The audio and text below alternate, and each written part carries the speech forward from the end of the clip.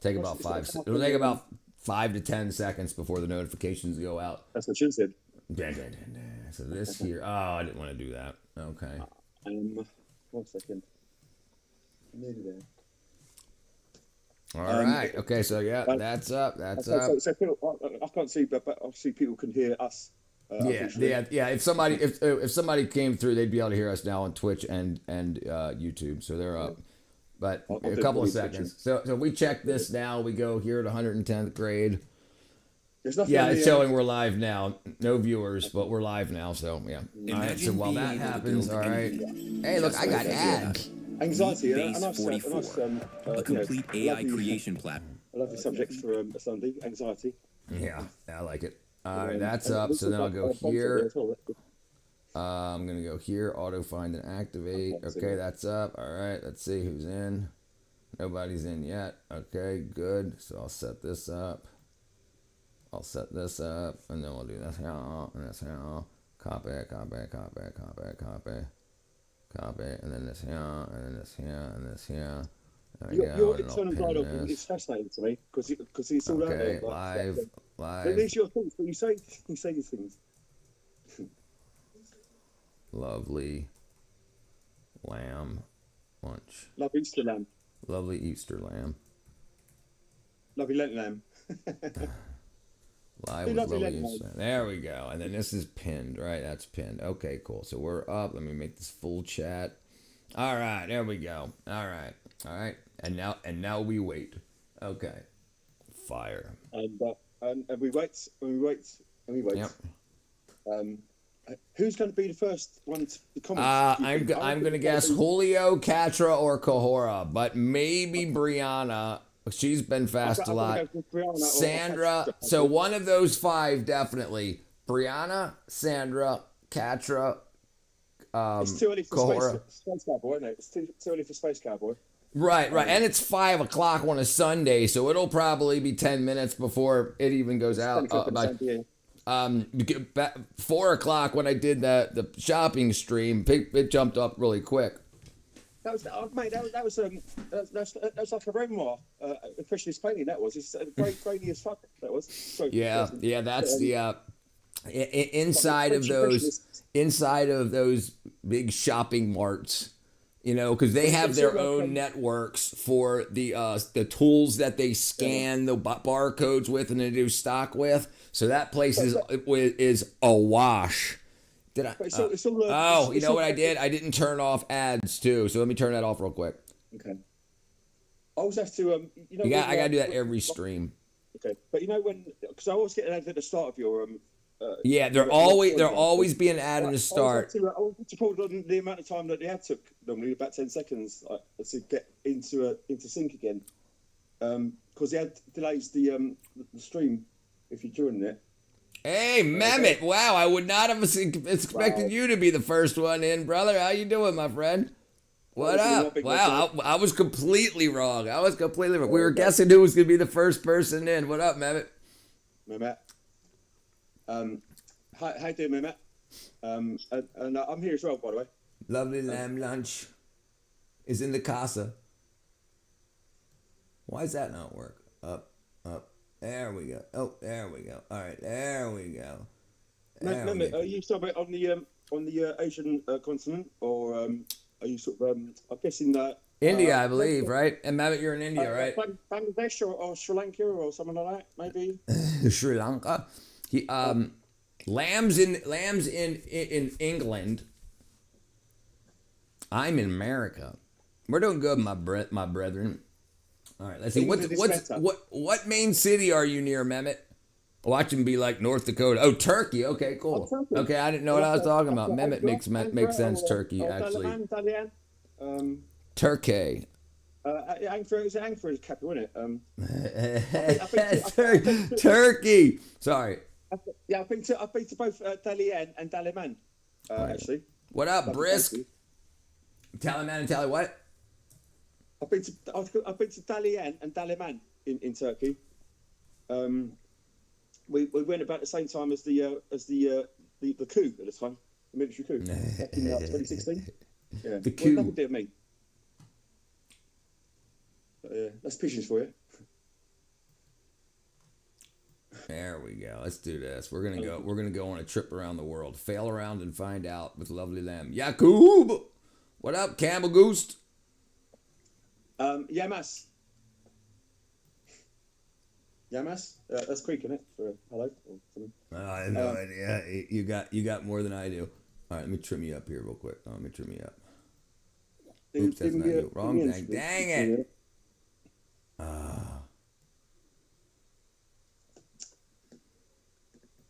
Free Antola. Yeah. He won the Grand Prix, though, didn't he? Who? Free Angle and Anatolia. Free Anatolia. All right. It's like Plus. the Italian guy called Window. Antonetti. Yeah. Dang it. That's for Mercedes. There you go. Okay. Bam. You know what I'm going to do? I'm going to like this. There you go. That'll help. Thumbs up. All right. Let me get this done here. Let's get rid of this one. I'm the first this one. thumbs Delete. up. Okay. And this one. Delete. Okay. All right. Now if I add that back in. Your internal monologue, mate, it's fascinating to me. You've been asked a question there, Richard. Hold on. I'm slow. Introduce me, please. Okay, where's your ethics in your? Meow.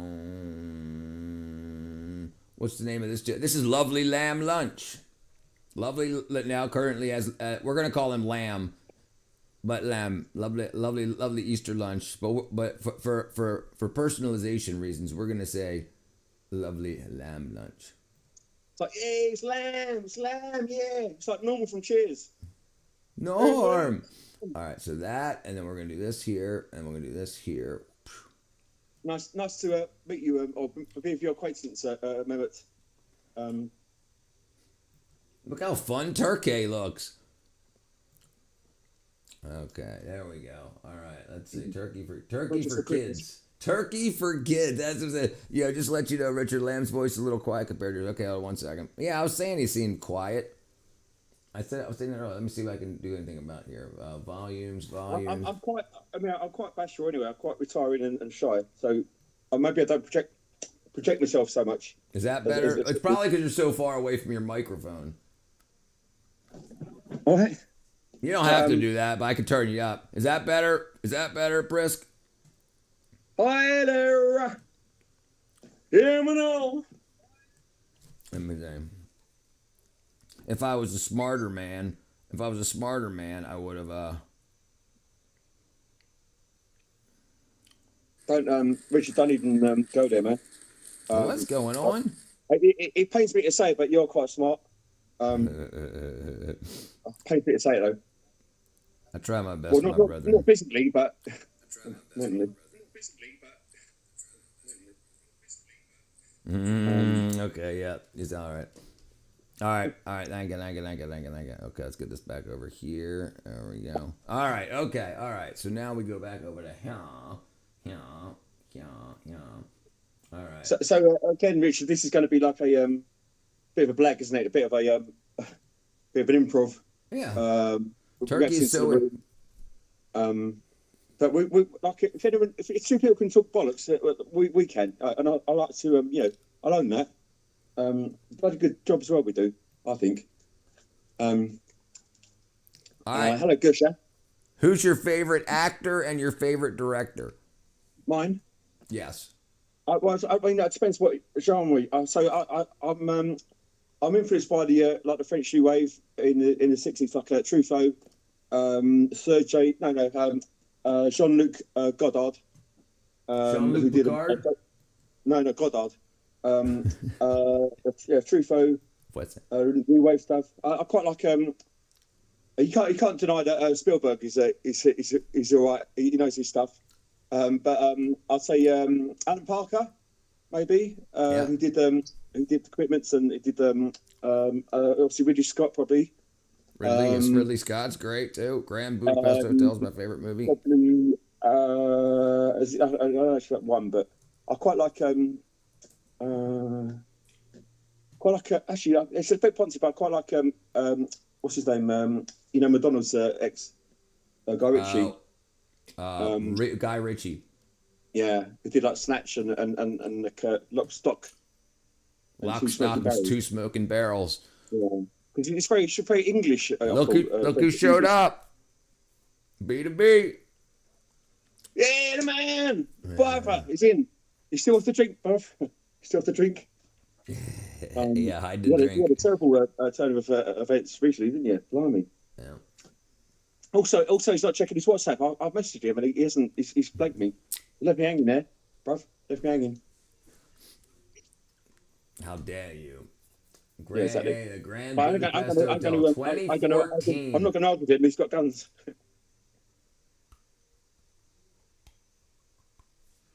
Grand Budapest Hotel. Oh yeah, the wasn't it was it Budapest or was it was that a Wes Anderson one? What? Or, Turkey? Budapest Hotel. Yeah, Grand Budapest Hotel. That's That's Wes Anderson with what's his name? That's Wes Anderson. However, De Niro, Al Pacino is unfair. Both great. Right, Gersher. Right, exactly. Scorsese as well. Yeah, right. That's the thing, Gersher. Who's the best actor of each genre, right? Because some actors and no actor can really do every genre great. There's always somebody in each genre that will beat out an actor in another genre. I got no choice but to not drink, bro. About died. I must mention also, Richard, just for being a bit of a eccentric and stuff. What's his name? We did 2001. Did who? Did 2001.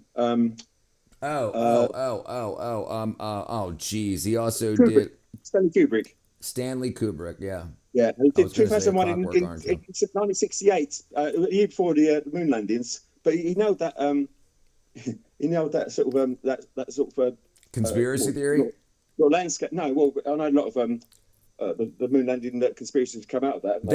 That Stanley Kubrick directed the moon landings in '69. That's the conspiracy. You think? But I mean, like, Chaplin, yeah. Well, right, because Charlie Chaplin is who introduced film to most of the world, right? Like most people just thought, like when film was being invented, they just had things like The Kiss and like here's a house, but actually doing it for entertainment.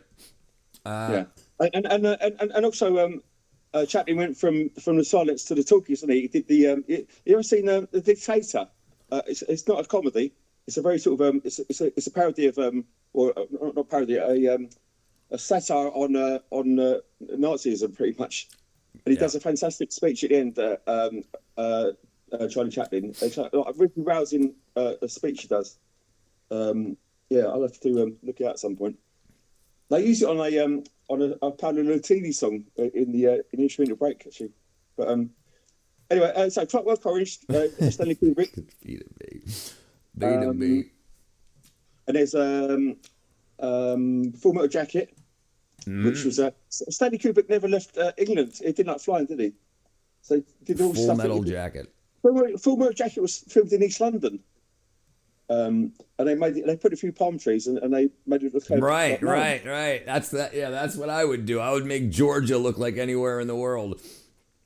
That was Georgia's on my mind. Georgia. But I mean, so they made it like Nam, but it's like Dagenham, which is like in East London. But and he wrote the. Oh, here you go. Co-wrote Right, and he wrote I heard that movie, so it is. It's really freaking good. It's really good. It's basically a satire on the Austrian painter. I don't know if I can describe it as a second. Yeah, I was 10 years old when that came out, and I remember it. I didn't see what you wrote. What I didn't see what you said. So your man was intimating about the Austrian painter.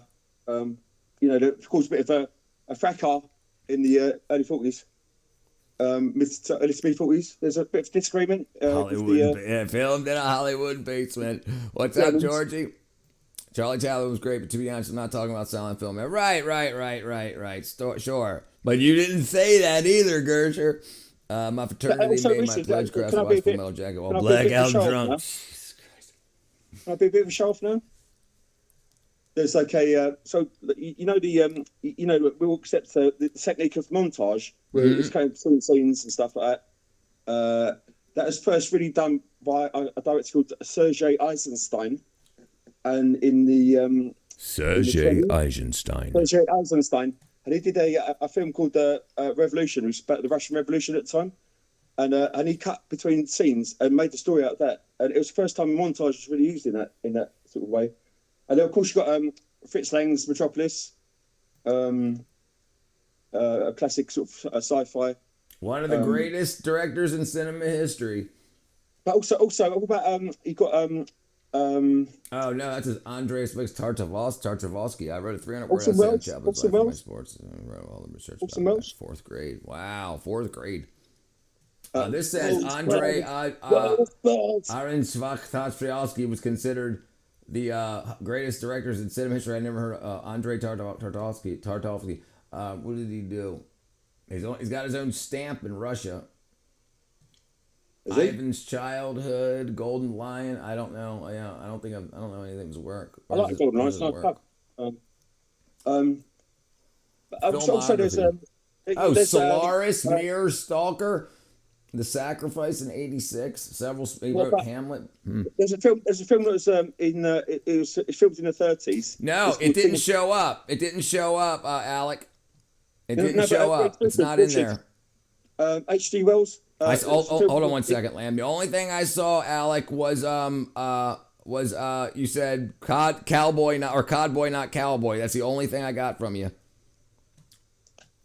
Sorry. So in the 30s, there's a film called Things to Come. It was an H.G. Wells film, and it was filmed. Basically, it sort of it preempted the Blitz, the bombings of London, and they filmed it in the 30s, and it was air raids and stuff like that. Good Things to Come. It's like a dystopian thing at the time. I'm not making sense, am I? Brisk wants to know about your 4-way vape. Oh yeah. Okay. I can demonstrate if you want. So this is a 4-way vape. Not to be confused with the R word. So if I decant this, if you see that, hang on. No, other way. There you go, right there. Other way, right there. Stay, hold it. There you go. So it's got 4 vapes in one. Yeah. So it's like okay. You know, go on.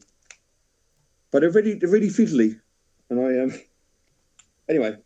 So the thing is with this, I mean, like, it's not rocket science. Your dad know about that. It's a lightsaber. B2B says it's a lightsaber.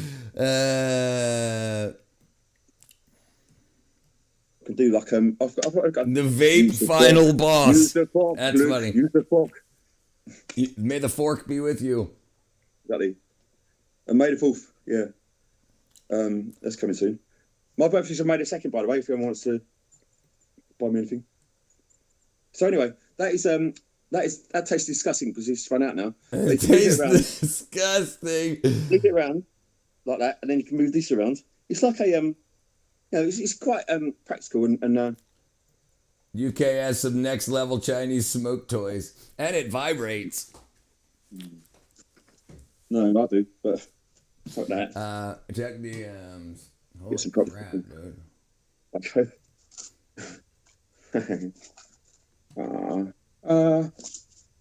Yes. In the bin. Right, where were we? Hold on. Oh, you know. I already killed my chicken. That's the best thing. I'm just gonna report me saying I was abusive.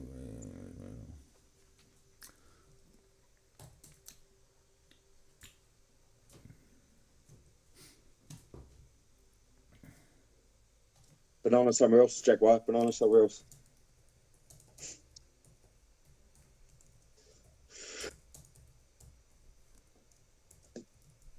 I've made an effort today, Richard. I hope you appreciate that. I've put my Sunday best on. Or Sunday vest on. All right, they go blue.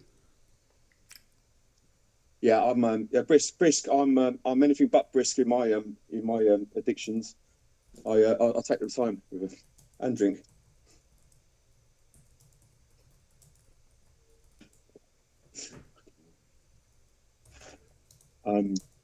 My hair's all gone. I don't know what's going on with my hair.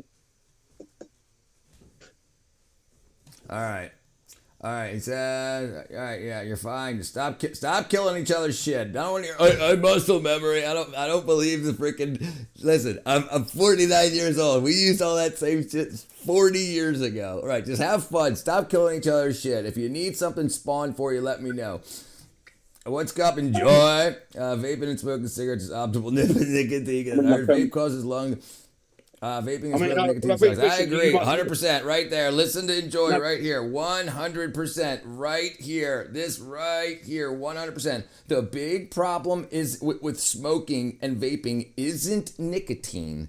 It's how the nicotine is delivered and what's delivered along with it. Exactly, 100%. 100%. Get the gum, the pouches, or the transdermal nicotine. Smoke or chew tobacco that you grow. Don't buy tobacco that's been sprayed with all these chemicals.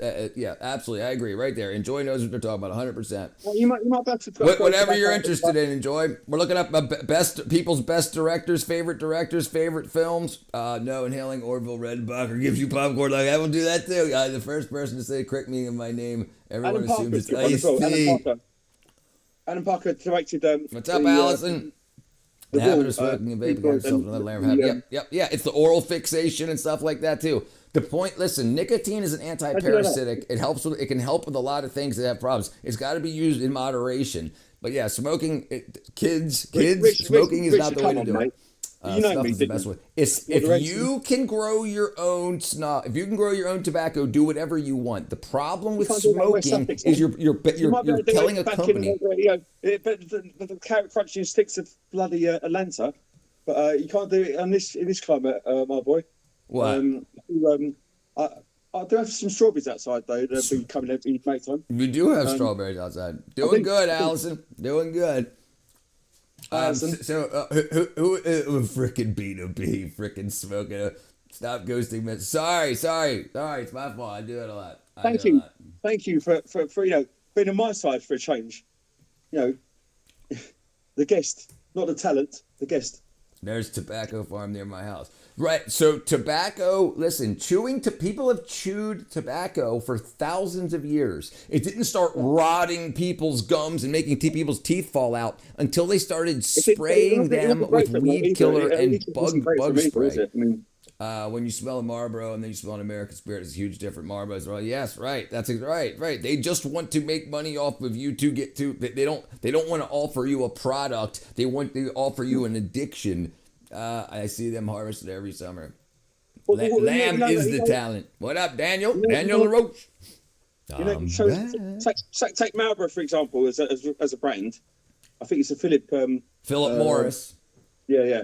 Anyway, Marlboro, all American brands. It's American as apple pie and Jill Epstein. Baseball.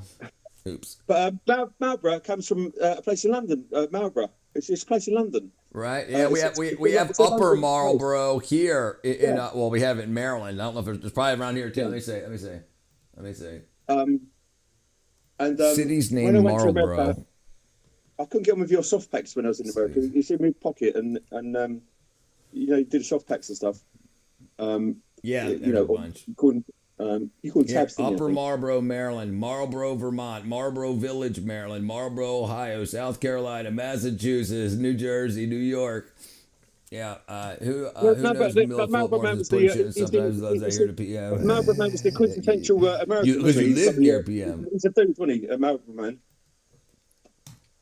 Marlboro Country, yeah, exactly. But it says that Marlboro Country is England. City's Marlboro, England. He comes from London. It's a place called Marlborough. They spell it. They spell it wrong in England. Yeah, of course. Of course they do. Yeah. none of your bloody pigeon American shit. Or shites, or whatever you call it. Sheet, if you... Wiltshire, renowned for having one of the highest streets, the widest high streets in the UK, bi-weekly markets. Say again, what's... It says, renowned for having one of the widest high streets in the UK, hosting a bi-weekly market. Visit Wiltshire. I mean, that's like that's how it reflects, is it? I mean, it's like going to a small town in America and they've got the biggest donut in the world or something. But they try to now they're in tobacco. Like the yokels around your way are very sort of we do the biggest pizza, or we've got the biggest cup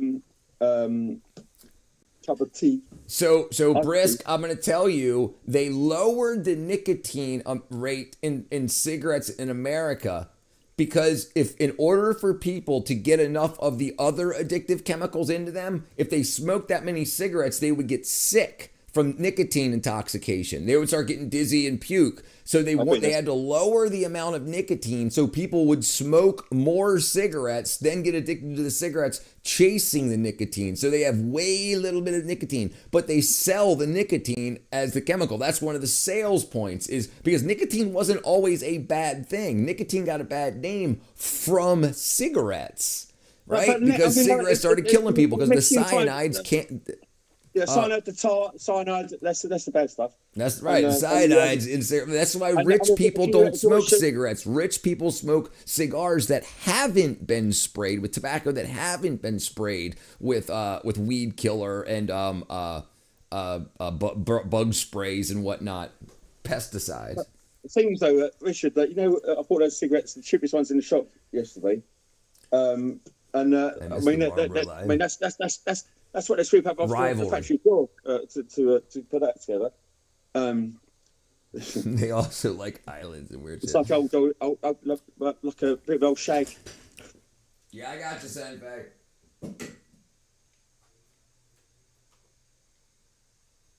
Can you take creative away from... He's talking about,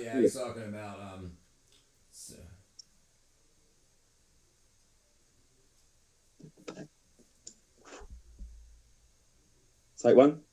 That was for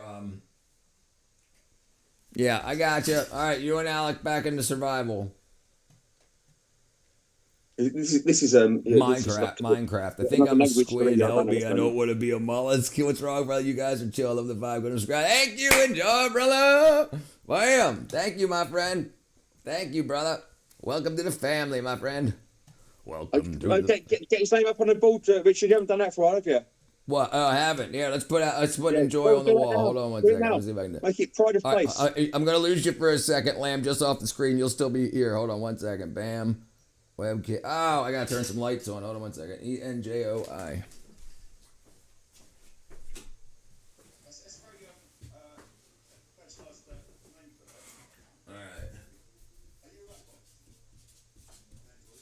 All right, there we go, brother. I got you, my friend.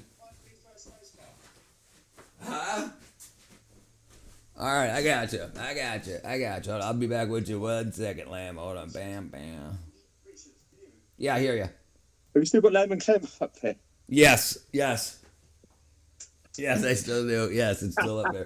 I just posterity. Yeah, that's right. Yeah, they should they lower the age of consent? No! What do you mean? They should raise it. Listen, kids are too stupid to understand consequences. Lower the age of consent. They should move it to like 25. Jeez, no. What's your suggestion to lower it to? Lower it to what, though? I think it's friggin' Martin. Martin. I was about to say, I got rid of him. Martin sounds like he lives in the Middle East. In Iran or something, lower. Jihadi John, plants are highly susceptible to mold. They'll need anti-mold product spray on it.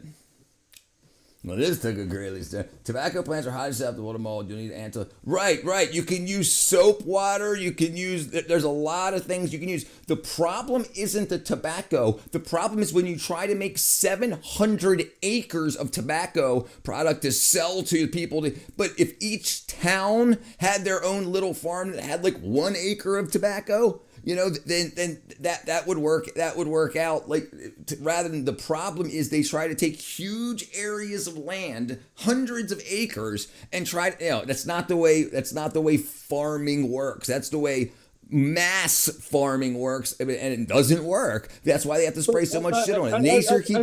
Nature keeps saying you're wrong, stop doing this. And they're like, no, I'm science, I could come in and yeah, I understand, brother. Absolutely. Virginia is the main Enviro Virginia. Is that the main sort of yes state that does that sort of thing? Like for the crops and tobacco and stuff like that. And Lakshay has got it right here. Right, exactly. It's so much waste. They throw so much away. And I don't want to hear about poor people can't eat. We throw away more food just because it's got a blemish on it. The apple isn't perfectly apple shaped, and there's people starving. Right. It would hurt our profit margin if. Yeah, it's a bunch of crap. I prefer nice pair myself. I think copper can be sprayed too. Yeah, copper can be used, right. There's a lot of metals can be used like that, yeah. And things that can be washed off. Things that are just topical, that don't get into the genetics and the freaking, right, yeah.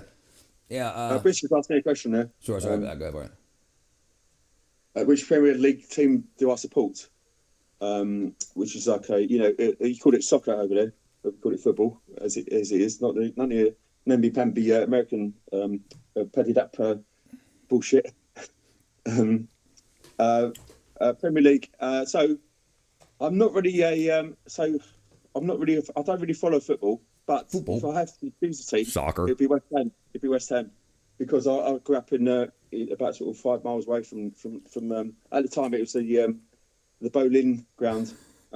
It's moved to the they've now moved to the Olympic Stadium now. It lost all the all the character now. He says, is the European dude German? No, he just can't speak proper English. He's from England. But no, yeah. Good. I would have guessed the same thing, PS3. I'm no glory hunter, Brisk, on that one. That's a rough team to support. My favorite soccer team is the Phoenix Suns. What? They ain't soccer, are they? Phoenix Suns. They're basketball. The Phoenix Suns. The Suns won 134 to 109 yesterday against the Jazz. That's gone somewhere else now. The Raiders. Like the stream, go feed the dog, to subscribe. Freaking B2B. B2B's funnier now that he ain't drunk all the time. That's funny. His brain's working faster. He can bust out the wit. B2B's a bloody legend. He's a legend. He's a legend, man. He's the first time I actually I called him, or he called me. We did a video call. We were connected, man. We were like, we were good people. We're playing like the King's English. We're playing songs. My favorite dictatorship is the Korea from the north. The best dictatorships come from the north. You mean Kim Jong-un? Kim Onion. Kim Jong-un. You're my boy. Every sixth president in the world being Indian. Imagine every sixth person in the world being Indian and still can't make a decent soccer team.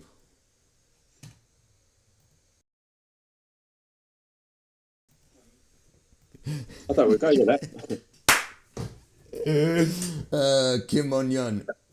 So how Jug fun. I think I've seen that movie. Obviously, like the Korean War, was it 1952, 1953 Korean War? It still isn't. It hasn't been declared either. It's still a stalemate, isn't it? And there's a perpetual state of stalemate between the two, the north and the south, isn't there? Steinway. Got the stalemate, man. Stalemate. So that no one won that war, did they? Because you had the Americans with South Korea and the Soviets with North Korea, and then that's right. And then you've got the non-militarized zone in the middle. What's that bring in here? Where I'm going with this, I don't know. There's my problem. Okay, my problem. Sorry, I had you turned down to 90% instead of 100. Now you should be louder. 100%. Shout out to East Germany, bro. Well, yeah. There you go. Exactly, yeah. Now you're loud enough. I got to turn you That's down. another example of the effects of getting the spoils, isn't it? Because they cut up Berlin into like 3 districts, didn't they? The American, the British, and the Soviet, didn't they? Zones. So that's Brisk's trying to start fire. East Pakistan. Yeah, never forget that wall. Right, that was some rough stuff. Okay, that partition thing didn't work out, well, did it? Back in the 50s. India and Pakistan. Yeah, they had a little bit of trouble. All right, let me see. What am I missing here? I've been to Kerala. I've hired a houseboat and crew around the very sort of green Kerala in the south. Been to Agra, seen the Taj Mahal. Agra. I've seen the Cadabra. That's Steve Miliband. I'm gonna reach out and grab her. Abra. I didn't find out until recently that Bangladesh used to be East Pakistan. You just found that out? Well, you know what? It's not like they teach us Americans a lot of. They teach us about. They choose how many years. Like kids that are 12 years old now, they only teach them what happened the past 20 years. They don't go back to the freaking 1800s or 1700s. They just say, yeah, and it's absolutely wacky. Well, we can't teach them that much because then if we teach them too much in elementary school and high school, we won't have anything to sell them in college. East Pakistan, almost like India, right? Yeah, right. It's like in South Africa. There's a place called East London, isn't it, in South Africa? There's more Bangladeshi people in India illegally than in Bangladesh itself. Bangladesh. Straight out of Kabul, crazy motherfucker named Mohammed. Better hide your mamas. Straight out of Compton. Straight out of Kabul. All right, where are we at? Let's get this done here. Let's see. Bangladesh. Early in the city. And the city don't know what the city is. La creme de la creme in a chest world with the show with everything but Yul Brynner. Bangladesh National Parliament. Say Yul Brynner then. Yul Brynner. Okay, for Westworld and the King and I. Look at that. No body with him. I've got Westworld on. I've got it. I've bought Westworld the Yul Brynner version. It's on my Amazon Prime actually in purchases. There's no more to that story.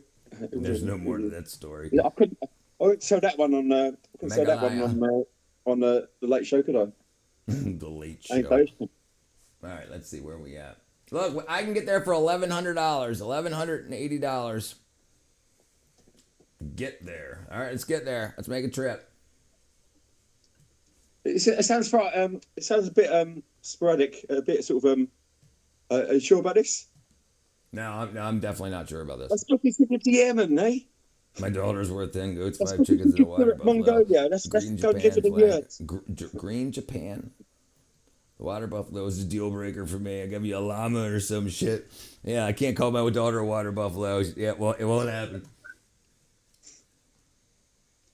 As long as Sam's right there, then look at this. Look at this. One flight time, 1 day, 21 hours. So 2 days in traveling. Must be a lot of stop pops. Yeah. There. Oh, he's not a coach, is it? He's definitely a coach. And look at this bull. 29 hours, 40 minutes. 44 hours, 49 hours, 70 minutes. A price unavailable. I'll say the scariest internal flight I went on was Air India. I mean, like, you know, last Indian election, voting booths were compromised, and someone voted a few hundred times with Thanos' picture, house number 0, and they went away with it. Right, of course they did. Because for the past freaking 15 years, everything that's been set up to vote around the world, the globalists wanted to set their own people up. So the richest people in all of our main countries set the vote up to be stolen.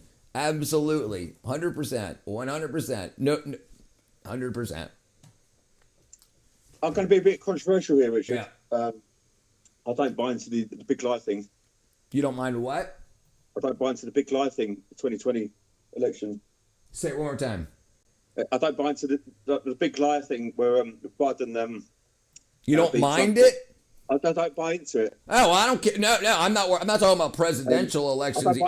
I'm talking about the local elections to get people into where they need to get access to the treasuries of the world. But the big thing about that, about 80 million more people voted in that election than have ever voted before. So if you believe that 80 million more people got off their ass in America and voted, I got a freaking bridge to sell you. I mean, Trump. So Trump got more votes than he did in 2016. Right. But also Biden got more votes than that because more people voted. But apparently they didn't. That's why that, like, in my state, Georgia, we are getting busted right now in the town outside because they set up a printing stand. It was a warehouse full of printers, and all the mail-in ballots weren't folded. 300,000 from one town in Georgia, in one city, Fayette County, Georgia, Fulton County, Georgia. 300,000 mail-in ballots that were not folded, which means they weren't mailed in. So that was just 300,000 from one. So they were spoiled, were they?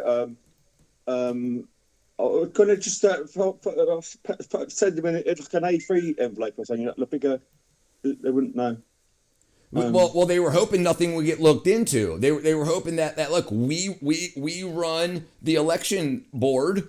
And we say it's okay, but then now the FBI just went and raided Fulton County and got and the digital copies of the votes. They have to sign before and after when they clear, because the voting machines have to be cleared to make sure they're at zero when the voting starts. Yeah, well, they didn't do that. They didn't do that for any of the voting machines.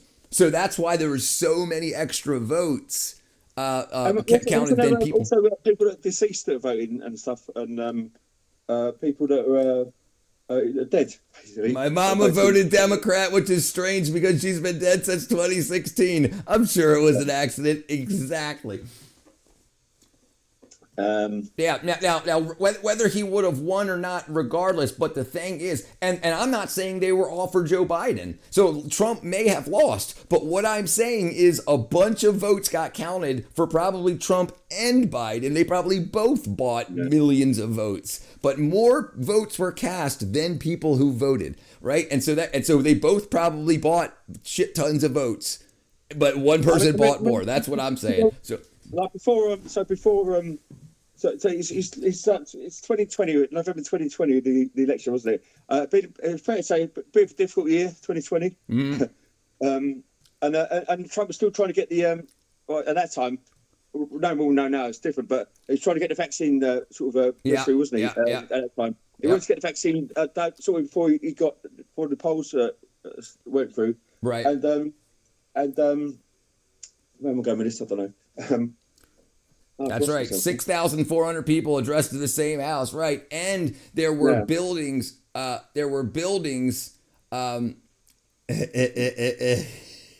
ridiculous. Oh no! I mean, you can see the like the movement in the trees on this one because they're doing the press conferences like with was it what's the name, McElhenney, the blonde one, Kayleigh McElhenney. She works from Fox now, I think. Yes. And she was doing like and they were already sort of stoking the like the fire, say like a postal votes and corrupt and that sort of thing. Before, like it was 2 or 3 months before the election. So you see what way the wind was blowing there. Right. Well, here's the problem, real quick. The problem is pro-Trumpers or anti-Trumpers think that are okay with everything the way it was done, but people that were pro-Trump are adamant that Biden stole the vote. But me, I don't care about either one of them. I know because I can do basic math that they both stole the vote. And I know because I've worked with liberals in the movie industry and the gang members that work with them, you can buy the vote. The dead gang members over the past 10 years, all of their dead bodies that are marked as still as injured, they're getting food stamp cards, they're getting housing, they're getting disability checks, and they get mail-in ballots. So all of these mail-in ballots. Which is on a sort of a parallel issue. When Trump came in the second term, and he hired Musk, didn't he, to sort out the books. Yeah. And they're finding things like people 150 years old. Yeah. Still claiming, right. Welfare, wouldn't it?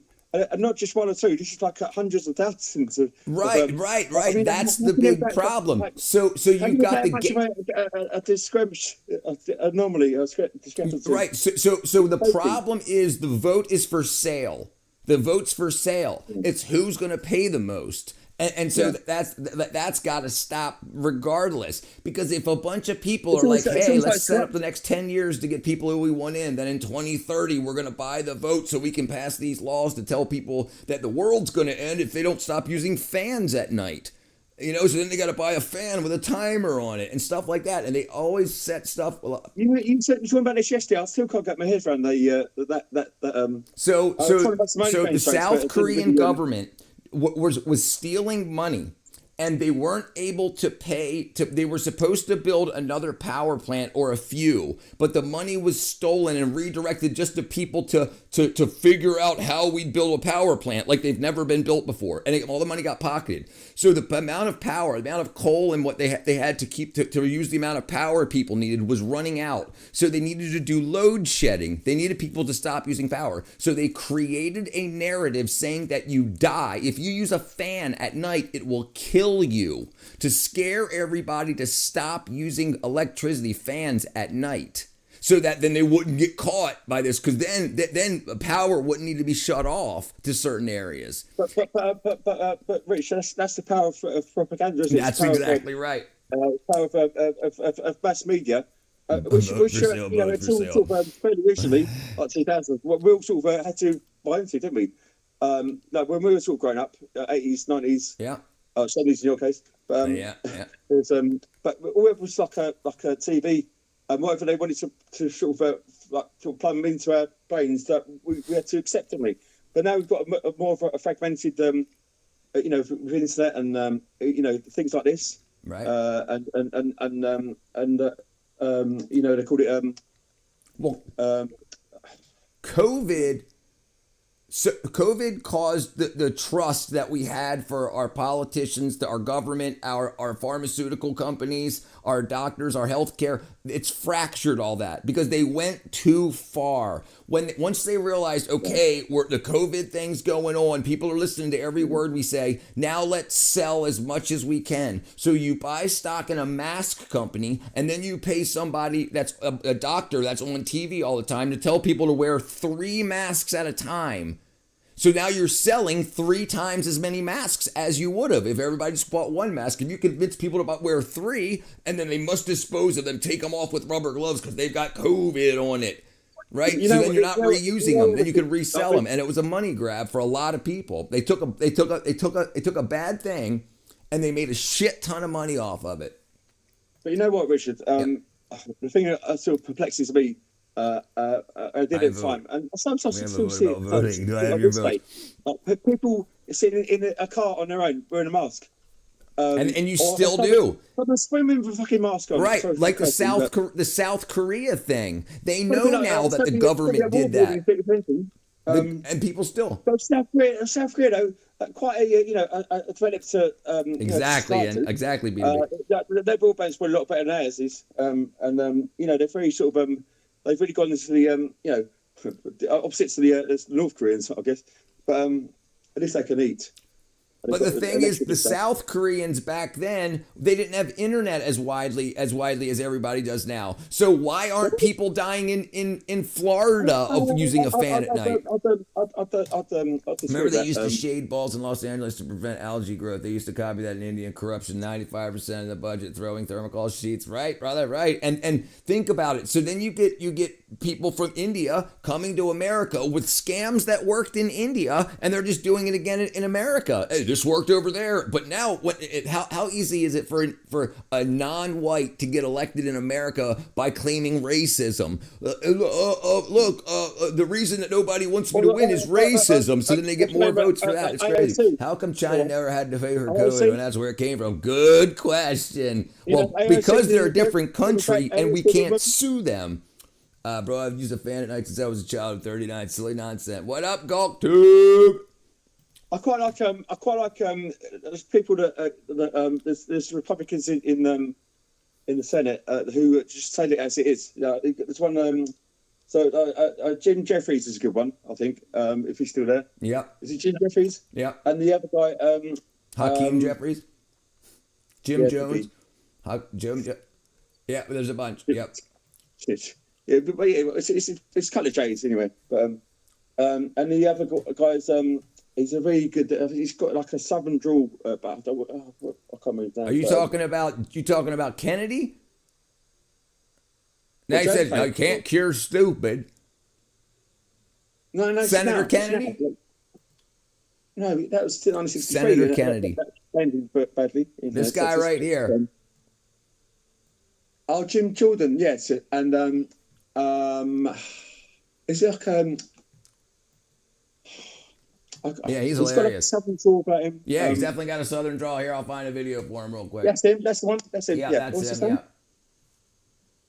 Yeah. He's very like I see clips on YouTube. Like especially yeah, like he's hilarious. when he lays into the trans stuff. It's magical. It's just picking apart the bullshit. She thinks you can land on the sun if you go at night. He's put the funk into dysfunction. As I've said about her before, I think she's the reason there are directions on the shampoo. It's just bullshit. Yeah, listen to him. That's just a wag. That's a wild ass guess. That's like being called ugly by a frog. This country was founded by geniuses, but it's being run by a bunch of idiots. When you have hypothermia, you don't strip naked and run in the snow. Republicans aren't perfect, but they think the other side's crazy. I don't know why we have to give money to countries. We'll fight back with the Trump and stuff, and yeah, like dudes kind of AOC's and reason there's directions on a shampoo bottle. Yep, he's funny. He's funny, definitely funny.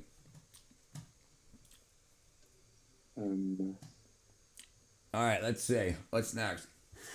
What's next to cure all the world's problems? We can do it. Well, let's put it out to the room. Let's put it out to the room and suggest topics. Be like an improv, if you like. Hold on. Okay. Do you think China did any regulations over the dietary habits of their people and what their nutrition they're bringing to the incubating the new pandemic? All right. So here you go. There you go. So now I just read a study about what China is doing now. China is using vitamin B12, folate, and other vitamins for their kids. Ask a doctor in America about vitamins. They'll be like, you look healthy, you're fine. But they're finding that vitamin deficiencies are what cause everything. So that's what I do here on my channels. I try to tell people the reason that you're sick. But yes, so China is absolutely miles ahead of where the rest of the world is. Richard, I don't know about this B12. Do you know anything about that? What can you a little bit. I know a little bit about it. A little bit about it. It's got an affiliate link on its channel as well. Hold on one second. Let me see if I can do this. Hold on. I think I just got it. One second. Hold on one second.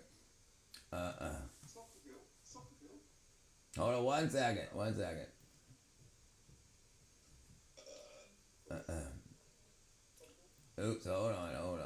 Oh, I think I did the wrong thing too. Oh, there we go. Let's see, one more thing. There was one more thing. Hold on one second, Lamb. Hold on one second. Hold on one second. I'm cleaning up the.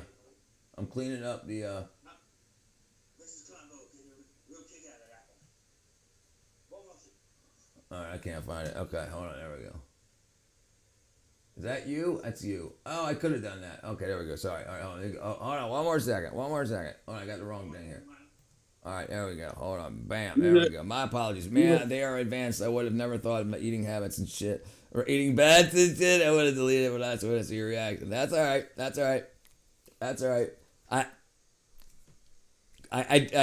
I try my best to protect everybody. But yeah, I can't. Obviously, I can't get into that. Be too big. Sock reveal. I don't. My socks are chill. Well, to my socks, I got Puma socks. I'm actually wearing long trousers today. Who'd have thought? Long trousers. There you go. Look at that. Looking freaking good. Why'd you ad hominem me? Yeah. Ad hominem. I know the English accent is a bit too civilized for you, but you don't need to mock it, sir. Yeah. Damn, that's right. Feet for free. That's what we do. All right, let me see if I can find it. Where is it? I might change actually in a minute. I feel a bit overdressed looking at you, Rich. I feel a bit underdressed. What does vitamins have to do with viruses blooming in bodies not even meant to be inside? A lot. Okay, so we found out that vitamin D was one of the reasons that the spike protein can grab onto the inside of the cells. So vitamin deficiencies weaken the cell wall. Stop, yeah. Richard. You're going to go for like a 3-minute monologue now, so I'm going to go for slash, all right? Okay, all right, yeah. Why is Lamb dressed up like a manager? Because he's the manager. Right. So, and this is the problem, is that people think vitamins are just like, dude, I sniff coke off a stripper's ashes. What's vitamins going to do for me? Everything. You only do one thing to run your body, and that's put food in it. That's it. That's the only thing you do for your body. And everything your body runs off of has to do with the food and the nutrition you put in it. And that's vitamins and minerals, right? So we don't think about it anymore. We think, oh, Twinkies and freaking bullcrap. And that's the problem. That's why everybody's so sick. The reason for most of the mental disorders that we have that aren't caused by trauma is vitamin deficiency. And there's a Chinese, here, I got it right here. I got it right here. I got it ready right now, right here. Here's the Chinese study where they have the reason for the 95% correlation. So low B12 equals higher regions for seizures, epilepsy, depression, anxiety, all of it. It's absolutely crazy. Depressive anxiety disorders, common mental disorders, Chinese adolescence symptoms, illicit drug problems. So everything that they have, criminal and social function, they all find relations to vitamin deficiencies, cause you to constantly want to put stuff in you because that makes sense. Why do I constantly want to take things and do things? Why do fat people eat more? Because they eat a bunch of food, your body processes it, says, I still don't have enough of these vitamins and minerals, so put more in me, let's try that again. Put more in me, let's try that again. And then people get fat. And then people try drugs and they feel a little bit better because they do not have what they need to make the amounts of dopamine, serotonin, norepinephrine in their body. So artificial versions of that, dope, drugs, is what makes you feel better for a little while, right? So this is like the huge cause for the collapse of society, is that people feel like crap all the time, and then they go to the doctors and they say, please make me feel better. And instead of saying, why are you feeling this way? They're saying, here's symptom relief, right? And that's a big problem. Excessive yes, sure, right. Excessive water can kill you too. Absolutely. So you need to find out what amount to take and then continue and then take that. But most people don't even get 100% of their recommended daily allowance that the government puts out. So like 90% of Americans are deficient in D3 because we're under these bullshit lights all the time rather than being out in the sun. But it's huge. It's absolutely huge. And this study, as well as other studies all over the world, all come to the same conclusion. Your body, if you don't have it, like SSRIs, most people with depression and anxiety have low vitamin B12 because that's what you need to create. It's a precursor to create those things like serotonin, norepinephrine, and dopamine. If you don't have enough of that, your body doesn't make it because it's not priority to your body. It wants to make sure that your heart will beat and that you can breathe. So if you only take the 2.4 micrograms that you need a day to keep you alive, but not for thriving, right? They turn diabetic and weight loss, lose their legs. What a great thing. Four Locos got everything you need. My kidneys are fried. Right, yeah. And listen, and so oil-based or fat-soluble vitamins can kill your kidneys, absolutely. Water-soluble vitamins like B12, D3, K, and whatnot like that, you'll piss out the rest. But right, vitamin D, bromelain dissolves the spike protein, and we know that. We've known that for years. That bromelain dissolves the spike protein that's created by the vaccine, and that's naturally occurring on coronaviruses, and bromelain from pineapples, right? So you could say bromelain and spike protein. Someone say pineapples. Broma. Did someone say pineapples? They did. Right.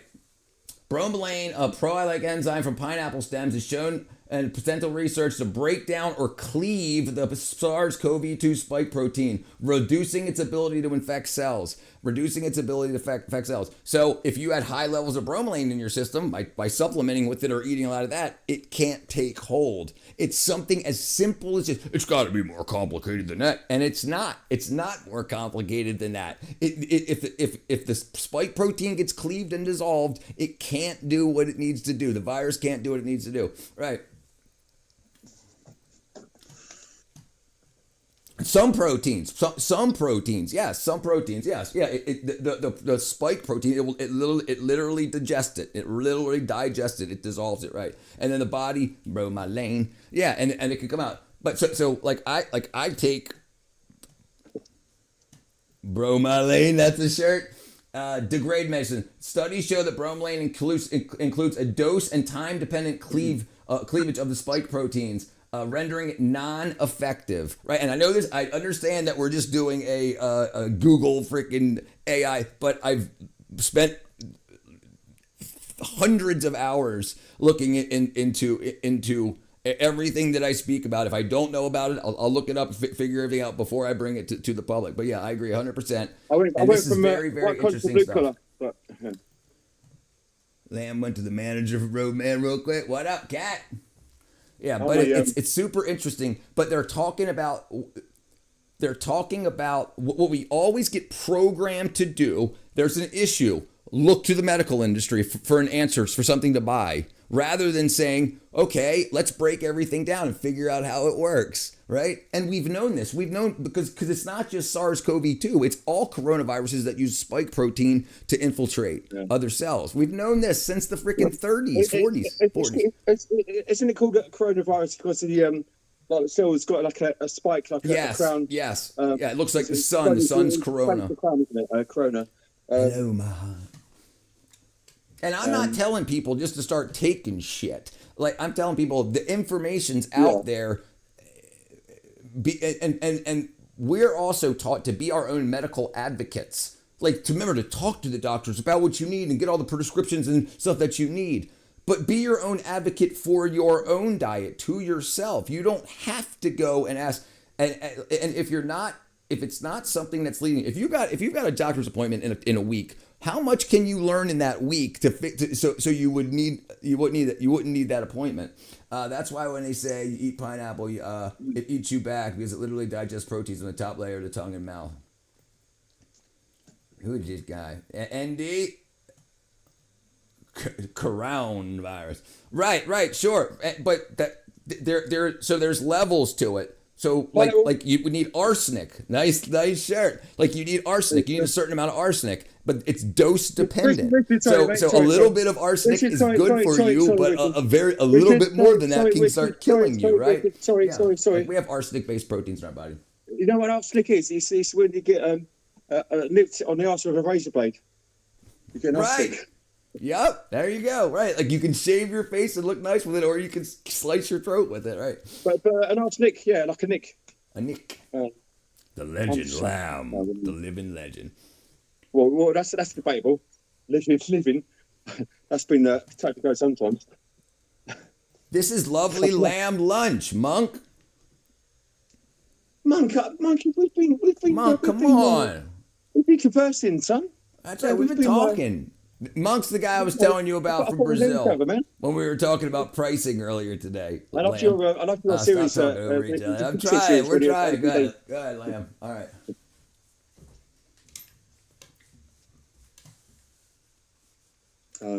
Hi, Monk. You are. Hi, Monk. I think I've got a bit of silence going on there. Have you? I get excited. Sorry. All right. Let's see. Hello, cats. Hello, Catty. Catherine. Kit Kat. Always a pleasure to be in your aura. Your aura. Okay, let's see something we can do. All right. I was rejected over herpes. Jeez, that's not very nice. Maybe it's because you're wearing a bonnet. Sorry. Can we unpick that sentence again?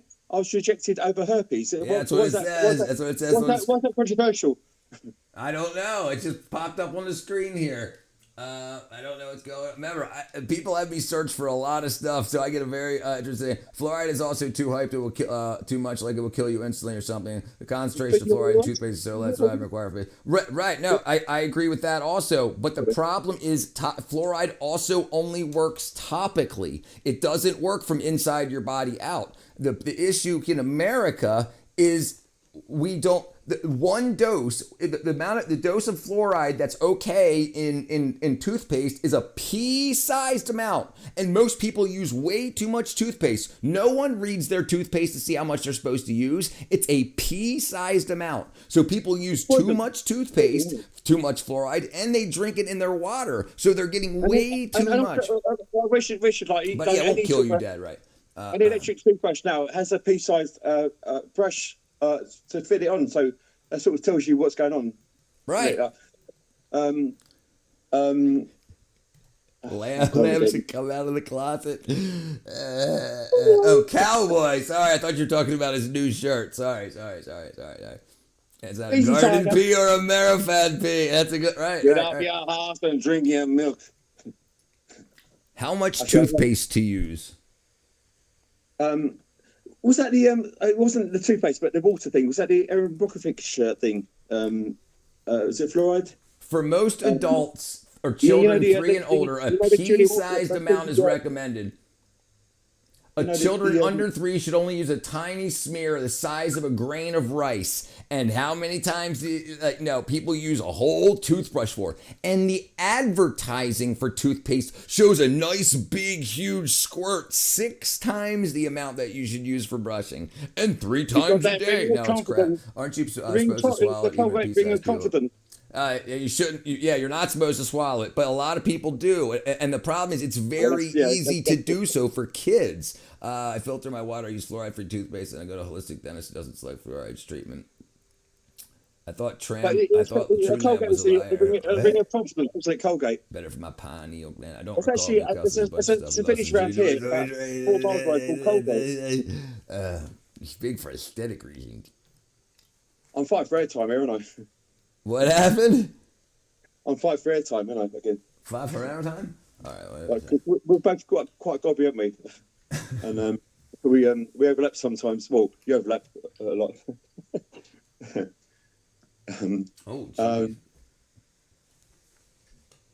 How cluster bomb works? I'm going to take this. I look a little bit too much, a bit too camp with this shirt going on. Oh, jeez. Yeah, that's a good. We'll check that too. We'll look that up. Yeah, I heard it was up to like 700 during Diwali. March 29th, Delhi's air quality generally from moderate to poor with AQIs between 120 and 160. Okay, that's in March. Main pollutants, okay. I've heard that during Diwali it gets up to 700. So is that just emissions and fumes and stuff? Is that fumes, emissions from engines and factories and that sort of thing? Diwali is the festival of lights in India, and they light off like hundreds of tons of fireworks all over. I'm aware of the festival. Okay. But I was more about the pollution. I was sort of worried about.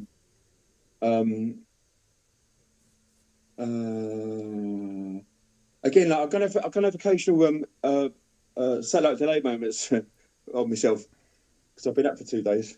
I've been up for 2 days. I'm 2 days and 2 nights.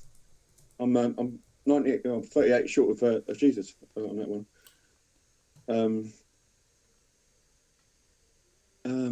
Is there a bit of a fracas going on with Monk and or something, or 59 times above the World Health WHO. India's capital New Delhi deteriorated the hazardous levels. So it's basically just smog, is it? We've got a PC in London. And it came to a head in the 50s, 1953. Yeah, you probably tried to block someone else, Cat, on your phone, and you probably blocked Monk. I didn't block you. Well, you can read that. I have to go to work in 5 hours. I had to sleep. I can just see. Can someone please tell me why 420 is a code for ganja that's a good question. I only know that because it's April 20th and 420. I don't know why 420 has to. I've heard it's like a they smoke after school at 420. So what I heard right is after you get out of school at like 3:15 and you take the bus home. By the time you walk in your door and pack a bowl, it's 420. That's what I heard back in the day. Yeah. Mary Jane. Of course, in England, like hydroponic. There's a lot of hydroponic. In England, at 4 o'clock, everything stops for tea. A cup of tea. Maybe it was the marketing and advertising to try to sell more weed. People every day 420, better do it.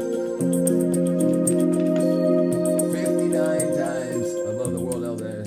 Yeah, that's a lot. That's a lot of smoke, boy. That's a lot of smoke. A lot of smoke there. A lot of barbers there, boy. Okay, let's go up to here. Diwali. A lot of old Shad. A lot of Radio Bob.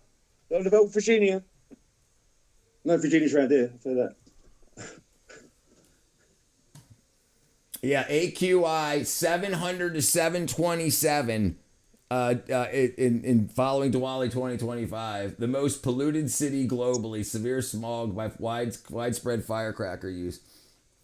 Only reason is because of it's fake, bro. It never goes down fake. It never goes down 300. There are stations in Delhi. AQI local government have literally assigned water tankers. Wow, yeah, bastards.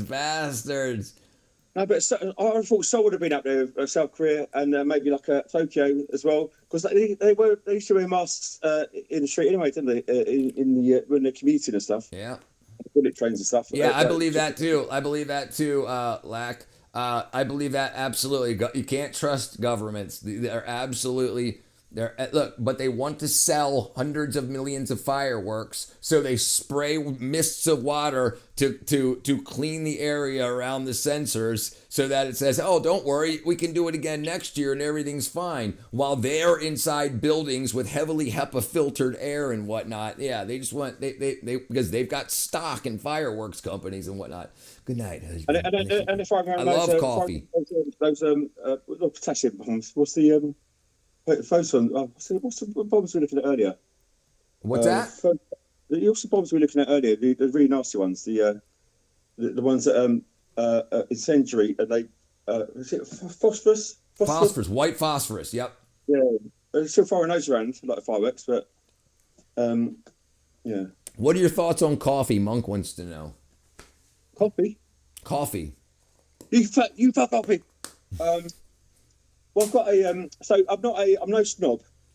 I mean, if I was going to be a real sort of aficionado of coffee, I'd be using the freshly ground beans and stuff like that. But I don't do that. I've got a Lavazza machine, and I use pods. But they're biodegradable, compostable. I'm not going to show you the machine, but I'll show you the box. How many liters do you drink a day? What up, Avery? I love my coffee. I'm a fan of coffee, too. I'm a big fan.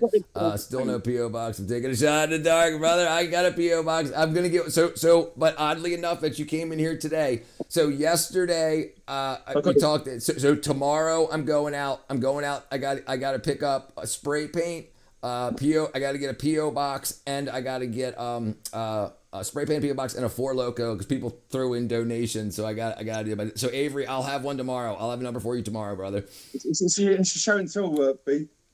There you go. Lavazza. Lavazza. It's a coffee maker, a juicer. Yeah, it juices coffee beans. Looks like a bougie coffee maker. No, it's a thingy. There you go. There you go. Yeah. I've just got a box. I've got a machine as well, but it's in the kitchen back in. So, yeah. So, All right, brother. All right. All right. All right. All right. All right. All right. All right. Yeah. No. No. I promise. No. I promise you. I'll have one tomorrow. I'll have one tomorrow. Yeah. Yeah. Friday and Saturday. Friday. A bunch of people. You're not the only one. So a bunch of people donated a bunch of money Thursday and Friday for me to put stuff. They want stuff hanged on the wall, printed on the wall. I got it by say. So I'll have one tomorrow. On my way out, I'm gonna stop by the post office and I'll set one up. I don't know how big it needs to be, but I'm gonna buy whatever like the $20 a month one is. Thank you, man. man. Promises not to piss in it. So B12 coffee and T3. We lost it. We lost it. It's legal to ship 4 Loco in the mail. Will be the first time. Is it legal? I don't know. Probably not. Make a community post. Okay, I will. I will. Absolutely will. 100%. I promise. Yes. Yeah. I'm gonna jot that down too. Okay. What's like 4 tops to that? Huh? PO box. Well, okay. There's 4 tops on it. Or Beach Boys. You gotta sign that PO box for prosperity preacher in America. You freaking wackadoo. I could be the new Benny Hinn. Post. Yeah, it'll be done. It'll be done tomorrow. Yeah, I'm sure I'll be getting a lot of stuff. Peter Popov. I could be. Yeah, they work very well. Bro, what's with all these streamers who just instantly ban people for saying literally anything good or bad? I don't know. I don't do that, my brother. I could be the new Billy Graham, if you like. I don't even know who Peter Popov is. Popov. Exactly, Kat. That's the one that Peter Popov. Oh, jeez, I remember that guy. Yeah, I remember. The Right? great Randy forward defender, didn't he? Peter Popov. Cal, and now Cal. Yeah, the great Randy. Free from spring water. 2 years though. That's Peter Popov smacks people in the face. Yep, yeah, I remember. Sorry, go ahead, go for it. I was just saying things to Kat there. Peter Popov, he got discovered. He got uncovered by the great Randy. Randy. Randy. Robert Tilton. In the name of Jesus, that's what he said. In the name of Jesus. And he's not doing it in the name of Jesus. Lamb sounds like he's on a 5-liter coffee bender. I got it on the screen. Too late. Monk, I got you. All right, let me grab a glass of water. You got it. You got it, Lamb. I'm gonna grab a glass of water. So, Kat, I mean, I'm sure you know about this as well. You must know the great Randy. Is it James Randy? He was like a debunker. Before debunkers was a cool thing, he went after Uri Geller as being a fraud and a charlatan. He showed up Uri Geller on the Carson show, I think, at one point. He went after Peter Popov, who was like one of these prophet preachers or whatever. But Peter Popov had a so his shtick was he'd say in row 3 you've got leukemia, and you live in Springfield or something like that, and I think, oh, blimey, he's got a hotline to the Lord. But he had an earpiece in, and his wife was sort of telling him what to say, because everyone threw it in the car when they went into the auditorium. Anyway, so this Randy, he tuned into the frequency that the earpiece. Am I making sense? He tuned into the earpiece frequency, and it's a good documentary about it, actually. On it's about an hour and a half on. I think it's called the Amazing Randy or something like that. I brother, if YouTube blocks it, it ain't me, my brother. It ain't me. If YouTube blocks it, YouTube blocks it. I got the ban set on. I got no blocked words. If they block it, they block it. Rich. On that Popov thing, another scam he used to do, Peter Popov, he'd send off for pop off water, like holy water. Yeah. And then take you back to the mail like a little sachet, and then they'd bombard you with miracle spring water. Yeah. They bombard you with like they all do, because it's tax free in it being a religion. Same as like all these who's the Copeland's? Copeland's another one, isn't he? He's evil, not Stuart Copeland, he was in the police, but what's his name? Copeland. Stuart Copeland? No, he's in the police. No, he's the drummer. Jeremy Wade from the show Mighty Rivers vs. Indian Fish Ganges. Conditions the river. Trust me, you have to watch it. Because he was using, but like, yeah, Creflo Dollar as well, isn't that one? Yeah, Creflo Dollar, like private jets and all that sort of thing. Because I've got to spread the word around the world. I probably can't watch it live, Lad. But Benny Hill was the biggest. Yeah, I probably can't watch it because it's BBC. Probably. I'll check. Actually, no, there's putting Kenneth Copeland. Jeremy Wade आया था Bharat. It's really you got beautiful eyes, you know that. It's Kenneth Copeland. Kenneth Copeland. He's next to his. I catch him before he gets into his car. Discovery channel पे आता था Jeremy वेड मछलियां पकड़ता था. पहले जाता था वो वेस्ट बंगाल सुंदरबन डेल्टा में. वो गंगा रिवर की हेल्थ को ट्रैक करने आया था कि आज से जब वो बहुत साल पहले आई थिंक 1983 में आया था पहली बार भारत अपने मिड 20s में. तब उसको एक मछली मिली थी कुछ मशुआ करके. उसका गंगा में ही वो पाई जाती है. तो वो देखने आया था कि गंगा की हालत कैसी है, क्या वो मछली आज भी उसको मिल रही है, कैसी वाइल्ड लाइफ है. तो हर जगह की नदियों में जा रहा है. चाइना की यांगजे वगैरह में गया तो गंगा में आया था भी मछलियां वगैरह और पीछे गया. ये तो डेल्टा हो गया. वाराणसी गया. जो मानक 0 होना चाहिए पीने के लिए और जो मानक होना चाहिए 500 से कम तैरने के लिए, वो मानक है 82,000 और वो वहां के board. Okay, so it said it was 0. Anything less than 500 you can't drink. Anything less than 500 you can't swim, and it was 0. I'm sorry. It has to be less than 500. Between 0 and 500 to drink or to swim in. The standard is 82,000. में लिखा है. कोई मिश्रा जी करके थे जिनको चिंता है गंगा की हेल्थ को लेकर, तो उन्होंने मानक लिखे. और जब उसने खुद टेस्ट किया तो उसमें पता है क्या था, वो बैक्टीरिया था जो ह्यूमन फीसेस में पाया जाता है. Human feces. तो उसके बाद उत्तराखंड जाते हैं. Jesus Christ, bro, that man literally looks evil like a Sith Lord. Benny Kearney. Sorry now. Rishikesh वगैरह में वो जाते हैं तो वहां पर उनको मछली मिल जाती है फाइनली. अगर इसमें सही से काम किया जाए, गंगा नदी में इसको कंजर्व किया जाए तो अभी भी होप है. ये मछली होप को दिखा रही है. और कानपुर में मैंने देखा कि भयंकर लेदर में बहुत पानी यूज होता है. ठीक है, वो जो लेदर टैनरीज का जो गंदा माल है सब जिसमें क्रोमियम मार्सेनिक सब जा रहा है. और हम डुबकी मार रहे हैं, पी रहे हैं. वो बता रहा था कि 70 रुपए में पर गैलन का समझते हो 4.5 लीटर. बोला ये पानी ऑनलाइन मिल रहा है. What he said in Kanpur कि लोग सड़कों में क्यों नहीं है और क्यों नहीं बोल रहे हैं कि अनएक्सेप्टेबल है. मुझे समझ नहीं आ रहा. क्योंकि उसको पता नहीं है. यहाँ सबको धर्म की अपने अपने रक्षा भी तो करनी है. 1000 रुपए लाडली बहना योजना लेके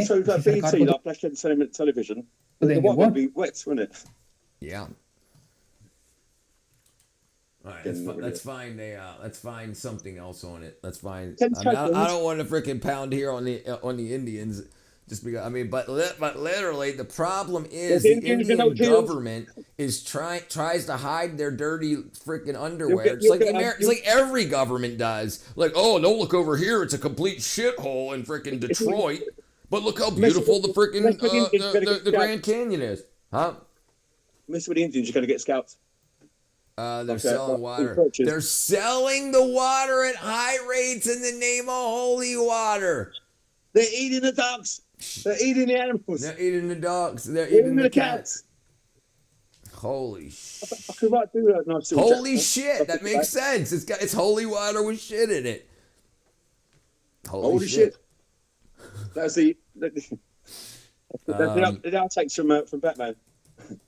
With Burt Ward. I can't spell pollutions. 2 L's. 2 L's. Pollution. Oh, how gauche. And they're calling it river monsters. All right. I know unfortunately, I can't speak Hindu. Huh?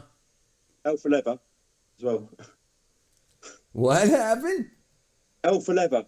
Yeah, that's probably not good music. Okay, holy water, Indian condition. Okay, let's see what this looks like. Hopefully it's... Water samples from the Ganges in Varanasi. The results enough to make your eyes water. All right, that's gonna be BBC too. I want to find I'm Jeremy Wade. I'm here to see the Ganges to catch AIDS. Jesus Christ. The Ganges is accused in the so-called Ganga Iftar party controversy. This case relates to an incident from back in March 15, where the accused... It's like a burials at sea. Burials at sea, funeral pyres, right? Yeah. They make big rafts, and they put the people on the rafts, light the rafts on fire, and then push them out. Yeah. Hooray for Dookie Water. Please pull up Mud Fossil University and tell me what you think.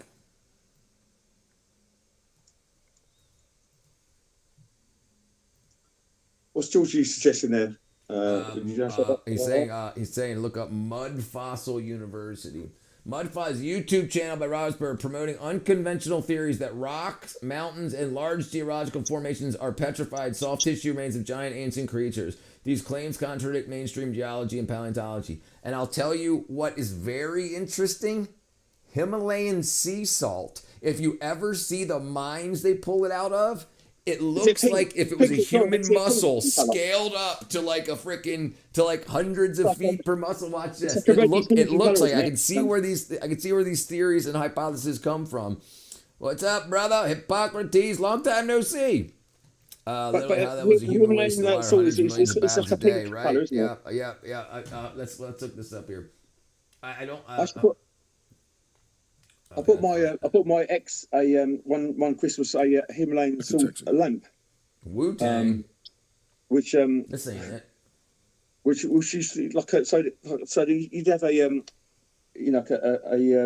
incandescent bulb in there that would heat up the the salts on the outside. You put your feet in it and stuff like that. Very nice. It was so well on LED light. With the LED light? I want to keep talking. We're going to talk about it. I'm riveting and shit. Yeah, Mud Fossil University, YouTube. That's mine. Let's go here first. Ooh, riveting. Like a shipbuilding. Riveting. I got to pee in the toilet after all this talk about it. Let's see. That's video. All right, Forrest. Uh-oh. Good thing freaking what's his face ain't here. We got dipole electron physics. Where's Sack when you need him? I want to lose a lung laughing. Okay, let's see. All right, let me look this up real quick. Hold on, before we get into this. All right, Himalayan sea salt mines. All right, where do you see this stuff? It looks like they're cutting into huge muscle. Like, look at this. It looks like they're going into a petrified human body. Like, you can see like the fat marks and everything. It looks. And the thing is, this ain't Himalayan sea salt. It's in Pakistan. They just call it that for marketing and advertising. Well, that's beyond the. That's beyond the pale. Look at this. Look at this right there. It looks like uncooked meat. Yes, it's pink. It looks like uncooked. Like if you imagine the striations that are in the meat, like up here. Let me see. You see this one? Like right up here. You can't see. They put that saxophone. Sorry, I'm at the wrong area. Sorry, right there. Look at the striations in the meat right up here. Right up here. Right up there. Look, like right there. It looks like how you would see meat. It's basically crystals. That's my point. It looks like muscle. So imagine if there used to be big ass whales or something that like this is the meat and then it's petrified and it tastes so salty and it's got all these minerals in it. But salt is crystalline, and when things get crystallized, they push impurities out of it. That's how they purify salt, by letting it crystallize. So the reason you know when you get the female weightlifters and bodybuilders, they start to close up the back or something. I can see that. Freaking whack it. And this looks like the fat, the white part. Like look at this here. Oops. The white part right here looks like fat. And this looks like muscle and meat and the striations in it. That's what it looks like. It looks like a tendon. Like connective tissue. I'll tell you what it looks like, Richard. It looks like your brisket. Yes, it does look like my brisket. All right, sorry. All right, I don't think we're going to get into Mud Fossil. These are really long videos. Maybe we can do one later on. But yeah, Ganges. Personally, I prefer the Saxa salt myself. Ganges pollution. Cheese pollution. You can't hear me. All salt tastes the same. All salt tastes of salt. It's a Swiss where all these crystals and Himalayan bullshit. Salt is salt.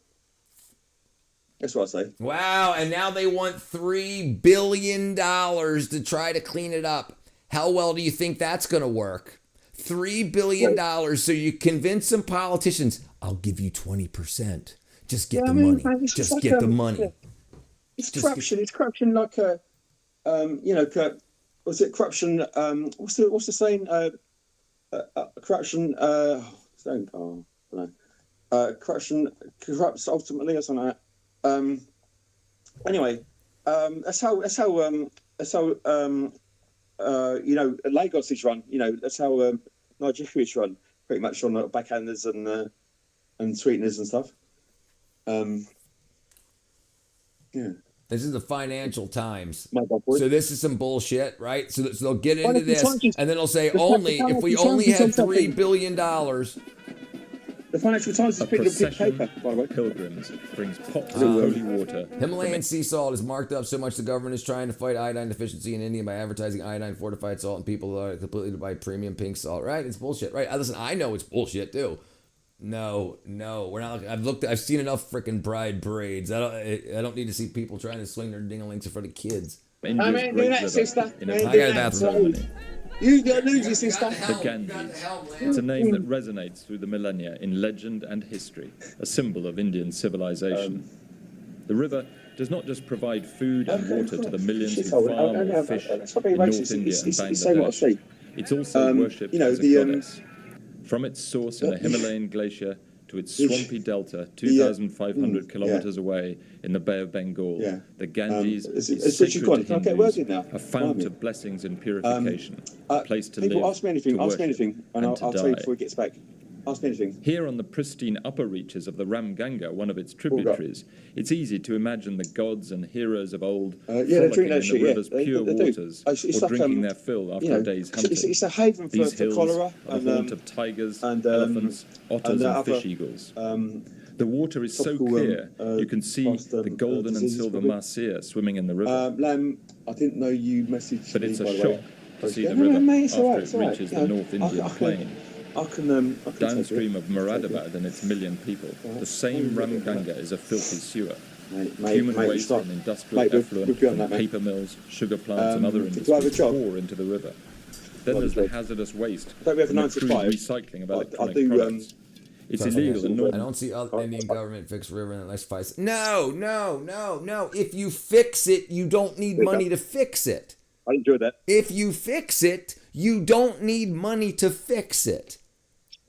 That you identify a problem, you set up something the 10-year plan to close the border.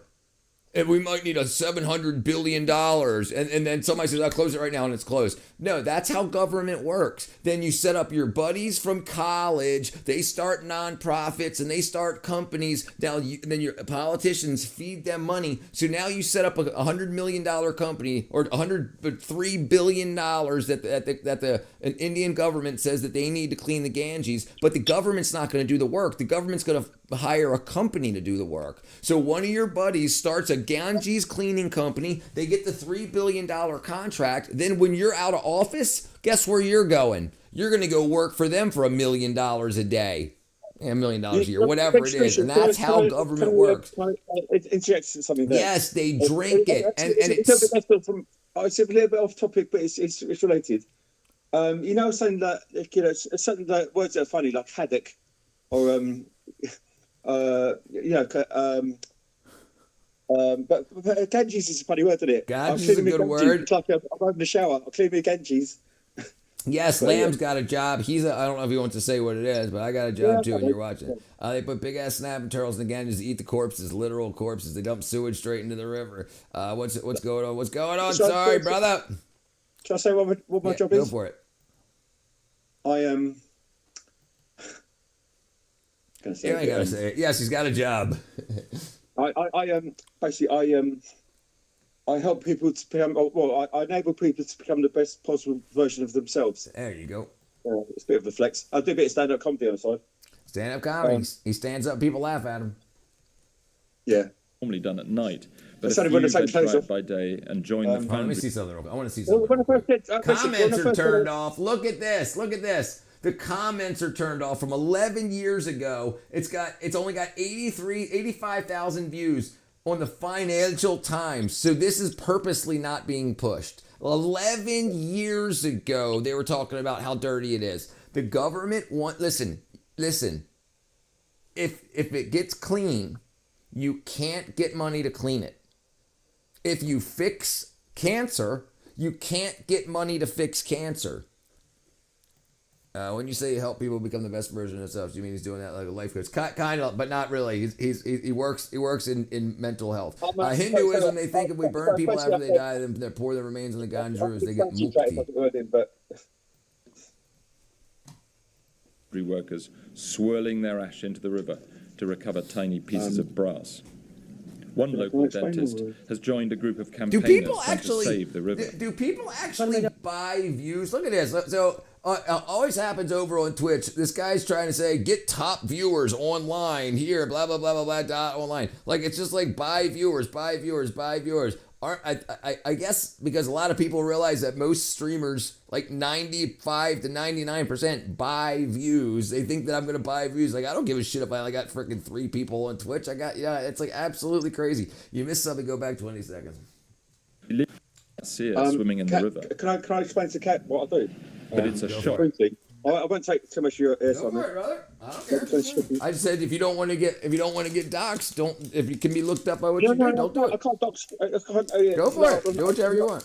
I'm not really in any geographical location, but so I'm an NLP master practitioner, which is a neuro-linguistic programming, rather than the other thing. NLP was like number language thing, but it's another one. He talks the language of love. No, I just neuro-linguistic programming. Yeah, so it's practitioner. I suppose I don't know if you ever heard of Derren Brown. Derren Brown. I think also, it's like even David Blaine would use it quite a lot in his act to sort of fool people, but it's all and also psychics. Yeah. Right. This is like Monk, what you were asking earlier. As well, when they're cold readings and stuff like that. He's got vape brain. Right. Cool. Right. And so what we should do a show on it to teach people about it, but not right now. To see the river after it reaches the North If you want, plain. why not? But then people can actually ask you questions, you can answer it rather than us just saying, you know what I'm saying? Downstream of Moradabad and its million people, the same Ramaganga is a filthy sewer. Human waste and industrial effluent from paper as a mills, government, sugar what plants, you do is you cover this up. Your government propaganda doesn't show all this stuff, so everybody thinks it's great for 20 years. And then when independent media finds out about all this, and your government has to say, "Oh my goodness, this needs to be priority. We need to move money away from curing cancer in babies to fixing the Ganges."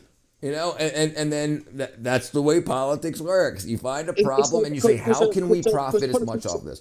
Politicians are only here for a fairly short term, like 5 years or so. So they can't think of anything beyond that. And it's basically firefighting. Like this thing's doing panic. And it's whoever shouts loudest on it gets the attention. And whatever's going to look best in the polling booth as well. You know, how are you going to come across best? So it's not the best. Democracy has its merits. I grant you that. You know, the Nazism didn't really work out, did it? Right. But maybe like an autocracy might be some sort of a compromise. You know, like get people in to do the jobs that are actually good at doing the jobs. Like we've got a Chancellor of the Exchequer now who doesn't even know. Right. We got because you guys got the same bullshit that we got, where people should be in positions of power because of their skin color rather than how good they are at the job. And then what's happened here? You know, when after the 2008 crisis, financial crisis, like was it Morgan Stanley or anyway? So a year or two after that, there was debriefs and the inquiries and stuff like that. In our parliament, it's like side rooms where they do like little debriefs and inquiries, and they get people in to answer questions basically. And so they had Bob Diamond in, who was at Barclays, I think, at the time, and maybe Fred Goodwin, Fred the Shred, they called him. It was like RBS at the time. And they had them there, and the MPs were asking, so what is your qualification to be head of it? This bank. Right. He said, I got elected.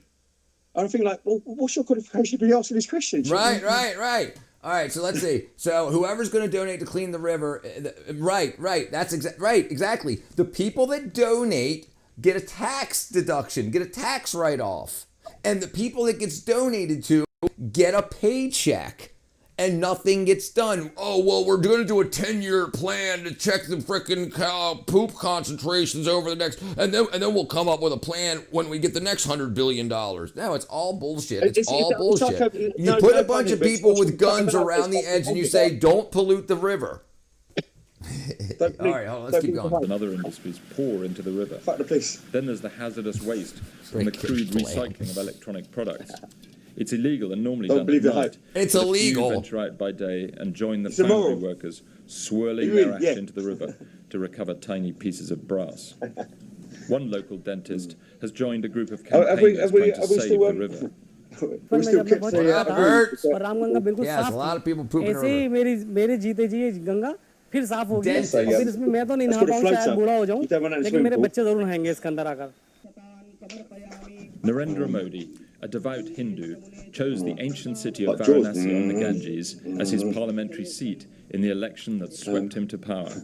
And one of his first promises was to clean the sacred river. Basically, George, you're right. In months of investigations, we found the river and its tributaries to be abused in ways that are not only unsightly, but also dangerous to human and animal health. The problem is it's a holy site.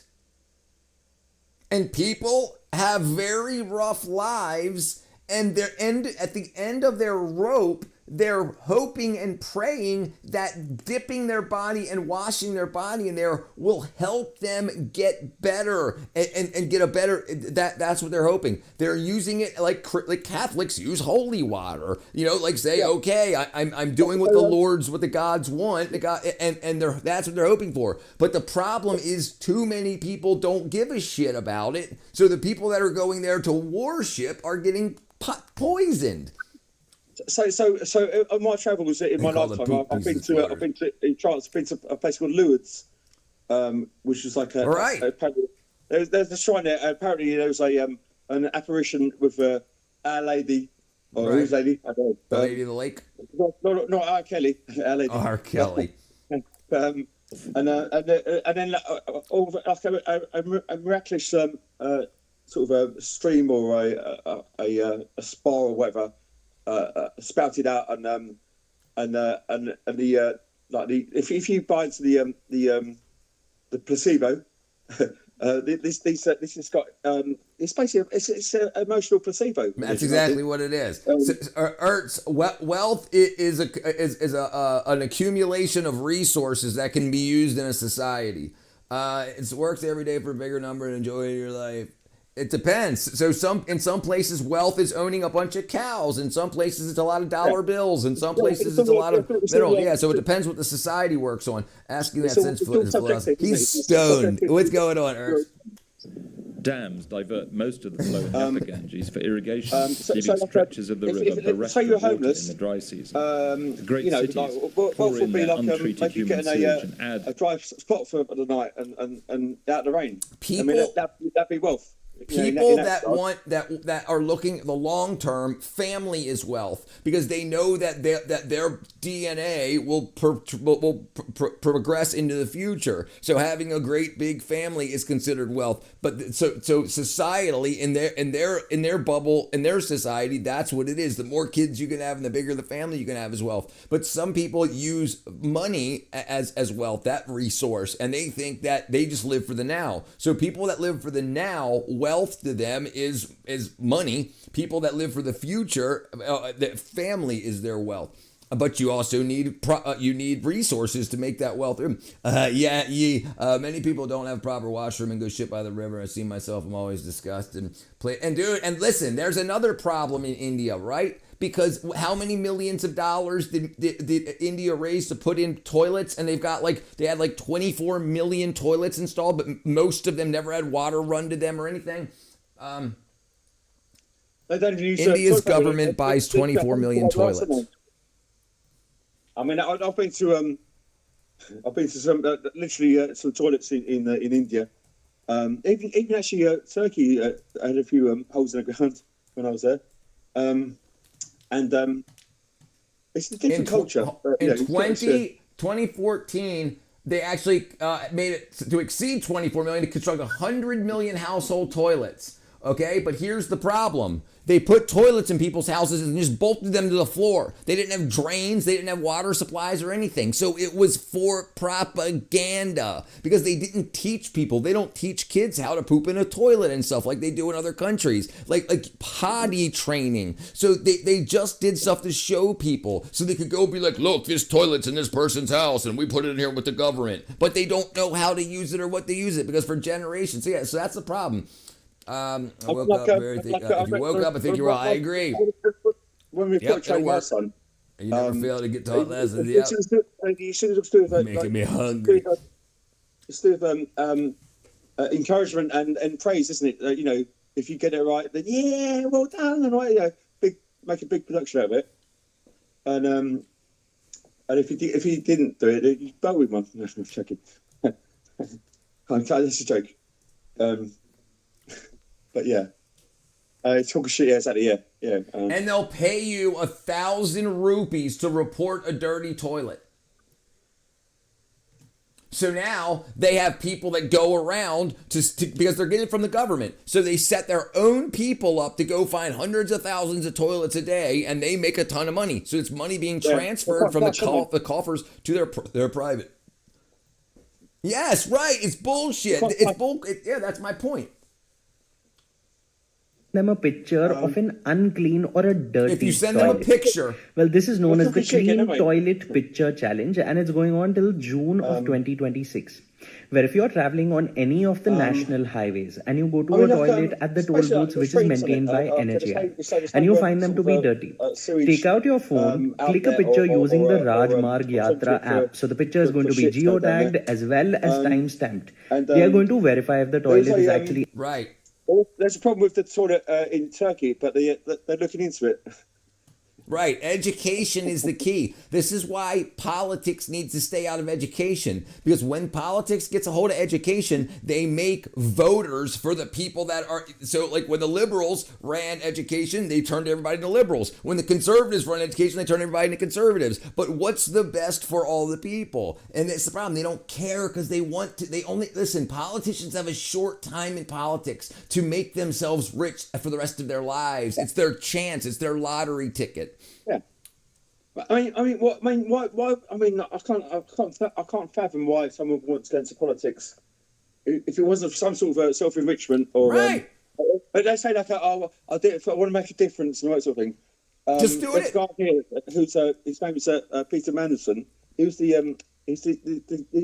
ambassador to Washington. He's in the White House office and signing stuff with Trump.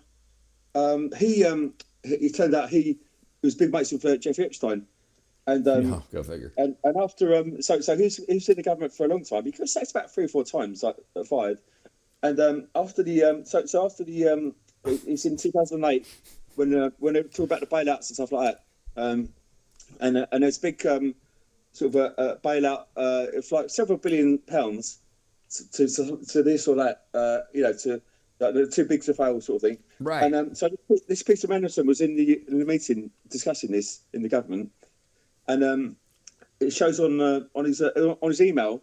Within 15 minutes of that meeting, he texted or emailed Epstein. Right. So you $1 million out there. Right. So that's what. So Epstein was a central pin to say how the money of the government was going to be spent through these people. So they said, okay, so Epstein's talking to people in this government, that government, this government, all over the world, not just America. And then all these people are like, so how can I make this person profitable? Hey, you come over to my island and let me take you pictures of you doing this. I'll make you rich. But if you don't ever do what I say, I'll expose you. And then people are like, oh, I want to do this and that. I want to be super rich and wealthy. I want to be right. And then they're like, hey, I don't know what I'm doing in government, so here's what happened in that meeting. What should I do? What should I say? And we had a lot of politicians, Democrat politicians in America, that were during congressional hearings, were texting Epstein after he got busted as being a pedophile. And I can't answer the question yet. Yeah, and same thing. You know, the Andrew falling on his prince here. He stood saying at Epstein's Newark apartment mansion after he came out of prison. So he was a convicted PDF then, and he also had he was on the island. He was it's sordid, isn't it? Yeah, zero corruption. Dr. Manmohan Singh, considered the most educated prime minister of India. He was the one at 2014. You talking about the current one? Was it Modi? The one from 2004 to 2014 was the most educated. Current has a Bachelor of Arts in Political Science, which is just bullshit, which is how to manipulate everybody. That's your synopsis of that. Look at this place. Modi, you're right here. I got him right here, brother. Yeah. He's got a Bachelor of Arts in Political Science. I'm a Bachelor of Life. I'm right with it. All right, let's go back to this. Let's finish this up. It's almost the toll of hundreds of Indian children who die each day from diarrhea. Half-cremated human corpses and animal... Half-cremated human remains. He ran a tea stall. Well, there you go, brother. Well, there you go. That's your propaganda that your government's putting out to tell the rest of the world. And you know what? That college guarantee they gave him a degree, and he probably never spent 1 minute in the halls of that institution. Richard feeds people question reality. Richard feeds people question reality. Someone gets an honorary doctorate. Bachelor of Arts. Yeah, honorary doctorates. Right, honorary. Right, but guess who else had them? Probably my Bill Cosby had like 6 honorary doctorates. Yes, Dr. William Cosby. The only way to kiss a tree and fart on a dwarf. He used Quaaludes, didn't he? Cosby? Yeah, big fan of Quaaludes. He was. Whisp. It's about a whisp. All right. It also pollute the water. Another danger is the presence in the water of so-called NDM genes that incorporate themselves in bacteria and create superbugs resistant to antibiotic drugs. Farms add pesticides from fertilizers, while tanneries and factories contribute carcinogenic heavy metals. Pollution data in India is scanty, but the information that does emerge can be alarming. Statistics Link, an NGO, recently published a study on the sediments of the Yamuna, on which many of Delhi's vegetables are grown in the dry season. It found the riverbed to be highly contaminated with heavy metals. These are most dangerous heavy metals. Lovely Eastern Lamb. Lovely Eastern Lamb. Yeah, I'll post it in here. Richard, how would you describe my content? It's freaking awesome. Eclectic, isn't it? Eclectic, I'd say. Yep. Many asked Lamb's professional background, one of the co-teacher's qualifications. He's a koala bear. He's got qualifications. I hope you get it. All right, brother. Hang on, there's a thing up there. It's my certificate. There. Last time I got it down, like the nail fell out. He's qualified. He's qualified. Qualified. He's passed the I fail first interview. Dangerous by WHO. Talk about failing. I've got some form on that one. I failed. In our study, we have found some people out there. I failed in very high level, that is more than 700. It makes me what I am now. In case of lead, again, we have found a high amount of concentration in after the Hyderabad location. I'm happy anyway. Once lovely Yamuna River of Indian legend, one of the main tributaries of the Ganges, is now no more than a sewer of black water. It's no more than a sewer. Look at all that. Look at all that foam. It will be no easy look at all that task foam. to clean the Ganges and make it worthy of the name of India's sacred river. Look at all that. Yeah. It's true. It's particularly vile. At one point, the level of fecal bacteria indicating human sewage could reach nearly half a That's million. the foam. That's the off-gassing foam from human fecal bacteria. We used to have like more of a hygienic nightclubs back in the day. We had foam parties. Yeah, but that's not that kind of foam party. Recommended maximum. But after each major city along the Ganges, we see a similar spike in pollutants. Scientists, Hindu holy men, and the Indian government all now have a common aim to save the Ganges from the excesses of humanity. Yeah, that's just freaking crazy, dude. Yeah, the thing is, listen, India is rich enough to handle that, to take care of that. The problem is too much money is going to your politicians than to fixing the problem. That's it. Plain and simple. Plain and simple. 100%. 100%. Plain and simple. This could be fixed in a year. 1 year it could be fixed. What you should do is for 1 year, you have to go in and you have to say, if you don't fix this in the next year, you will... never mind. Yes, you guys got to get serious about it. How much I got to donate if you just want to dive into the Ganges? That ain't happening, brother. That'd be a lot. You have to fly me there, and then I definitely have to have a freaking suit, brother Briska. It's swan dive into the Ganges. Literally the fourth largest economy in the world. No problem. There's no good reason that all your land isn't beautiful. Listen, if they're giving 1,000 rupees to everybody that can take a picture of a dirty toilet, then why don't they give 1,000 rupees to everybody that takes a picture of them just picking a few pieces of trash up out of the Ganges, right? They could at least do that. They could at least have parties every week, every Wednesday at 5 p.m. at like hundreds of thousands of people show up with government-issued trash bags. And every trash bag that gets full, you get 5,000 rupees. Why not that? So they show up and they could do it. And listen, if you had thousands of people showing up to fill a trash bag for 5,000 rupees and you got the money, you could do it. So they're giving people 1,000 rupees for a photograph of a dirty toilet. Right? So they could absolutely give 5,000 rupees to fill up a trash bag. And then what do they do? And then they could take it to one of their dump sites and burn the hell out of it, dump it back in the Ganges. It's not those individuals' fault, it's the system. They're playing the system. So if there's a supply and demand, it's going to do that. If you take a picture of a toilet, and then they're going to respond to that and claim the money. It's a system that needs to be recalibrated. Yes, recalibrated is a good term for that. I like the word. Yeah. It's almost as good as calibrated. Just as the Thames in England and the Rhine in continental Europe were saved in the past and their waters restored to something like their original. Right. So why not for 1 year, why not make it a high-paying job? For 1 year, the government can give out trash bags that cost fractions of a penny each that's got printed on there, whatever, this frickin' wackadoo that's the prime minister, his face can be on it, and he can be like, look what I'm doing for India, and then you go, and then they fill that, and then they have a big ass trucks there that you can fill in, they can take it to the incinerator or whatever, and people will go there and they get paid 1 day a week for a year, every Wednesday.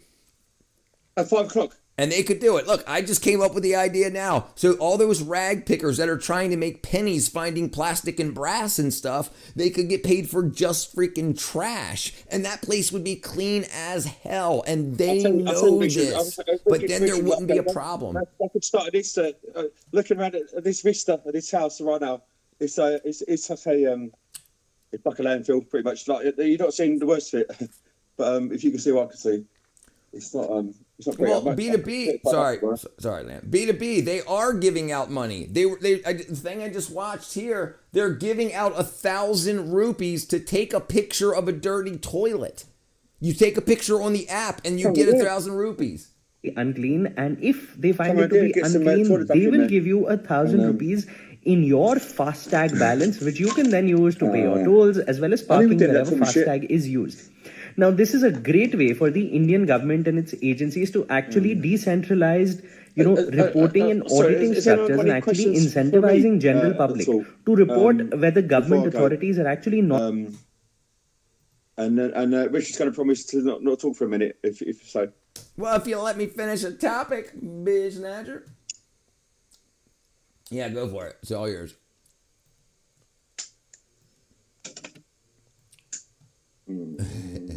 Treated. Am I not talking for a minute? What are you doing? Well, okay. What kind of glasses you got on them? So this is a it's basically this is a so it's got a bit of a tint to this. I got it on Amazon. The reading glasses that are three times magnification, and I got about 5 or 6 pairs in there for about £20 at Amazon. This is the last one that hasn't fallen apart. So I need to get some more actually. Yeah, mine fall apart too. Yeah, so that's not much of a story there, but that is what it is. Yeah, but I see everything visually. You know? All right, here we go. Here we go. Hey everybody, Walton Goggins. Starting a business is never easy. But with GoDaddy Arrow, that. Public hygiene laws in the United Kingdom are under sharp focus after 2 Indian origin men were slapped with heavy fines for spitting pan on the streets of London. Hello and welcome, I'm Kashish Dhawan. Now the incident comes from London's Trent Borough, where authorities have adopted a stricter zero-tolerance policy towards littering and public spitting. 2 men identified as Akshit Kumar Bhadra Patel and Hitesh Patel were each fined 1,391 pounds, which is over 1.45 to 1.7 lakh. Okay. So 1,000 pounds for spitting. So they could take that 1,000 pounds and they could give it to the people to clean the frickin' river. That's plenty of freaking money. From all the people that are spitting, you take the money from that. But the problem is the people that make the laws to take the money for people that are spitting pan on the streets will pocket the money. Is that African or Indian reference, B? The debate of I don't know. I could do an African impression. You've seen it. Hang on. Let's see. It is. Sorry. Not a trunk. Why do all your police car workers dress like? Why do all your police dress like construction workers, Lamb? Was that because they're Finnish people were tribute act? I can opine for many days about our. It's not even called the police force anymore. It's called the police service. I mean, that's there you go. That's a drop in standards. Dude. Jeez, dude. Why are they spitting on the wall? Why not just spit right on the freaking ground? That's so freaking disgusting. Dude. What up, Julio? Right on the ground. Look at this freaking spit coming out of this dude's mouth. And that's like the betel nut or whatever it is. Like that's like what you guys use as like a high caffeine, like an amphetamine. There's certain places in London, but it's all over the pavement, that red stuff. It's horrible.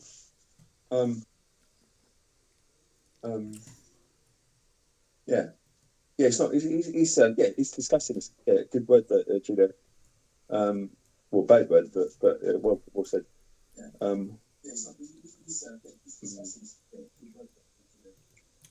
Yeah, that's what it looks like. It's like in Pan, often slaughtered chewed by. Okay, it's betel nut. Yeah, it's betel nut. Same thing they chew in Africa. It's like a slight amphetamine. Like you catch a buzz off of it. They got like lye and betel nut wrapped in a leaf. It's betel leaves and lime. But it does look a bit like the pea bro, government literally has to write on walls saying please. Yeah. A bit like that, you know. Cot. Yes, that's what it was. Cot. Yes. Yes, that's it. Yeah, cat. Not you, K. Like cat with an H. Yes, KHAT. Yeah.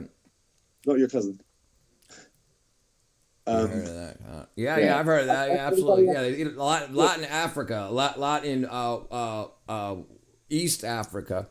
Yeah. There's certain enclaves or even ghettos of London where that is quite prevalent. It's like talk about the penny in the town, Red. Yeah, right. And everybody catches a buzz off of it, and it's like their social lubricant.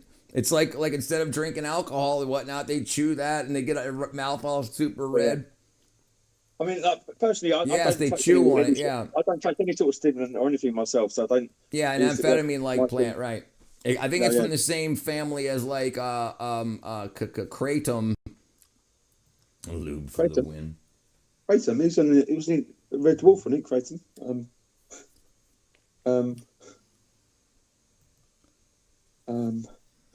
Sorry. I keep chucking the gags out there. None of them land. They're not funny. So Cat, I haven't heard of Cat. It looks like.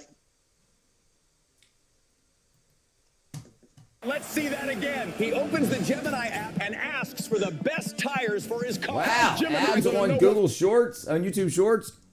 I've got Google Shorts. That's a pretty freaking big crowd.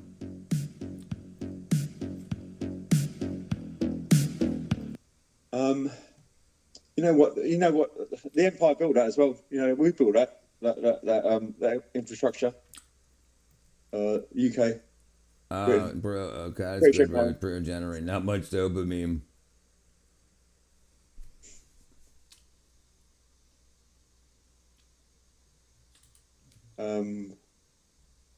I'll stick with the concerta.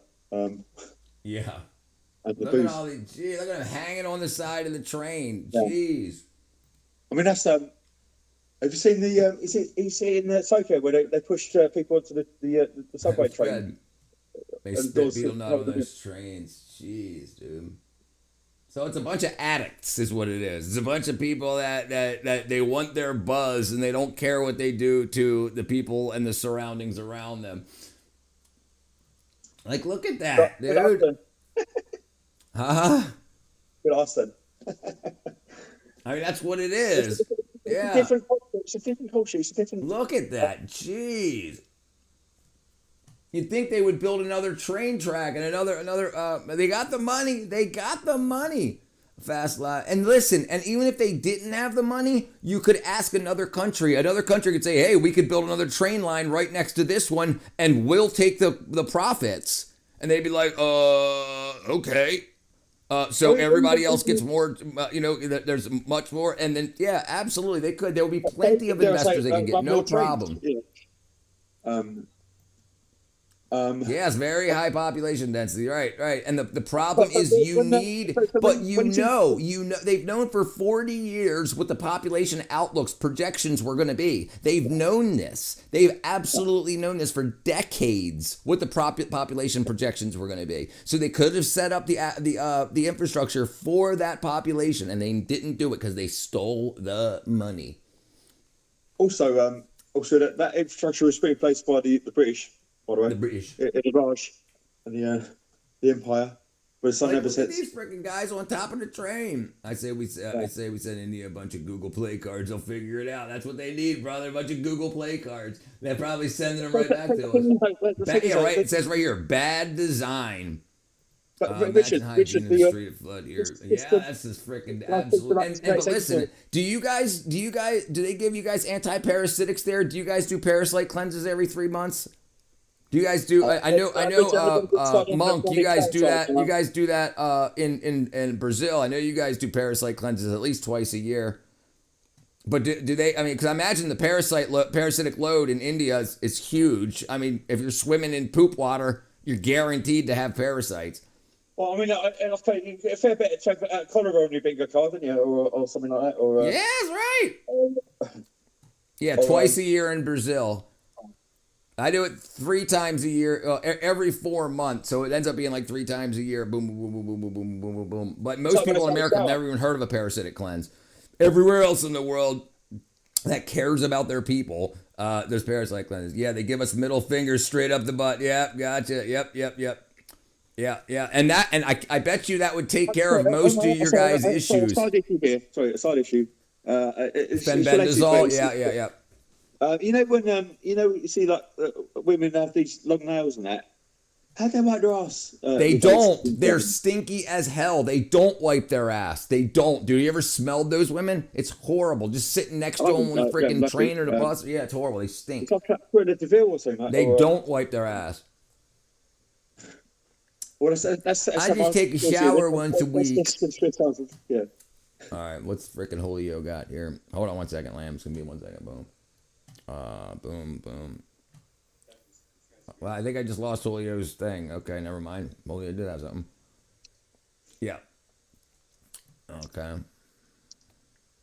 But yeah, right. So like in America, they don't even talk about parasites at all. Nobody. They don't talk about it at all. Unless you got some crawling out of your eye or your butthole, they don't say, oh, they do it for the animals here. Your dogs, and you have to. If you don't get your dog or cat heartworm medication and get them, they used to have to wear collars, and I would say, but now yeah, pisses me off because I can guarantee a lot of these people have a high parasitic load, and that's why they want to eat a bunch of this betel nut and stuff, because it makes them feel better. And they're so malnourished, not because they don't get enough food, because they got so many freaking parasites in their body eating the nutrition. But it's a band-aid though. It's not a cure. It's a remedy. It's a band-aid over the wound. Right, so to speak. Right. It's a band-aid, right? So it makes them feel a bit better. It's like like some people might be into like recreational drugs. It might make them feel a bit better for a bit, but then you're going to sober up and you've still got right. But imagine you're working with the government, and you've got buddies that provide betel nut and other things like that, and because it's a huge industry. So you want that, and then you do some experiments. You say, okay, this one town here, we'll put antiparasitics in their water, or we'll just get them on this to do a study, and then the betel nut use drops by 90%. And they're like, whoa, I don't know about that. I don't know about spreading it countrywide. Whoa. How many times do you see cows on your roads? Never. The only thing I know about beetles is they used to make 78s out of them. It's illegal to have it's illegal to not have fences for the cows, because they might walk in front of a car or a bus, truck, lorry. Well, cows are sacred, aren't they? Out there. Yeah. I'd have cut the cows up when I was out there, but they milked it a bit. But I pulled the other one. There's no need for this. Listen, the world is too rich. There's no need for this. And you're rich. Your name's rich. That's mine. That's me. Right. Roads here are filled with cow dung. That's your name, boys. That's your name. We got just loads of cows eating plastic bags. Yeah.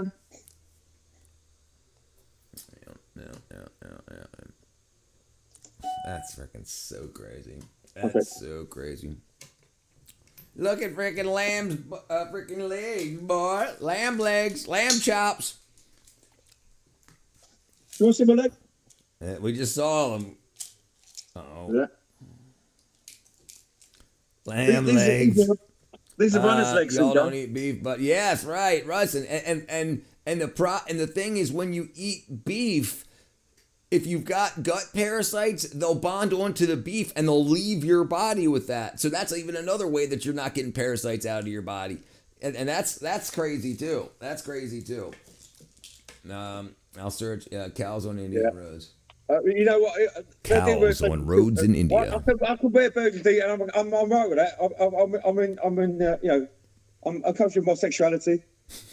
Cows on roads in India. You know what, B? It took me a long time to get to this stage, but I don't give a fuck. Yeah, I don't either. Zero fucks. Me neither. I really don't give a fuck. Yeah, and I think that happens in our 40s. I don't give a freaking piss. I'm not sort of some sort of rude sort of charlatan. But I care about the important stuff. But real men wear burgundy. See in my shoe, honestly. And I've never been happier. There's a big old cow plop. They call cows mothers literally gatumata, gaumata, and then conditions in cows in India. Yeah, because I mean, like, dude, they're on the highway. Look at that, they're sleeping on the freaking road, dude. I'd be so pissed. I mean, when I was in Accra or not so much in Kerala, but I was in Mangalore as well. Bangalore. And cows just stuck running around like railway tracks and you think like, oh. It says here. Go ahead, sorry. No, but they just that because they're seen as a sacred cow, I guess. But but they seem like they walk around like aimlessly and a little bit. I thought a bit lonely actually. The cows. A bit lonely. It says cows are not roaming in human cities. Humans have encroached upon cows' lands. So it's very interesting. The mindset different. Tony eats cows. Moo baby, moo baby. Arguably, though, if it wasn't for the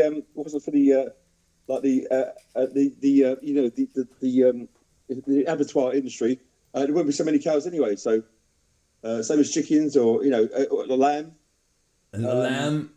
I want to know how many times people hear from that their boss is here. Sorry, I'm late for work, boss. There was cows in the road. Like, how often is that used as a reason for being late? They were promised 3,000 years ago. One of my ex-girlfriends was a bit of a cow. So look at these guys. They just chilling, taking up a whole lane of traffic, eating the plastic bags. There you go. It should be a cow lane. Look at that. Holy cow, yeah. Holy cow. That's where it comes from. There. Holy cow. Ain't shite. Man, I go ain't shite. That's probably why you got so many motorcycles, right? Because you got to get around. You got to be able to swerve around. Because if you got a lorry, you ain't getting around. Yeah, me too, dude. Me too. So I would ride a motorcycle, but I'm too tired. Dude, eating the trash, dude. I'm trying. I don't know her, Catra. She was near earlier. Dude, look at that guy. He's just waiting to go around it. Bro, there are millions of cows. Nobody eating them. There are literally cow shelters who took them and look after them. Always full by cow shelter. Don't expect some well-maintained premise. They smell, right? Yeah, they're going to stink, right? And the thing is, you guys could be using cow shit as an energy source. Like in America here, like our dairies take the cow poop. They have racks that the cows are on, like grates that the cows walk on, and their poop falls. I'll talk you about this, Richard. The dairy, there's a big industrial dairy company over here. It's European, it's called Arla, A-R-L-A, and they inject the cows with a bovine sort of solution that reduces their methane outlet, but that goes into the milk, and that's a yeah, that's no good. Don't milk it. Okay. Cow pats is also they're called like cow pats, cow turds. Normally steamy, aren't they? Psilocybin. What's that cat grow? Oh, what? Magic mushrooms. Succulent. Magic mushrooms. Psilocybin. Okay. Again, I'm not up with the street parlance of the fungi. The fungi. Or fungi, if you know what I mean. Look at that, dude! 5.2 million. I mean, the rule of thumb with the cows lying down, it's going to rain. Basically, that's what I've heard. But a lot of them sleep standing up, don't they? Yeah. Have they got 3 bellies or 4 bellies, cows? 4. And they chew the cud, don't they? They chew the cud. They chew their cud. Their first stomach. They chew and regurgitate back into their mouth, and it puts bacteria into the cud and then with their rumen. And then the third stomach, it's just bacteria eating the grass. And then then it's just then when they finally swallow it into their fourth stomach, it's just bacteria. So cows don't eat grass. They put grass in their digestive system to breed bacteria, and then they eat the bacteria. The bacteria is the meat that that cows eat. They consume, right? So their stomachs are just. We've got a fundamental sort of disagreement on this one. Like, I think that's evolution. You think that's design, don't you? Yeah, I think that's design. Yeah, because we don't have any before that. We don't have cows that just eat that. We don't have a cow or an animal that was a cow like with just 3 stomachs or just just 2. I mean, like one of the India's top university deans said cow dung cures cancer. Over thousands, hundreds of thousands, millions of years. Yeah, they're fermenting grass. That's exactly right. They're fermenting grass. That's why giraffes got long necks, because they can reach the high leaves. Yep. That's why. Trying to think of another example now. That's why chickens lay eggs. I'm grabbing through straws. Holy shit, dude! This is a river? No way, dude. We grow triceratops. Do you think cows get high from the reaction process of the grass? Do you think they do? I have no idea. I got no idea. They seem to like to do it, right? They do it a lot. People who eat dead animals have especially offensive body odors. I think, dude, Rodolfo, I think that's exactly the opposite. Maybe dead animals, like animals that have been rotten, but like I think vegetarians stink the worst. The worst. Even when I tried being a vegetarian as a teen for a few months, my farts smelled worse, my burps tasted worse, my body did not run the way it was supposed to run. I think humans are supposed to eat meat, and then when there's no meat around, we can eat vegetation to keep us alive between meat meals. Meat is just too much of a great source of everything for us. We can't, there's like B12 runs our body, and you can't get it from vegetable sources. Talk about B12. What stomachs are graveyards. Vegetarians definitely fart more. I think I stumbled. I was a pescatarian. No. But you were also not. You were eating some meat, right? You weren't just right. Sorry, what was that, Lamb? All right, let's see if we can find it. I think it's a bit of an incongruence with vegetarians and meat eaters. Why is there so many products that are sort of trying to mimic sausages and beef and right? Because they crave it. Want to eat meat, then why is that they crave it? Right, exactly, because they crave it, and in order. Vegetarians make more money for the agriculture industry. If you can get people to eat more cheap, because listen, vegetables and leaves and stuff is very inexpensive. It grows very readily. It's easy to grow. And also, corn and tofu and stuff. That is a fungus-led thing, isn't it? It's like right. It's come from the mushroom family. Fun guys, though. Fungi. All right, let's see what we can find. This is why our planet is cooked. Let's see what this guy's got to say. Oh, I didn't realize. Using paper straws to save the planet and the environment. I'm here in Bangladesh right now, and let's just say people here have a little bit of a different approach to waste separation. And yeah, I don't know what to say because it's pretty unbelievable what's going on here. Check this one out. This place here is supposed to be a river. Can you see it down there? Can you see it here? That's water. That's the last remaining part of water. And if you look over there, this is the situation here in Bangladesh. And I'm a non-native English speaker, so I lack the vocabulary to express what's going on here. This is literally the playground here for children. It's just sad, honestly. This is where children are growing up, and yeah, it is just simply unbelievable. I've been in the city 3-4 days. I can count on one hand the amount of trash cans I've seen. And listen, I think your body is letting you know, like if you can, if you were out in nature, it's hard to get meat. So when you do, it's so nourishing that you can go a week before eating again, but you can eat meat, and then your body lets you know, whoa, you've been on the nuts and fruits and vegetables for too long, and I'm letting you know that by stinking up your room. So then you're going to be like, okay, and then when you eat meat, your farts don't smell as bad anymore. It's because the bacteria in your gut has to go somewhere. And a lot of your poop is the dead bacteria and stuff moving out. If you're eating vegetation, you don't got good turds. You got stink ass freaking.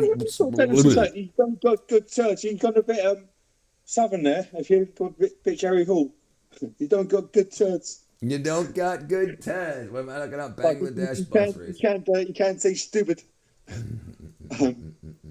Bus racing. What was I going to say? 80% of poop. 80% of poop is mas or bacteria. Bangladesh BD bus.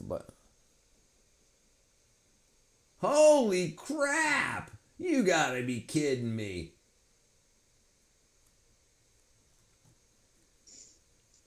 Is this a race? Is this a race? Or are they just trying to get to work? And my gas smells like mothballs. You're a freaking liar. I mean, the German Sea. Normal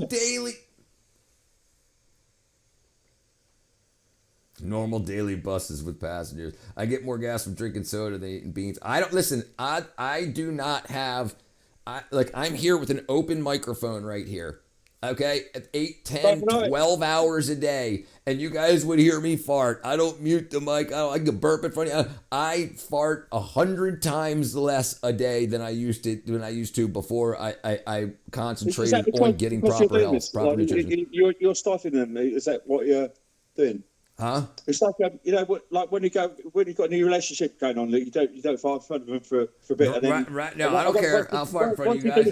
But watch this. It's done all. When I eat properly, why do I fart less? Mate, your Google history must be. Once your body adapts, improved digestion, healthy, consistent diet, reduced air swallowing, better chewing habits, but that's not it. Let's see if it finds it. I remember that cat as well. I remember that. I remember that artificial sweeteners and processed sugars are the main culprit. Also, there's also far less good bacteria. Okay. Your gut bacteria are effectively fermenting the food without producing an effective gas. Your diet is low in high fermentation foods. Healthy, diverse gut bacteria thrive on one fiber, and a well-adapted system can handle resulting in less low odor gas. So that's what happens when your body is tuned right. It's using what you put in it and putting less out. So you should be using less food, less fiber, less everything, and using more of it. The more you're farting, the more your body isn't working how it should be. And that's why vegetarians fart so much. I remember when you fell asleep while streaming and you farted in your sleep. Yep, that happened. By the way, we have talked for hours about this. By the way, why am we... My farts are like nuclear winter. I don't drink any soda anymore. I used to drink Coca-Cola like a 12-pack.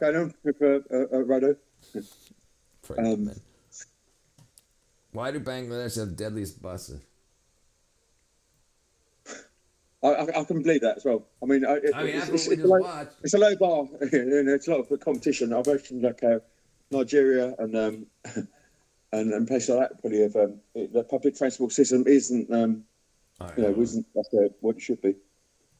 This city runs on collisions. In Bangladesh, traffic rules are often disregarded, leading to a chaotic transportation system. Buses, many in disrepair, navigate narrow roads where collisions are frequent. Drivers, competing for passengers, often push ahead aggressively, ignoring safety protocols. Conductors stand at open doors, calling out to potential riders, while traffic wardens use wooden sticks to manage congestion. Despite the risks, repairs are rare due to high costs and the inevitability of further damage. Even broken windows remain unrepaired, and buses continue to operate until they are no longer functional. This system, driven by private ownership and intense competition, prioritizes passenger volume over safety. The result is a public transport network marked by disorder and resilience. If this blew your mind, hit follow. This city runs on... Prebiotic lactose, so it's milk, sugar, bacillus. Sounds like nasty yeast infection. No, it's really good. That's really good for you. This is why milk is so important. And I recommend cranberry juice for that one. When they kill milk, they kill it. They kill milk. The reason milk doesn't go bad in like 4 or 5 days is because they've destroyed it. So a pasteurized milk is not good for you. It's not. It's one of the reasons that people get lactose intolerant, because they kill the things that make the lactase. So there's only lactose milk sugar in there. Lactase is the enzyme that eats lactose. So you won't have lactose. If you lactose, you can't walk properly either, can you? Yeah, dude. No, yeah. So what I do, because it's so expensive, Tony. I'm waiting for my buddy here, Lamb, to send me some money. Just kidding, bro. Just fucking with you. So milk here is $10 a gallon for cow's milks, like not like actual raw milk. So I get a $3 gallon of milk and a $10 gallon of milk to make whatever, I can't do the math. $6 gallons, $6.50 gallons of milk. Yeah, and then you can take the raw milk and add it to store milk, and it'll start creating bacteria. It'll start, and you can absolutely do that. You can remake raw milk. Yeah. Fish milk. Can someone tell this guy to speak English? I can't understand a word he's saying. Gives me awful gas in the shit. Yeah, right. Lactose intolerance is caused by stuff like that because it doesn't have the proper bacteria in it. I'm lactose super tolerant. Somehow I've been able to drink at least a liter a day. That's good. All right, let's see. Moosh is the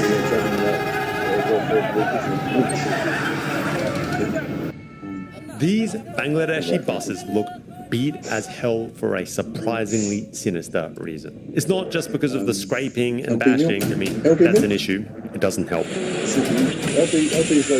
Instead, there's a root problem that has created a deadly high-speed bus race culture. Oh my God. And these have quickly become the most dangerous roads on Earth.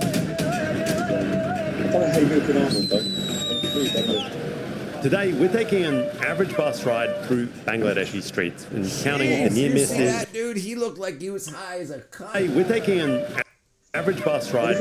Look at that dude. He's high as a kite. Look at those eyes on this dude. Look at that dude. Dude.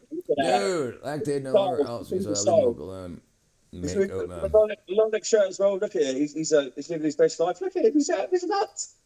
Dude, he's high as a freaking kite. Nice shirt, though. Nice shirt. Yeah, he's blazed. He's definitely. He could be. Well, he's working on the bus just fine. So I'm guessing he's not retarded. I'm guessing he's stoned. He's jacked up on the beetle nut. Look at that, man. Know where he's at. No, he has no idea where he's at.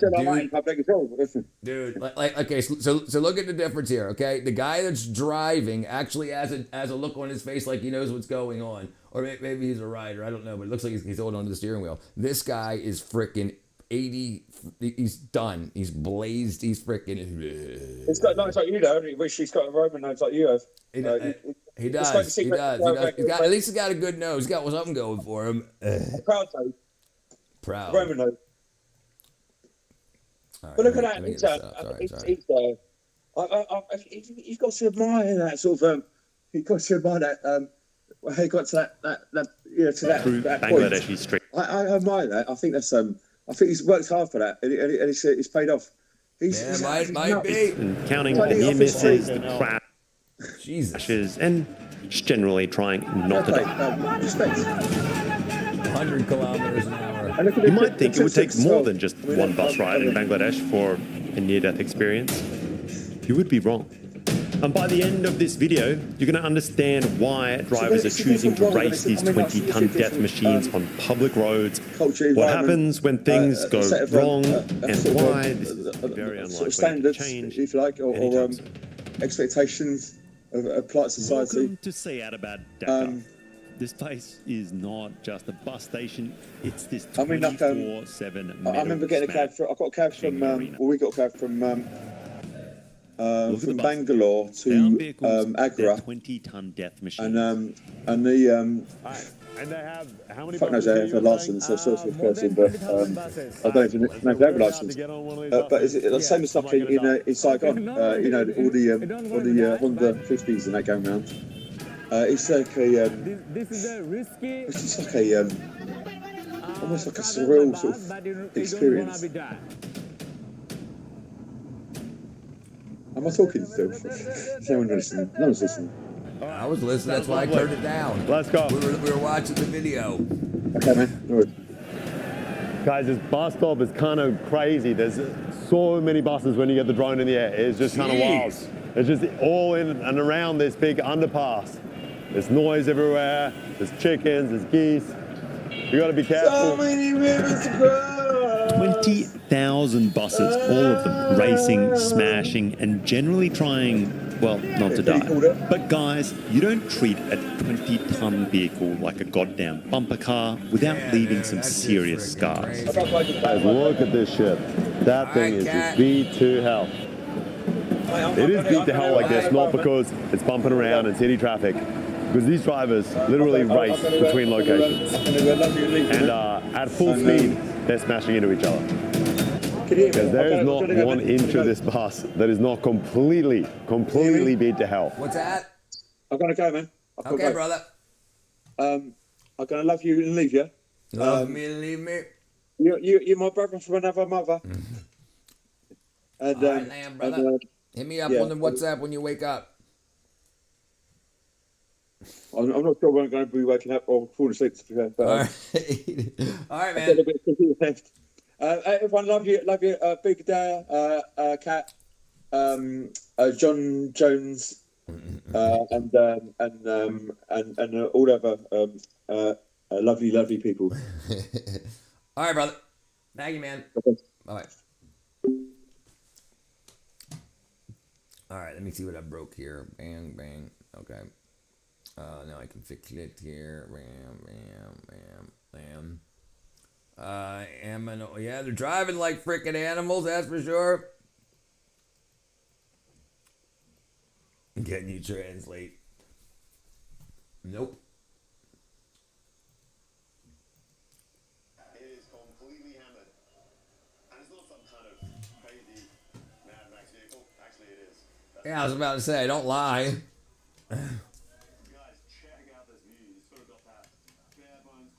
Stick shifts on a freaking I think he's perfect. He's the greatest. I love him. That's probably the guy that bounced off the windshield. I suppose he doesn't really need that side. Right-handed driving, right? Right. Yeah, right. Yeah, I can tell. Maybe, brother, if you need to take a break, take a break. Don't let it infuriate you. This rolling museum of dents and scratches. But for the actual mission, I need a driver with a bit more useful aggression. I need a contender. A contender. Yeah, could be. This is the problem. The problem is there are solutions, and the solutions, like why aren't the billion of the people living in India just freaking like what the French do? They start throwing poop like animal dung at Congress or Parliament or whatever, and they say fix this stuff. And yeah, and that's what you guys need to do. You guys need to freaking be like, enough of this, enough of it. Jar is overlooked to this exact video. It's so funny. I can't hear you. Can you shout a little louder? Yeah, I could probably shout louder. That's that they invited this country infuriates me. Very low IQ. Personally invited them.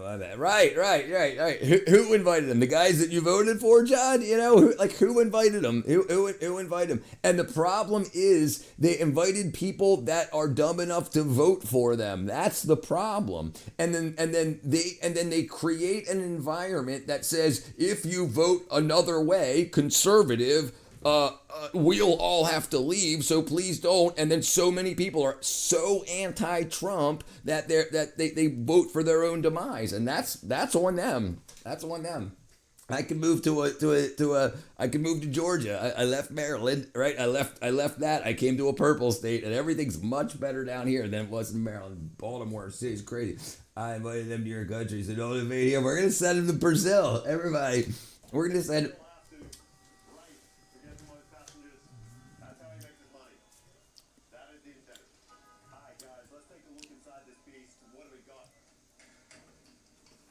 Yeah.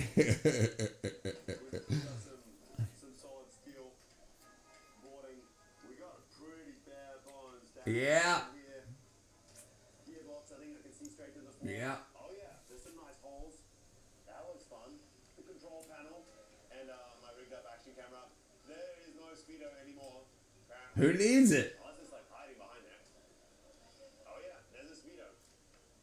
He doesn't want the people behind him to see it. Couple of cracks, but I don't know. I'm hoping I survive. What has done all my hair? Boy, it's so crazy nowadays. It's so crazy nowadays. I'm gonna like hope that these guys don't even know Favelas. what's going on. Years ago, I was always trying to hide my hairline on camera. In fact, I even had 2 hair transplants that I paid for myself. So when a lead hair reached out to me, volunteered to kind of like. Oh, jeez, dude. Uneasy about. I jumped at the chance. Only reason this is really. Hi guys, we're loaded up. That's why our son. Look at it. The driver can literally fall through the metal sheet. Just really good. Need a good bumper. And look, he's being nice. He's holding his cigarette out the window. Look, he's holding his cigarette out the window. He's like, hey, don't worry. We can't smoke in here, but... My life in his hands. It is kind of chaos. I don't know what's going down. There's a lot of banging happening on the bus. Discord, where people talk about you behind your back, where the freaks go. Discord, where people go talk about you behind your back, where the freaks go. Much shit I hate about them. As much shit I hate about the Republicans, they at least good border immigration policy. I hate the Democrats 10 times more when they're in power. Right. Well, the problem is the Democratic Party 15 years ago got taken over by a complete different party of people. The third party became the Democrat Party. And they weren't Democrats, they weren't Republicans. They were a third party, and they just, because so many people were voting Democrat no matter what, that it was easy to get people in from all over. So they complete, and while they're there, they're like, before we get caught, let's rob this place blind. And then before we get caught now, let's burn it down, because once they find out that we've robbed $100 billion from this place, we've got to destroy the government, or we'll get caught and we won't be able to spend this money. And this is what's coming down. And it's all because the people that should not be voting are voting. They don't know. They're just like, oh, I hate Trump or I hate Biden or whatever, so I'm voting this way or that way. They have no idea what anybody's policies are. And now the people that I'm talking about, their only policy is screw Trump, because he doesn't want them to have the money, and they shouldn't deserve it. I'm not sure if that's a cigarette. Faveledos don't want to deal with the Indians. What about the Uniparty? Brother, the problem is the mobs, the gangs, and the cartels have all invaded the Democratic Party, because Democrats were chill for so long that it was easy to get in. It's like, we want to save the world. We want to help everybody. Oh, these freaking idiots are going to believe this. Oh! And that's what happened. And right. Just saying you should be in charge of the world. Right. It's not difficult to see, but everybody's just taught, as long as it's not Trump, as long as it's not. Yeah, look what happened. Or everyone gets the brain chip.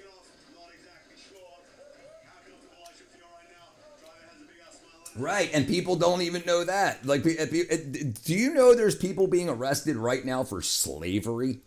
For slavery, and do you know the head of the UN, one of the judges for human rights in the UN got arrested for having a slave, for importing somebody, for trafficking somebody, and then running them as a slave. This was just last year.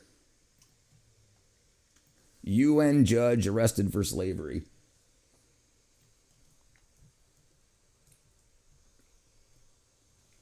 UN judge, human trafficking search. Uganda High Court judge found guilty of domestic slavery.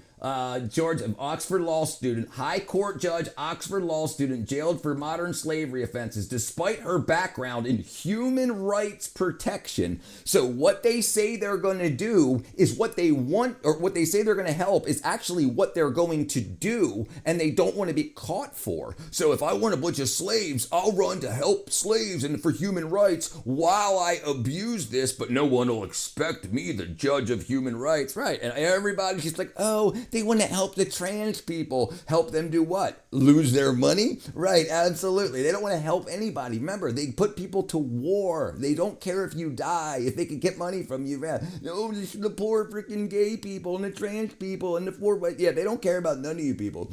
I've always been scum. Right, yeah. Why do people think it's so good? But then there was that big scam saying that the Democrat and the Republican Party switched. Okay, well, if you believe that, you don't believe that they might have switched back?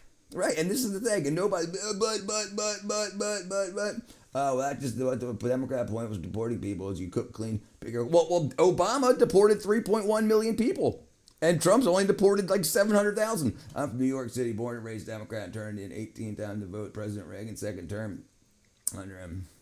I love importing immigrants. I don't got to pay them as much. All they got to do is give them favors, you freaking wackadoo. But yeah, look at this. Lived in fear. The police discovered a young woman working in her home as unpaid maid nanny, leading to a sentence of 6 years for the judge. She said that she couldn't be arrested because she had diplomatic immunity. So because she thought she couldn't be charged for her crimes, she owned slaves. And she's a black woman. She's a black woman and she owned slaves. They don't have a picture of her right here. Let me find a picture of her. Yeah, a black woman who owned slaves. I don't want to hear it. I'm done with it. Everybody, no, you can't keep lying to people about how great these people are. You can't, like about the Democrats and the liberals that say, oh, we're going to help the planet, and you're hurting everybody. Yeah, there she is right there. That's her. It's crazy. It's absolutely crazy. And people just think they're helping, but all you're doing is enabling. All you're doing is enabling. Listen, do you know that they were giving women birth control pills, abortion pills, and everything as they were coming across the border? And they said up to 70% of them admitted to being raped. 70%. Yeah. Okay, maybe it's a good idea. Yeah. That's brilliant. It's brilliant. Everybody else, they look kind of bemused, slightly terrified, despite their frequent trips. I don't know if you can hear anything. Right, they're just liars. They're just liars. They're just liars. It's not reverse slavery because black people have always owned slaves, always. And white people have owned slaves and Muslims and Indians, everybody. There's always been slavery. Everybody's been enslaved and everybody's owned slaves. And there's more slavery now in the world than there was back when the transatlantic slave trade stopped. There's more. So everything that they lie about, they're just trying to get you to not look into it. And Greta Thunberg drives a diesel Cummins. Nelson Mandela's wife was a real beast. There are certain African countries where they're crippled by witchcraft, evil jinns, and curses. Muslims and slave Christians for 200 years. Right. So yeah. So but they want to make it black versus white so that they can control the black vote and the white vote. Yeah. It's not difficult. It's not difficult. But no. It was just the white people that black people were slaves. Okay. Cool. You think that? All I know is I hope I don't die right now. I certainly have no seatbelt, and we are right in the prime position, head right through that windscreen.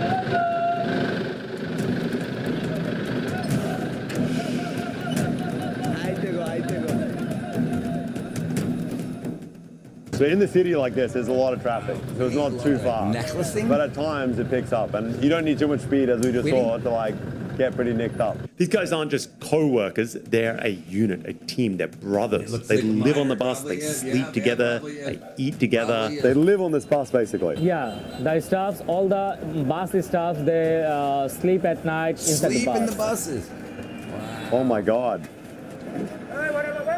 Oh my God. And they too frequently die together.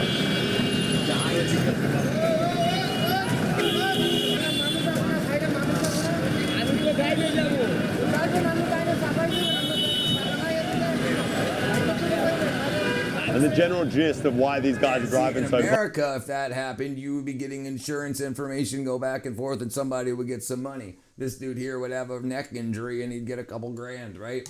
It's because of the competition. They're trying to get ahead. Yeah, exactly. They have to do this because they have to pay for the bus owner, they have to pay for them, and they have to pay like for fuel. So everything like a contract base. So for that reason, they have to earn more money. They run 24-hour shifts together and they risk their lives every single day. Sword? This job isn't a paycheck, it's survival. Here's what's going on. Believe it or not, this chaos isn't accidental. It's by design. Bus companies pulled two simple levers to create the situation. First, they don't pay normal wages. The team gets a cut of the takings. Maybe there's a tiny base pay if you're lucky, but mostly it's entirely on commission. And that means if the bus is empty, you don't earn less, you earn nothing. Oh, that's the guy. Oh, but we need some customers. Oh, and you see it. They're taking them all. No passengers means no food for you and your family. No rent, no money to send home, nothing. Yeah, how long has he been driving this for? He got license for 10 years, last 10 years ago. So he has started driving since he was 9 years old. 9 years old. Driving since he was 9, and he's got his license 10 years ago. That's crazy. At 2008. What the hell? Yeah, it's normal in Bangladesh. The second lever, though, is what takes it over the edge.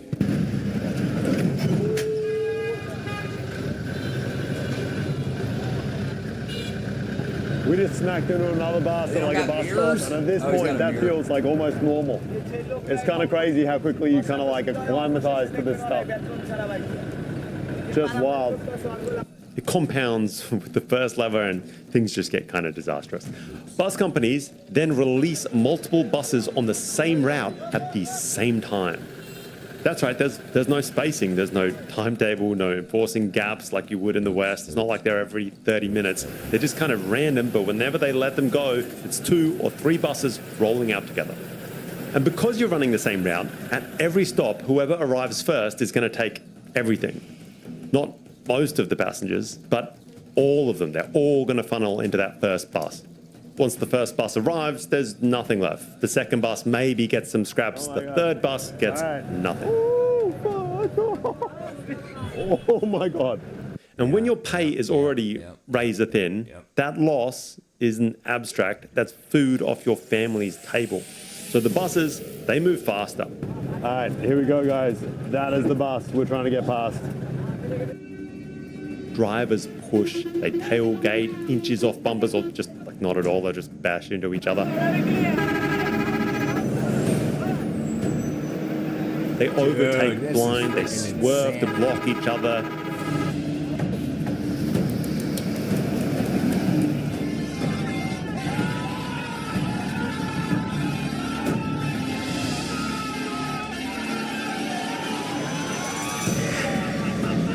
This is definitely chaos. I was about to say that's a good freaking off-road if needed. That's a good chat message right there. That's a good thought. Yes, peak cortisol, right? They brake just late. Running on the edge.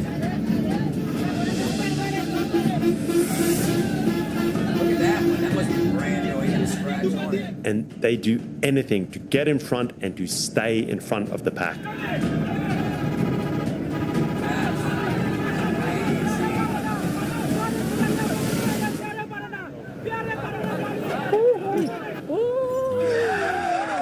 Oh my God.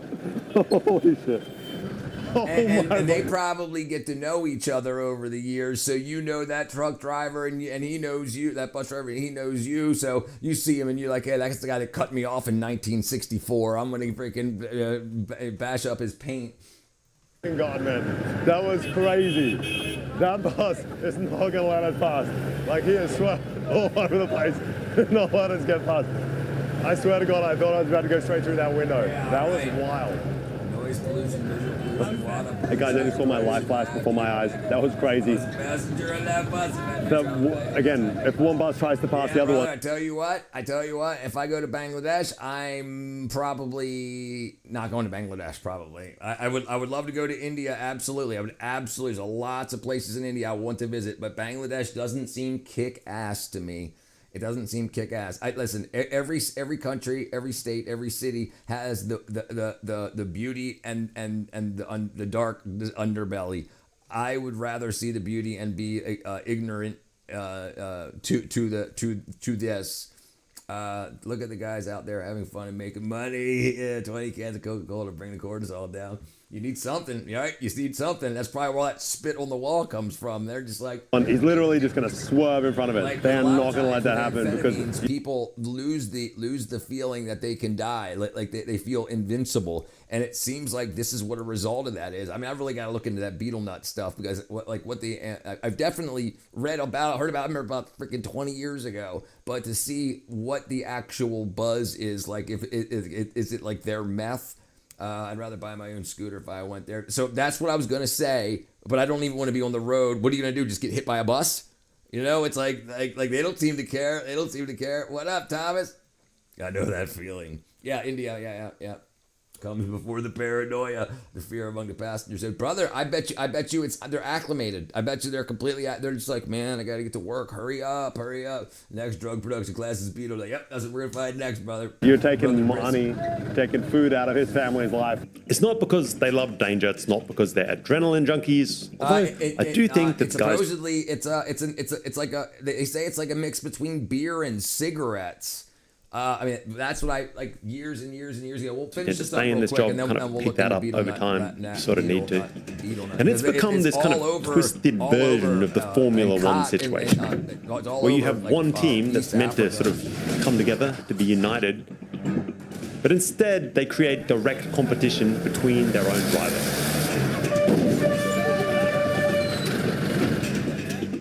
And it's designed to push them to the limit. And it creates that zero-sum psychology where every win your supposed teammate receives feels like Could you imagine your day being so over anxious and so jacked up from adrenaline that you need that to calm down?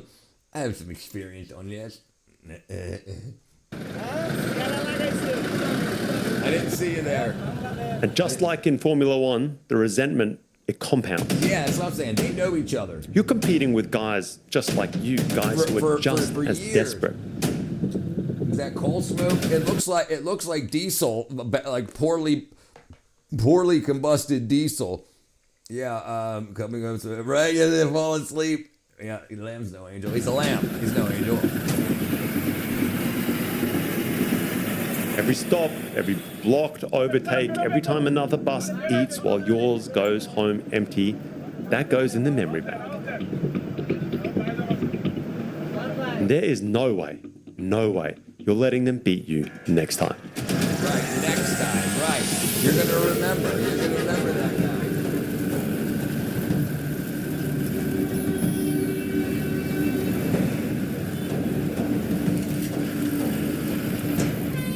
Like the resentment, like you see a crowd of people and you're like, all right, I'm gonna make some money, and then somebody boom busts into your bus and scoots ahead of you and then takes the and you've been awake for 23 hours and you were hoping this was the last stop to get you what you needed to get done with the day, and now you got to go more hours. Yeah, Lamb definitely needs a microphone. I told him this. I even got him a camera with a good microphone. I know. He's working about me talking over him, but we can't even hear him barely. The sound was too low for live. I agree.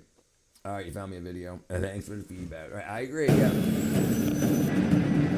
He's got to convince himself that he needs to do more of this. You convince him. Tell him he needs to do more live.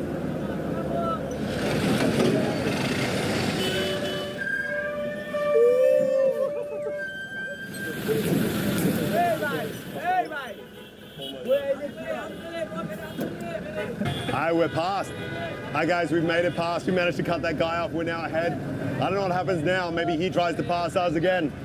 But we managed to kind of cut him off on a corner. Of course that's what happens. The opportunity to... We saw this. All right, cool.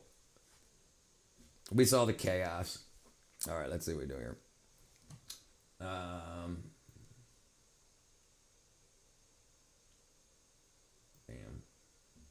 I clicked the right button. There we go. Yeah, of course he is. He's jacked up. He's jacked up with all that adrenaline. One today. All across southern Asia and the Pacific Islands, you'll see people chewing a big ball of something with red stains all over their teeth and spitting it on the ground. You just get a bit of a kick, a rush, a bit of sweat. It's called beetle nut, or as the locals call nice it. to meet you, my friend. I've We're seen here people every chew day. it Hope in to see you Myanmar, tomorrow, my Sri brother. Lanka, and Indonesia, but not even close to the level that I'm seeing here in Papua New Guinea. It's everywhere, and it's extremely addicting. It's just become this, it's just spread throughout our country. The locals on this island have a unique way of consuming it, with a mustard stick and a powder made of seashells and lime, and it has spread in recent years like wildfire. Boy is so dang popular that more than half of locals here chew it daily, from children to the elderly. What feeling does boy give you? How does it make you feel? When I chew boy, I feel comfortable and happy. Boy keeps us active and, you know, happy all the time. So they introduce stuff like this. They've known about this for thousands of years. They know that, okay, what do we do to keep our populace from doing what I said earlier? Like what I was saying to Lack. The Indians need to go and take all the shit out of the Ganges and take it and throw it onto the government properties and say, you guys deal with this. But then said you just flood people with stuff like this. It just makes you feel happy in your own dirty diapers, in your own soils. It's just because the amphetamines, not the amphetamines, the stimulants just make you feel happy. Like, hey, look how beautiful day this is. Oh, look at this guy taking a crap and freaking whatever. Yeah, calcium carbonate. Yeah, that's lime. Well, calcium carbonate is just ground up calcium, right? But yeah, and then so they use the mustard stick too. Calcium carbonate. That's calcium carbonate.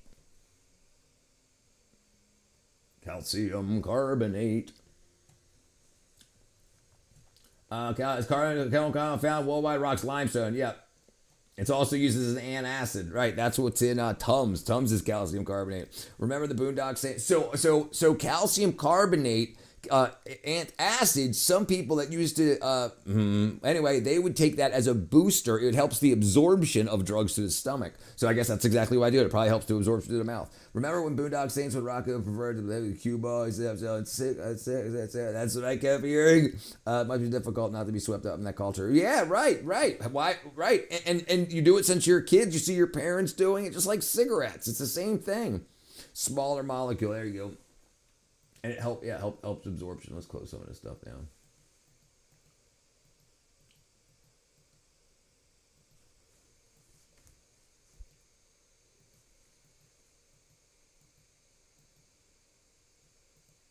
Do you do it every day?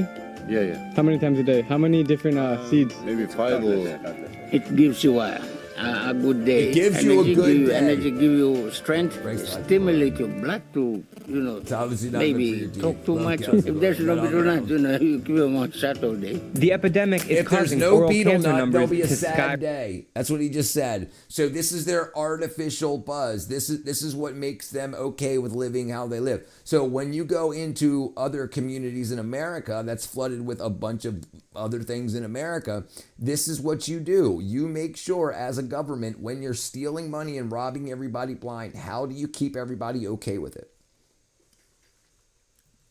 I need some cat. I think that thing is so good. No thinking all day every day. It's so good, right. No thinking. It's all day every day. Skyrocket. And you don't care that your teeth are like, it's not like people that do blow, they go into the bathroom, and clean up and everything. But no, you got this red mouth, you're spitting red freaking, so everybody knows you're doing it. Pure adrenaline. They used to make 78s out of the Beatles. Oh, that's shellac. That's right. Yep. Actually, in India too. India's one of the largest producers of shellac.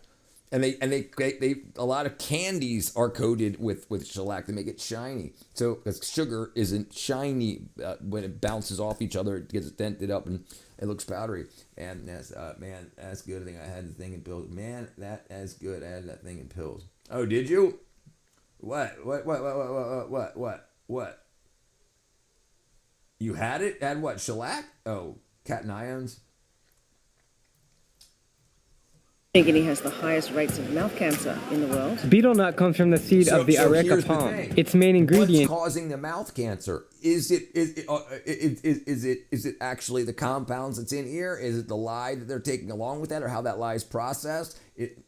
It's called arecaline, which affects the brain like nicotine. It's a stimulant that gives you euphoria, alertness, and happiness, and it's highly, highly addicting. Despite the health issues that it brings, boy makes up a large part of Papua New Guinea's economy. It offers jobs to tens of thousands of people who have stalls on street corners. They rely on selling it to survive. 2 kina for the pack. 5 kina for the bundle. What's crazy is that this story is almost identical to the chat crisis in Somaliland, which I explained a few months ago. This is called a chat. So it's grown in Ethiopia, this one. It gives you energy, it boosts your mind. Boost your intelligence. Maybe it's just human nature for us people to find legal ways to be on drugs. Intelligence. So you take dumb people and they say, and they know they're dumb. So you say this will boost your intelligence. So you'll take your money, just like dumb people in America will pay for college. They'll go into debt to pay for college, believing it'll boost their intelligence. It's all, you're selling them a dream. Yeah, yep, brother. Yep. Blue dye number 41.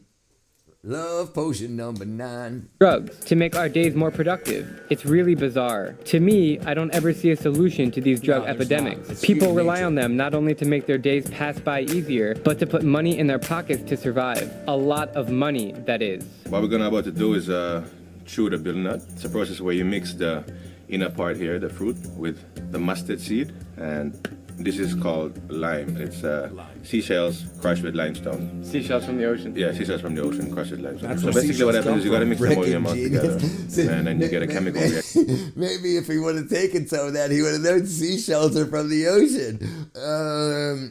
Makes your mind sharp. Very attentive, same mechanism. Yeah. It's a stimulant, right? It's a stimulant. Which gives you a bit of a euphoria. Yes, absolutely. It turns red. You keep spitting it out like chewing tobacco until the last bit remains and you spit it out altogether. You get a bit high, but it's just the first time, so let's see what happens with you. This? Yeah, bite the tip off. Just to get the skin off? Yeah, get the skin off. Yeah. Really my first time. Cool.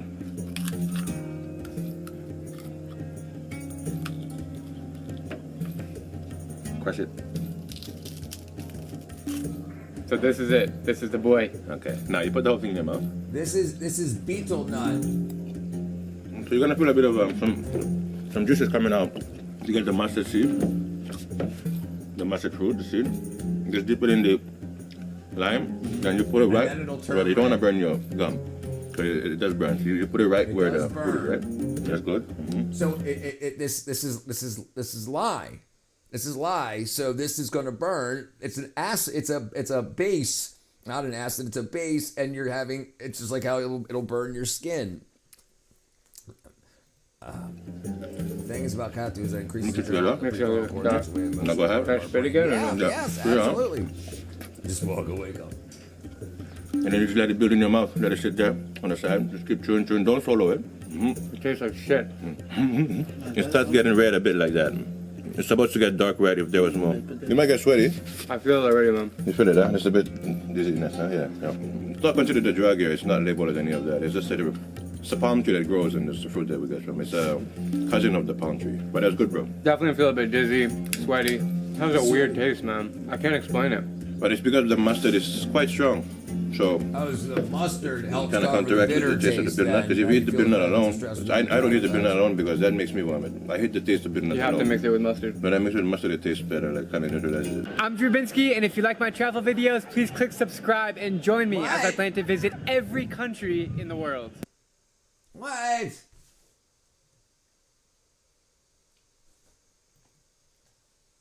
If I were to ask the question, what's the 4 most common addictive drugs in the world, what would your guess be? Alcohol, nicotine, caffeine and coffee and tea, but what's the 4th? It's not cannabis, it's not coke. I mean, I don't know why I'm building it up. You know what it is. It's betel nut, which is crazy. Hey sisters, it's time for a disclaimer. Like always, I will be actually doing this substance throughout the video, and it's 100% legal where I live and in most places around the world, but I do not recommend anyone do this one. As you're going to see in the video, this stuff is legitimately dangerous. Not cute dangerous, right. But if you don't know what you're doing, you can really hurt yourself. And if you do it for a long time, originally was. you'll. But you have to understand. The world is huge. And we only know what we know. There's billions of people around the world. America's only 340 to 350 million people.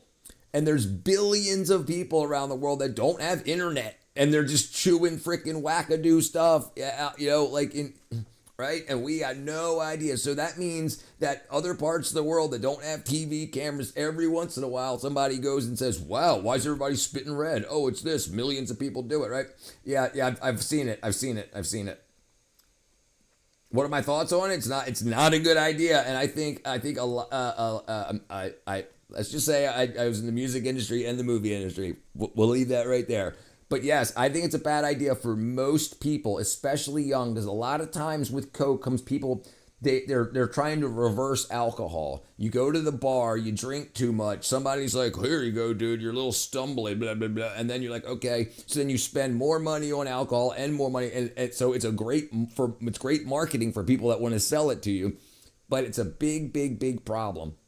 The way it whacks out your brain chemistry, it gets to the point where you don't have any good days unless you got Coke, right? And that's a big problem. It takes about 2 good months of very good nutrition to repair your brain to the point where happiness can be happiness again. It's really, really rough. Whilst on it, better than Pepsi? Maybe it's only 1/5 of India is on the internet. Right. And that's just India. Imagine Africa. How much of Africa do you think is on the internet? Let's see. What percentage of the African people have internet access? And we'll see. Whatever this response is, we'll take it as, okay, 37 to 38%. So a third have the internet.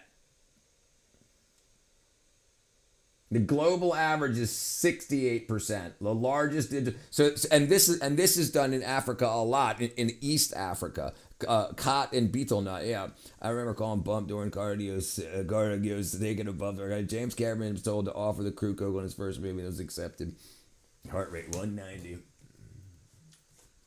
For sure, it is nerd. Stupid drugs. Even the chemistry behind the whole thing you gotta learn about before you do it. And 3, and most importantly, it's pretty addictive from my research, meaning it's probably a little bit fun. I think it's like a relaxing, warm, not like kratom warm or like an opioid warm. It's a different type of warm. Yeah, but very subtle. Very subtle effect. Nothing crazy. Now that I understood the basics of it, the next step was to actually learn about how it's done from people who actually do it. Right, so he just tried the nut. My family knows a guy, right? Bill, he just tried who the moved nut, to Yap. and so he's going to try it completely mixed together at the end.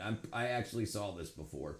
This same one. He sits with a few people, and they end up burning their mouth, and they feel bad, and they just spit it out. I don't think he ends up doing it at the very end.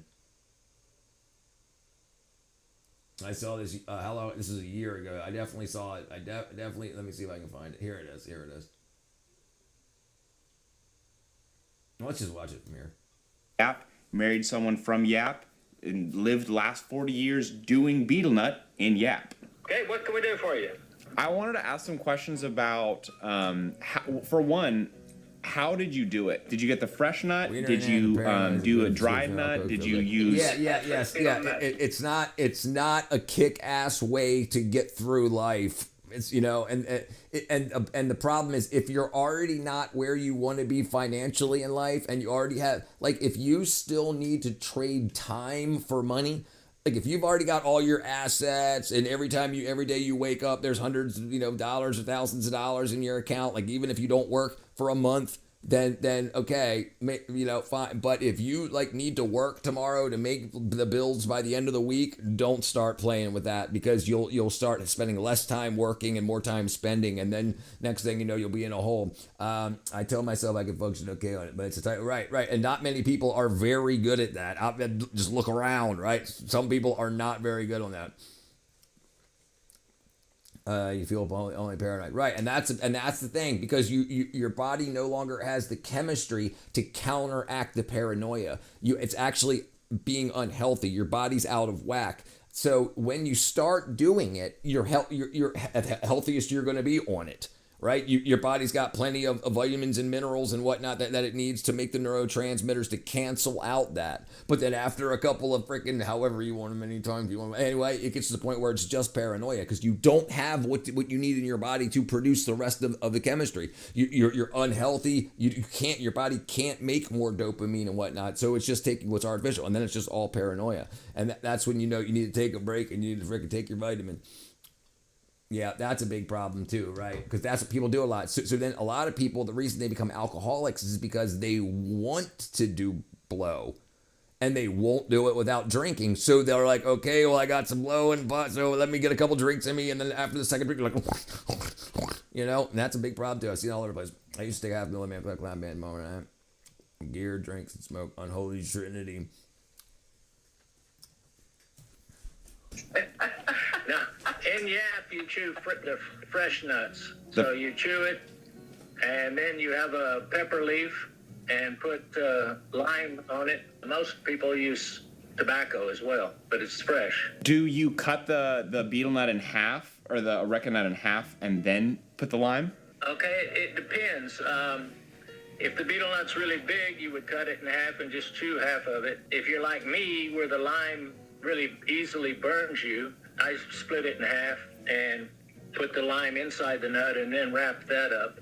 Do women do it too, or is it just men usually? Oh, no, it starts at about 4 years old. It's everybody, men and women. When do they? Yeah, brother. Okay, I'm going to tell you something real quick right here, my friend. All right, check this out. Check this out. So I was on 3 milligrams of Klonopin every night for restless leg syndrome because I didn't have health insurance, and they put me on that rather than putting me on Ropinerol, which is a restless RLS. So I was on for about 5 years. I was taking 3 milligrams at a time at night to just knock me out. So it didn't do anything for my RLS, but just knocked me out. Anyway, so I've definitely dealt with what you're going to do. But it's hard to give information like this and connect everything together because when I say vitamins, you'll be like, dude, I take Klonopin, so right. But the problem is the way your body absorbs nutrition when you have chemistry like that in your body. So the biggest things you need to do is your brain, you're not producing enough norepinephrine, melatonin, serotonin, and the onins, serotonin, dopamine. All right, so the big 3, and I'm gonna get freaking a bunch of wackadoodle on this, but anyway, vitamin D3 deficiency.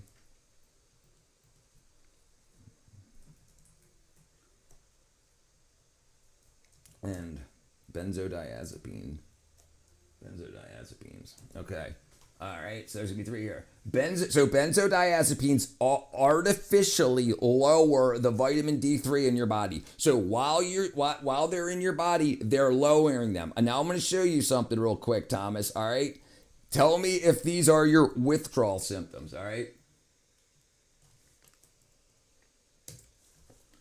Okay. Fatigue, muscle weakness. I guess you don't know anything about bone loss. But joints, muscles, fatigues, irritability, depression, anxiety, and irritability. Okay, here's a big one right here. Depression, anxiety, and irritability. Absolutely. And then constant tiredness, muscle weakness. All right. So what you really want to do, what you really want to try to do is take a liquid or a sublingual vitamin B12, what would be considered a high dose. So like the RDA is like nothing. You want to take something that's not toxic, but high enough, like a single, and start taking that every day for like a week.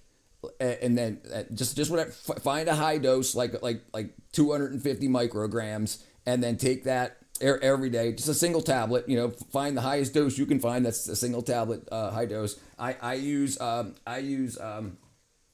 Superior Source, and you can get the D3.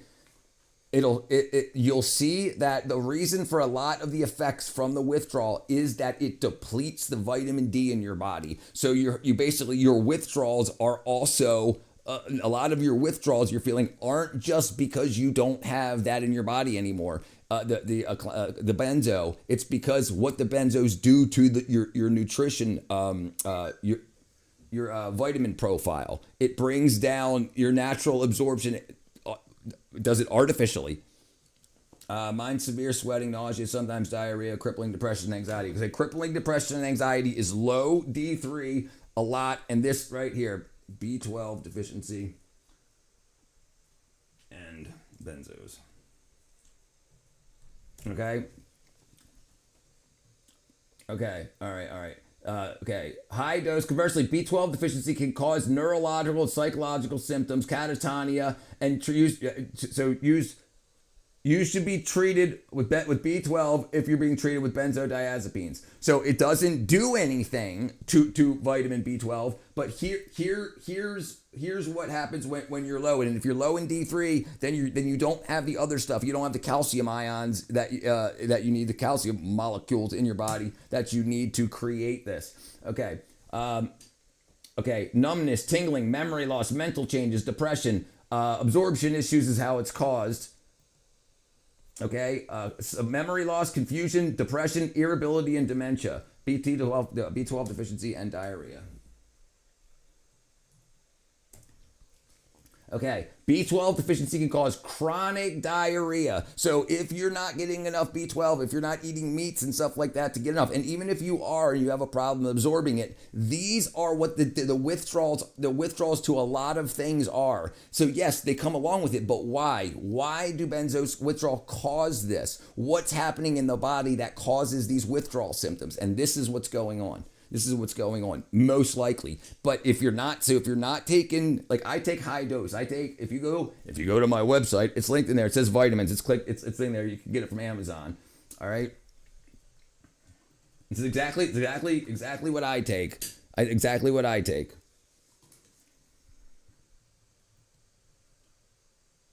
I'll get back to the video in a second, guys. Hold on a second.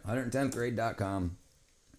It says merch because that's just how I named it. But yeah, then click on vitamins, and this just takes you to Amazon, and you'll see the D3 right here that absorbs under the tongue. So if you have gut issues that you can't absorb it properly, it'll just absorb right under the tongue, right into the bloodstream, and then the B12, which is right here, and it's 208,333% your daily vitamin B12. So this will give you what you need energetically. It might say energetically, I mean ATP, adenosine triphosphate, like what the body needs to take care of that. The diarrhea and stuff like that. Your guts need inside your intestines, inside your bowel.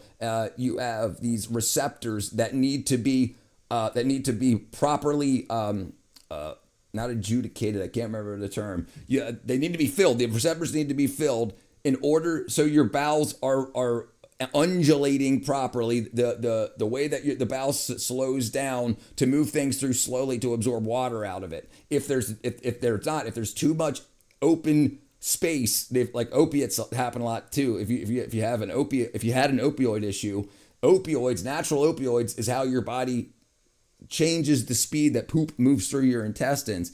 And if you don't have vitamins and the minerals required for that in your body to create the chemistry required for that, it'll move through way too quickly. I highly recommend giving it a try. There you go. Robert took both this morning. I pretend I'm clever, but I don't believe that. What's going on, Robert, brother? Can you die yes, you can die from the withdrawal. Yes, you can. Mine's severe sweating, nausea. Yep. Yeah. Well, listen, magnesium and potassium, you need to get there too. But most people don't consider vitamins and minerals an important part of their daily diet. They think, oh, I get it from this, and that. No, it doesn't work like that anymore. We've been absolutely whacked out from processed foods. And I know I sound like tinfoil hat, but listen, if you're having a rough time, brother, consider it. Just please consider it. The eye of a needle, B12. Yes, it's water soluble. You can't take too much. And this here only has 3 ingredients. The B12 itself, lactose, and acacia gum. The acacia gum and the lactose just make the tablet because we're talking about millionths of a gram. It's 5,000 micrograms, which is 5 milligrams, which is very, very small amount. So in order to make it a size tablet that you can actually hold and count properly, that's what it is. So it's only got 3 ingredients. I highly recommend it. I've also taken Suboxone, which is now coming out tons of problems. I was addicted to pain medicine for years, teenage years. Okay, brother. Well, this is going to help you a lot more than you would think. A lot more than you think. Please spend, if you can't take my advice directly, please spend the next hour looking up opioid dependence disorder, opioid use disorder, and vitamin deficiencies, and say, okay, what did I do to my body, and how do I fix it? Yeah, you'll be fine. You'll be fine. And if there's anything you want to say that you don't want to say publicly, join the Discord. It's linked in there too, and I'll talk to you about it, brother. All right, man. Yeah, go to 110thgrade.com and I'll get a quarter so you can help the channel out. And if it changes your life in a month, give me a super chat. We'll be fine. But yeah, so what I would do 100% is get the D3 and the B12. Absolutely. And if you really, you will notice a difference. If it shows up tomorrow, you'll be telling me something Tuesday. Yep. But you have to get your vitamin profile correct. You have to get your vitamins and minerals. The only thing you do for your body is put food in your mouth. That's it. All of this is created from what you put in your body. Right? So there's a reason on the side of everything it says how much vitamin A, like 6%, but most people don't say, hey, do I have 100% of this, and that? So a lot of the detox, a lot of that feeling is while your body is recovering. When you start eating again, you're finally getting that nutrition back, and that feeling that you come out of that's when you're correcting deficiency. So you can just jumpstart that, I'll say it's about Rich. He knows what he's talking about. Thank you, my brethren. There's no need for us to suffer like we do when a lot of the problem is simple vitamin deficiency. Absolutely. And if you go to a doctor and you say, can I please have a vitamin deficiency test? They'll be like, you look fine. You're like, dude, I'm shitting all over the place. I feel like shit. Oh, here, how about you take 2 milligrams of Klonopin? But what if it's just a vitamin deficiency? Oh, you look fine. You look fine. Hold on, I don't think 4 might be too early. It might be too early. But most of the kids, they chew just a nut. Because when you put everything together, that's when you get all the chemical reaction out of, and you get high. For perspective, they're from one of the many countries that do betel quid, and so the way that they do it is totally different than how they do it in Bangladesh or India or Pakistan or Taiwan. It's so big. Watch. This is a full-blown product that is just pure dried areca nuts that have been seasoned with sweetness and menthol, so you can just easily pop it in and prepare a quick betel quid. It's crazy. So let me show you how insane this is. It smells so good. Quite a collective you have created. Right? Thank you very much. Insurance won't pay. And each of these is seasoned areca nuts that's been dried. So oddly enough, something came. I heard something today that RFK Jr. was saying that they're now going to switch opioid detox from corporate to faith-based. You pay one time, and if you relapse, every other time you go is no charge. That's kind of freaking crazy. That's kind of crazy. Look it up. Even if you're not a believer, if you need help, wouldn't it be great to go to a church and say, hey, I need help? And they're like, come on in, here you go. It says you come up, because instead of every single time, $7,000, $12,000, $20,000, $20,000, and it's like if I had the money, I wouldn't have a drug problem, right? Yeah, so it's huge. He's almost as smart as I am. You should, brother. I'm considering flying some land, and I'm somewhere headed to Alaska to homestead life. I can't handle society that overwhelms me, and I feel overwhelmed where I need to numb my senses. Understood, brother. Listen, I understand. You should check out my channel, Thomas. That's basically what I do here. I got 1.75 acres. I got 8 chickens. I got my own farms. I got 2 greenhouses. Yeah, that's basically what I do. What up, Div Magadiv? Yes, yeah, you're the smartest cookie. Doing good, my brother. I appreciate it. Thank you, my friend. Thank you. I'm trying to save the world here. Different places. Yeah, but listen, a lot of times that feeling, even though life sucks, it's so much worse in other parts of the world. Why does it feel like it sucks so bad? And I have an argument to say, I think we're not as healthy as we think we are. I think we should be able to be more productive. Lovely Easter lamb. Okay, we'll give lamb. My partner here, my partner in comedy. Lovely lamb lunch. Currently at Lovely Easter Lamb. That's his channel right there. If you click on his name and click go to channel. All right, let's continue this. Totally different practices. So your mouth was always burnt from the lime? Oh yeah, all the time. Is that just you or is that everyone? It's pretty much everybody. When you're My father has hospital betel appointment nut today. I'll be chewer, going you, with you him. just don't chew one. You have a betel nut. All day long? Yeah, all day long in your mouth. How many betel nuts do you think you go through in a day? Oh, I think there's times if I was having a stress, a lot of things in the office, I would maybe 60 a day. 60? Oh, so it's not 1 or 2 a day. It's a lot. Oh, no, not at all. And when you, the high that we're talking about, when you chew regularly, you don't get high. It's a taste. It's everyone else is doing it, so Right. you're sharing something, sharing an experience. Did people know that it caused cancer? Yes. Stage 4 prostate cancer. Brother, I wish I had something for you, my friend. There's a very interesting, lot of interesting studies going on in Japan and China about how people are treated with that. And I'm going to tell you something interesting that I learned that sounds also tinfoil hatty.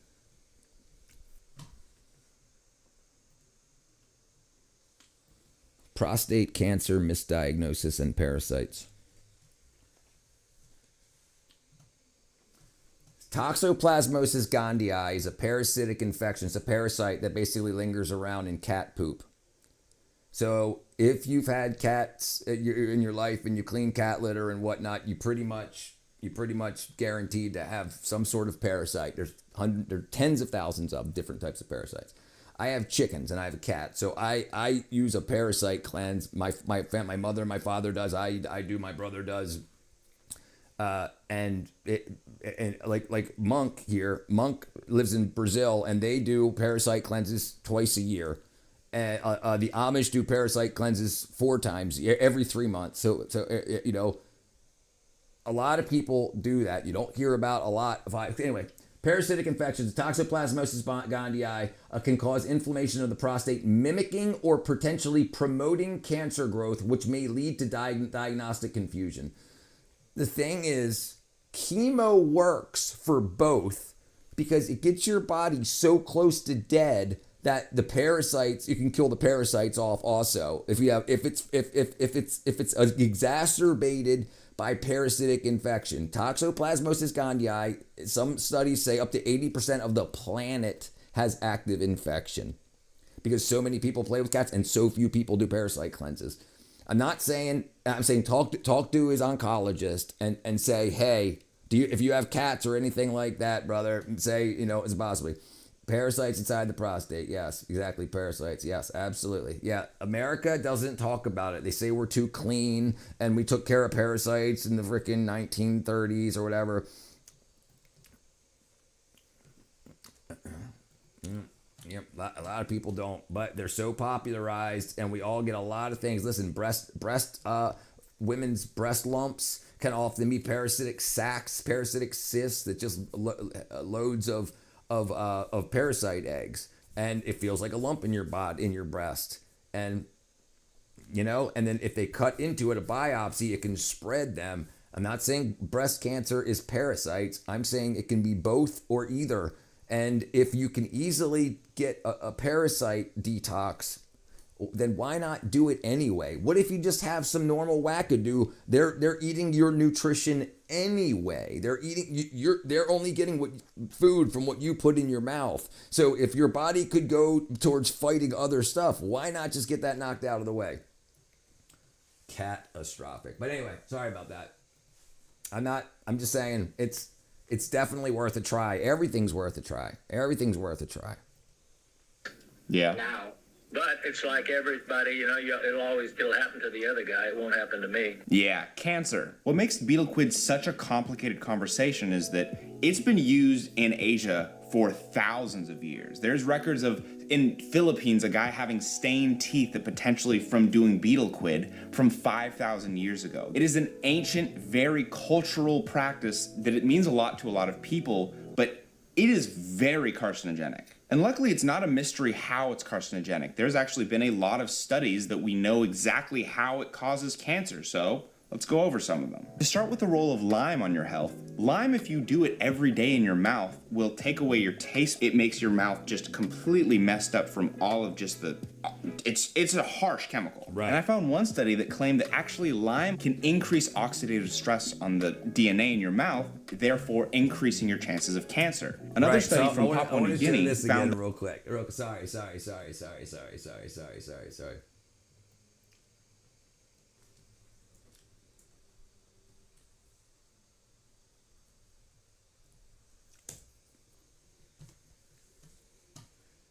Vitamin B12 deficiency causes increased oxidative stress, disrupting cellular redox balance, primarily through the accumulation of homocysteine and a reduction of glutathione. This metabolic imbalance leads to increased oxygen species, ROS, promoting inflammatory conditions and neurodegenerative damage. So I was looking at how lifelong vitamin B12 deficiency for people, especially vegetarians, so people that don't eat beef, end up with mental problems, Alzheimer's and memory problems. And other countries attribute it to lifelong B12 deficiency.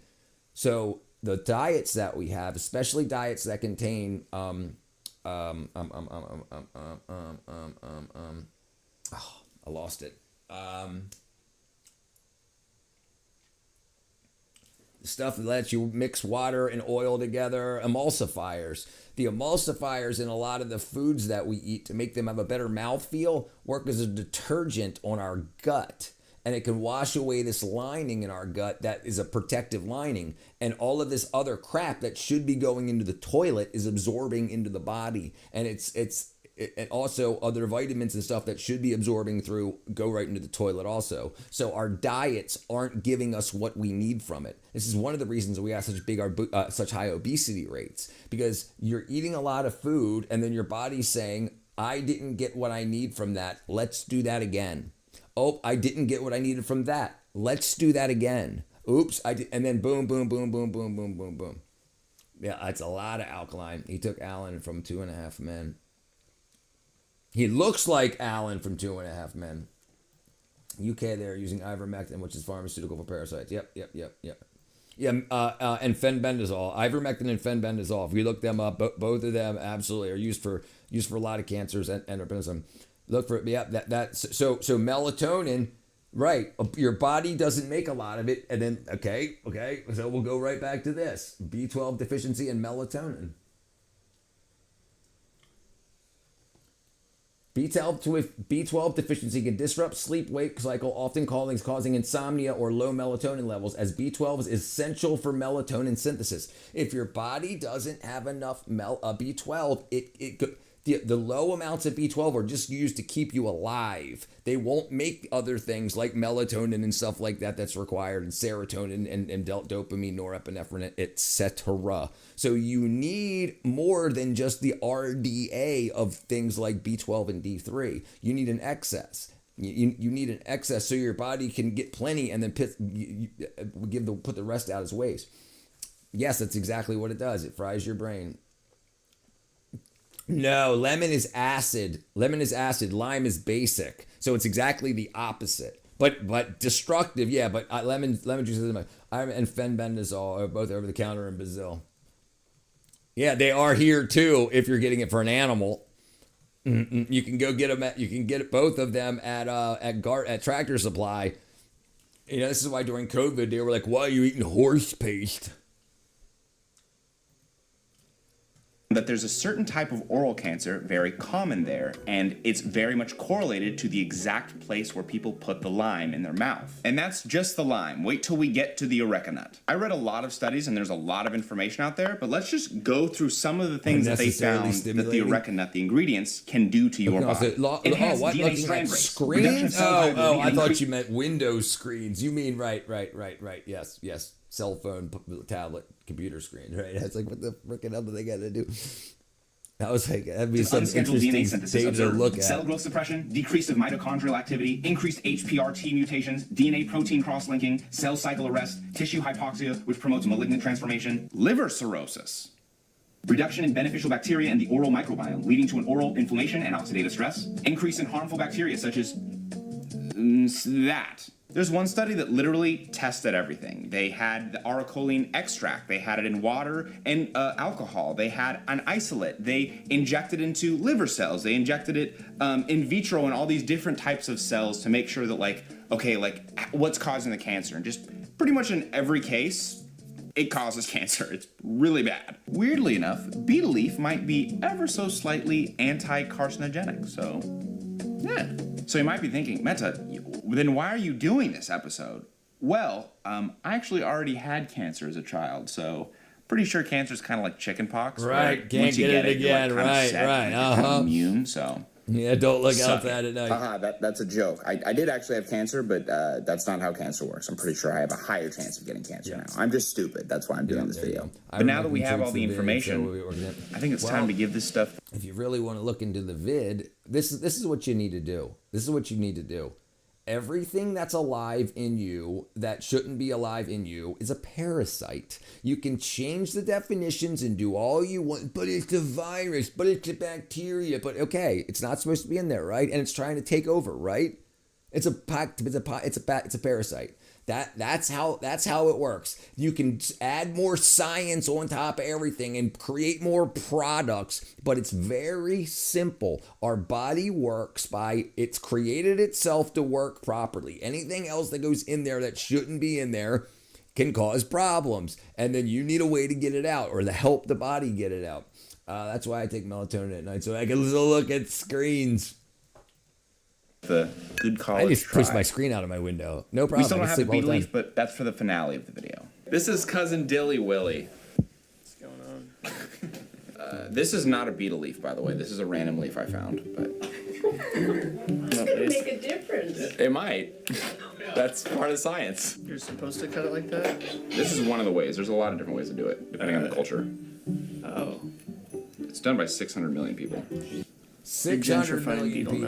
You guys are all kind of doing it wrong for the last 2,000 years. Yeah. It's like almost like guava looking. Oh, you know what? It does smell like. It smells like almost like a tea. Okay. Wrap it in a random leaf. Hopefully, this leaf is not poisonous, but we will see. We will see. Do you even know what kind of? Oh, he was with his grandparents. Not I really. think his mom's it's the one there, outside too. my mom's house. Yeah, because I think I remember him talking about his mom does a lot of kratom also. I'm from England. I'm from Old England to New England. I can hear the modest name. I think it's a rhododendron, so it might have granotoxin in it, but that's kind of the process. I can see the modest. Okay, ready? Cancer. I thought he was making another wordplay joke. Riding in the bus downtown, the boulevards, and the place is pretty packed. Couldn't find a seat. I understand, but the toilet's in the back. What up, Space Cow? This is disgusting. Oh. What the fuck? Do you swallow all the juice? That's what I'm doing. Yeah, after some research, you don't have to swallow the juice. I probably should have researched that a little bit better. Yeah. It just tastes like, ew. It's just like you got a bunch of shit in the woods and it's just like in your mouth. A few minutes later. Oh, I'm feeling it. Wow. It's like a popper, bro. Yeah, it's sick. It's like my whole body is like overheating. My head is like super warm. I'm just lightheaded. So the cancer survivors put drugs in his system. Yep. I don't know if I do this every day. Hey, but you got 1 million views off of this. The taste is so Hey, right? Honestly, it's like a little bit like overdose of nicotine. An overdose of nicotine. Yeah. Right. So this is basically what I remember. this was years ago, so it wasn't from this video, but I definitely remember seeing this video. I definitely remember seeing this part. But yeah, high nicotine content, like a high nicotine content, and coffee. That's how I heard it. Maybe he says it in here, but I've heard it as if you have a high, like a lot of nicotine and drank coffee, that's kind of what it feels like. But it's all natural, right? Like cyanide. Take a break. Oh my God, that is strong. Do you feel it in your throat? Yeah, it's all dry. It's so dry. Tannins. Like you can't swallow, yeah.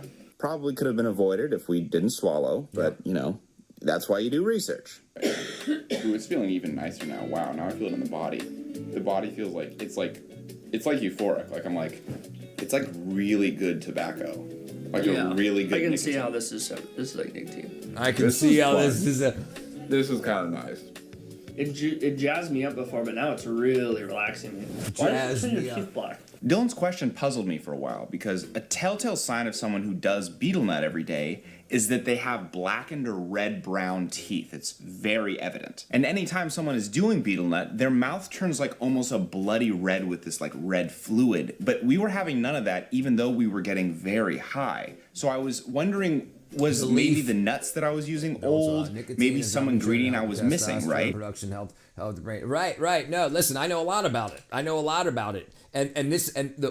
to tell you, brother, the problem with smoking cigarettes is B12. It converts B12 to cyanocobalamin but from the cyanides in the cigarette smoke, not from the nicotine in it.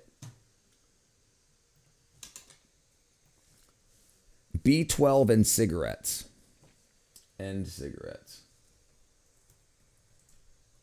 Smoking causes vitamin B12 deficiency by converting active B12 into cyanocobalamin that are excreted. So you'll see a lot of, the B12, get the B12 that I told you to get it through my link. Because the other B12s that they put in energy drinks is the cyano version. Okay? So this is the problem. Primarily due to tobacco toxins like cyanide. While smoking lowers serum B12, high-dose B12 in male smokers has been linked to love cancer, blah, blah, blah. But that's typically the cyano version of the B12 supplement, not the methylated version. Anyway, so that's what causes it. It's the cyanide. Tobacco smoke contains cyanide, which converts metho and hydroxy, the active B12, to cyano, accelerating deficiency. So guess what cigarette withdrawal is? It's B12 deficiency problems. So if you switch from cigarettes to nicotine, you notice a problem too, because like just straight nicotine, because it's the B12 deficiency that's your problem. That's what's the deficiency, the issues that the deficiency causes, the depression and stuff that makes you want to go back to cigarettes. So you can switch over to B12 supplementation and oral nicotine or patch nicotine, and yes, it does very good things for your body. Why do you think we conquered worlds for it? Why do you think the people conquered places to grow tobacco? The problem with tobacco was when they started spraying pest control stuff on it. And like people never got mouth cancers and stuff from chewing tobacco until it became a popular thing, and they had to make sure every leaf stayed good and didn't get eaten up by bugs. So they sprayed it with a bunch of freaking pest killer. Pesticide. On the distant red neon shivered in the heart, feeling like strange people playing games with the jukebox coming up the levee. Yes, right. No cigs, only zins like nicotine. That's right. Anybody might was slipping behind Nick's Cafe, and hang rich. Known as the ingredient of kryptonite. Tar is the unknown ingredient in kryptonite. Yeah, tar. That shit's not good for you. Why do you think rich people smoke cigars, Cuban cigars? Because they have, on the island, they have less bugs that eat the tobacco, so they don't spray the tobacco with pesticides. They just grow the tobacco naturally, they roll the tobacco, and you just get straight tobacco. And chewing on the cigar helps absorb nicotine too. Right. What up, Brianna? You missed this stream earlier. Right, so my point is, get on the B12. But Bill's son Nathan actually answered this for us. Cigarettes? I don't understand why people use the betel leaf, like why the leaf is so important, because it doesn't add to anything from my experience. Well, a lot of people don't chew the leaf. I mean, they think that because when you put all of them together, you get the red reaction in your mouth. If you exclude the leaf, you don't get that, but you still get some teeth staining. But without the leaf, it's bitter. Yeah, really bitter. Without the leaf, all you're tasting is the nut. You're not that pepper leaf actually gives it a little bit of a better taste, really. So we finally had our answer. The betel leaf is not only causing the red staining, apparently, but on top of that, it's adding a flavor. And once the betel leaf came for me to try, not only it. Pepperine in pepper leaves helps absorption. For instance, curcumin, the stuff in turmeric that works so well as a anti-inflammatory and if you eat just curcumin, eat turmeric, you only absorb like a few % of the curcuminoids. But put pepperine in it, black pepper, same thing from that.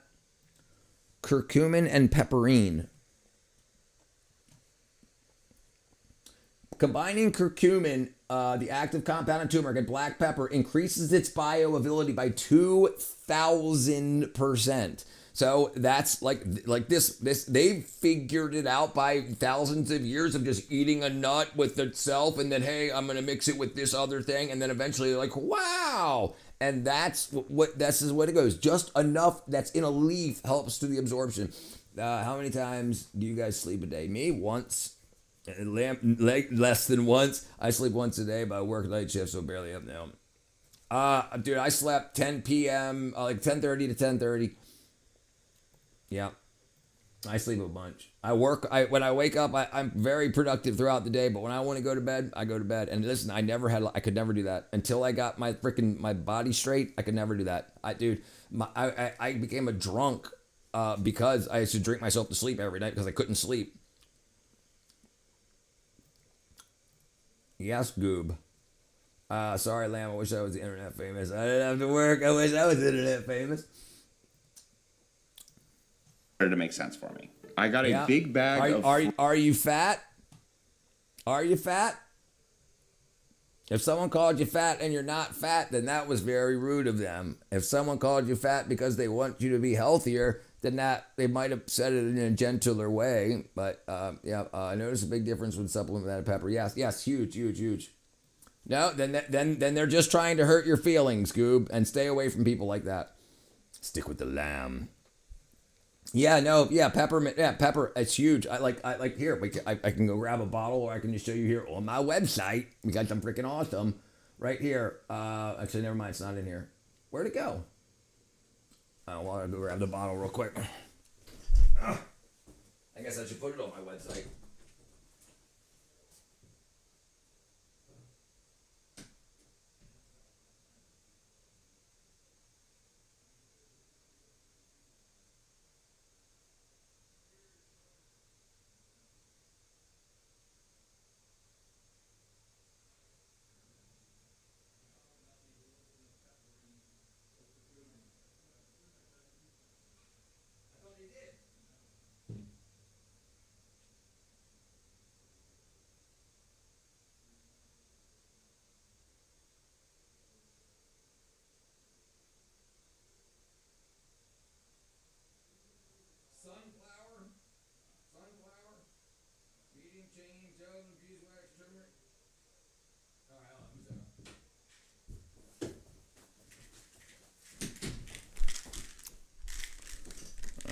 I guess I could have just looked it up, but Curamed. This is my pain reliever, and it's curcumin. Peppermint patty. Yeah, they're mean. Goofy people only say unkind things because they're insecure themselves. That's right. But Goofy, if you want good friends, maybe you shouldn't try to troll them with a bunch of fake accounts and stuff like that too. Remember, it's probably good to keep good friends and not push people away. Open black my comment. What's your comment? Fresh betel nuts, and I'm so excited to try them. That's a betel nut or betel leaf. Smells like a leaf. Nothing too interesting. Smells like a leaf.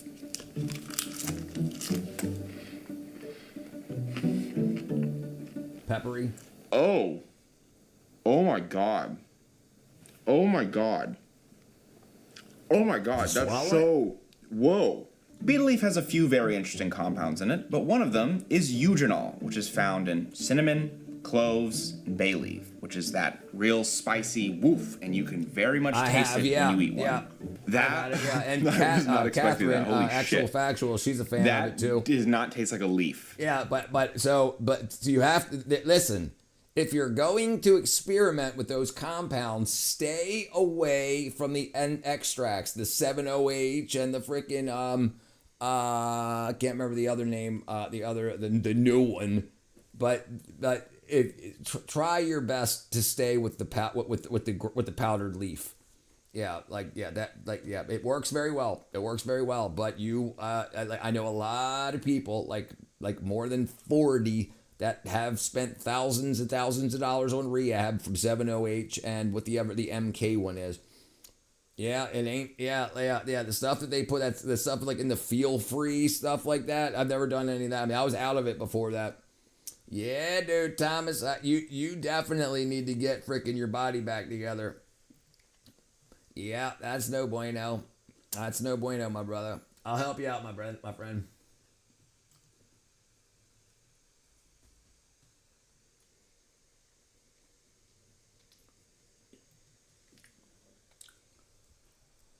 All right, one second.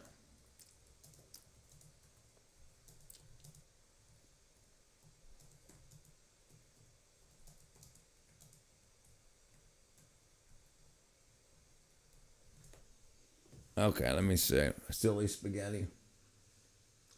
Lord 73333. I think she said she went to the dog park or something earlier. I don't know. Only get messed up if you're enjoying it. Right, that's the problem. It's very opioid-esque, like very. The texture's really nice, like it's like flexible. I can see how it would be like a good wrapper. But what threw me off is that it hits you with a strong, peppery, vividly like salami. It tastes exactly like I'm eating like a thing of salami. It's exactly that. It goes numb, like your mouth goes kind of numb. Is it, am I red? No? I'm going to try the betel nut with the whole concoction. Okay, let's get a small betel nut, take off the head, split it. Give you a better look what the betel nut looks like inside.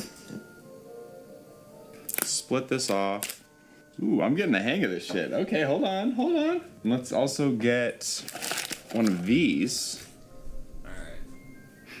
Oh, it smells so good. It smells like rose water and a little bit of cinnamon, and it's very sweetly seasoned. Okay, we're gonna sprinkle this in there. Put a little bit of lime. Okay, let me show you my concoction. Okay. We got a betel quid. Oh, this is gonna be intense. This is gonna smack. I enjoyed not feeling so many emotions at once. Right. So here's the problem. Here's the problem. When your brain and your body can't cancel out the other emotions. When you get stressed and anxiety, you get a lot of homocysteine and cortisol. Your body should create the opposites of those, so to speak. And if you're unhealthy, you can't do that. Your body's not making enough of that. It's using the nutrition you have in you to keep you alive. And that's a huge problem for a lot of people. Brother, I think you're going to have a new life in the next couple of days. I would guarantee it. So glad you. Thank you, my friend. It can be quite Moorish. You're amongst friends, absolutely. Homocysteine. Here, we'll look it up right now. Homocysteine is a stress hormone. Homocysteine. Closest team. And it's Lamb's nickname. Homo. Sorry. Homo. Amino acid produced during protein metabolism, converted into other compounds by B6, B12, and folate. High levels damage arterial linings, blood clots, cause heart attacks, cognitive decline. So here's what happens. So homocysteine is what's created during a lot of oxidative stress by cortisol. Sorry, I should have thought for another second. Okay. So here you go. It's lowered through B vitamin supplementation, dietary changes, and smoking cessation. Homocysteine stress. Okay, chronic and acute stress significantly increase homocysteine levels, which acts as a stressor that can damage cells and impair cognitive function. High homocysteine levels is linked to oxidative stress, reduced methylation. Vitamin B, cobalamin, has to be methylated by the body, by the liver. If you got a lot of stress, the little bits that you're getting eating meat and stuff will not be methylated. And then your body can't use it. So this is why stress begets stress. This is why stress is a killer. It comes down to B12. It's freaking crazy. So homocysteine destroys B12 and it keeps it from being methylated. So it keeps it from being converted and absorbed. Life is a lot easier than you think it is. The gay guy from ABC. What up, Honda Shade Tree? Yeah, so creating a vicious cycle where stress elevates homocysteine and homocysteine causes further physiological stress, sorry. Do you recall the last time you asked out a girl? I was betting it was 30 years ago. Brother, yeah, probably 30 years ago. Yeah, I was probably 19. Yeah, probably. No, it was probably 25 years ago, yeah. 50% of people can't methylate folate properly, right? And yeah, that's huge, that's That's B1. Right, the B vitamins are very important, and so for mental health, they're most important things. Then once you get that straight, Thomas, we'll talk about the rest of your body, because you done damaged the dog shit out of it, and it needs fixing, and it doesn't need surgeries and wackadoodle stuff. Most likely, if you listen, I've got all my parents. They're in their 70s. They're off of everything. My mom's doctor told her that if she doesn't take something, he won't accept her as a patient anymore. So she just wanted to go to get blood tests done, and he's like, but you're getting old. We should probably look. She was on statins that aren't good for women for 20 freaking years, and so. And finally, they get blood tests 3-4 times a year, as well as I, and everything's fine. They were on T3.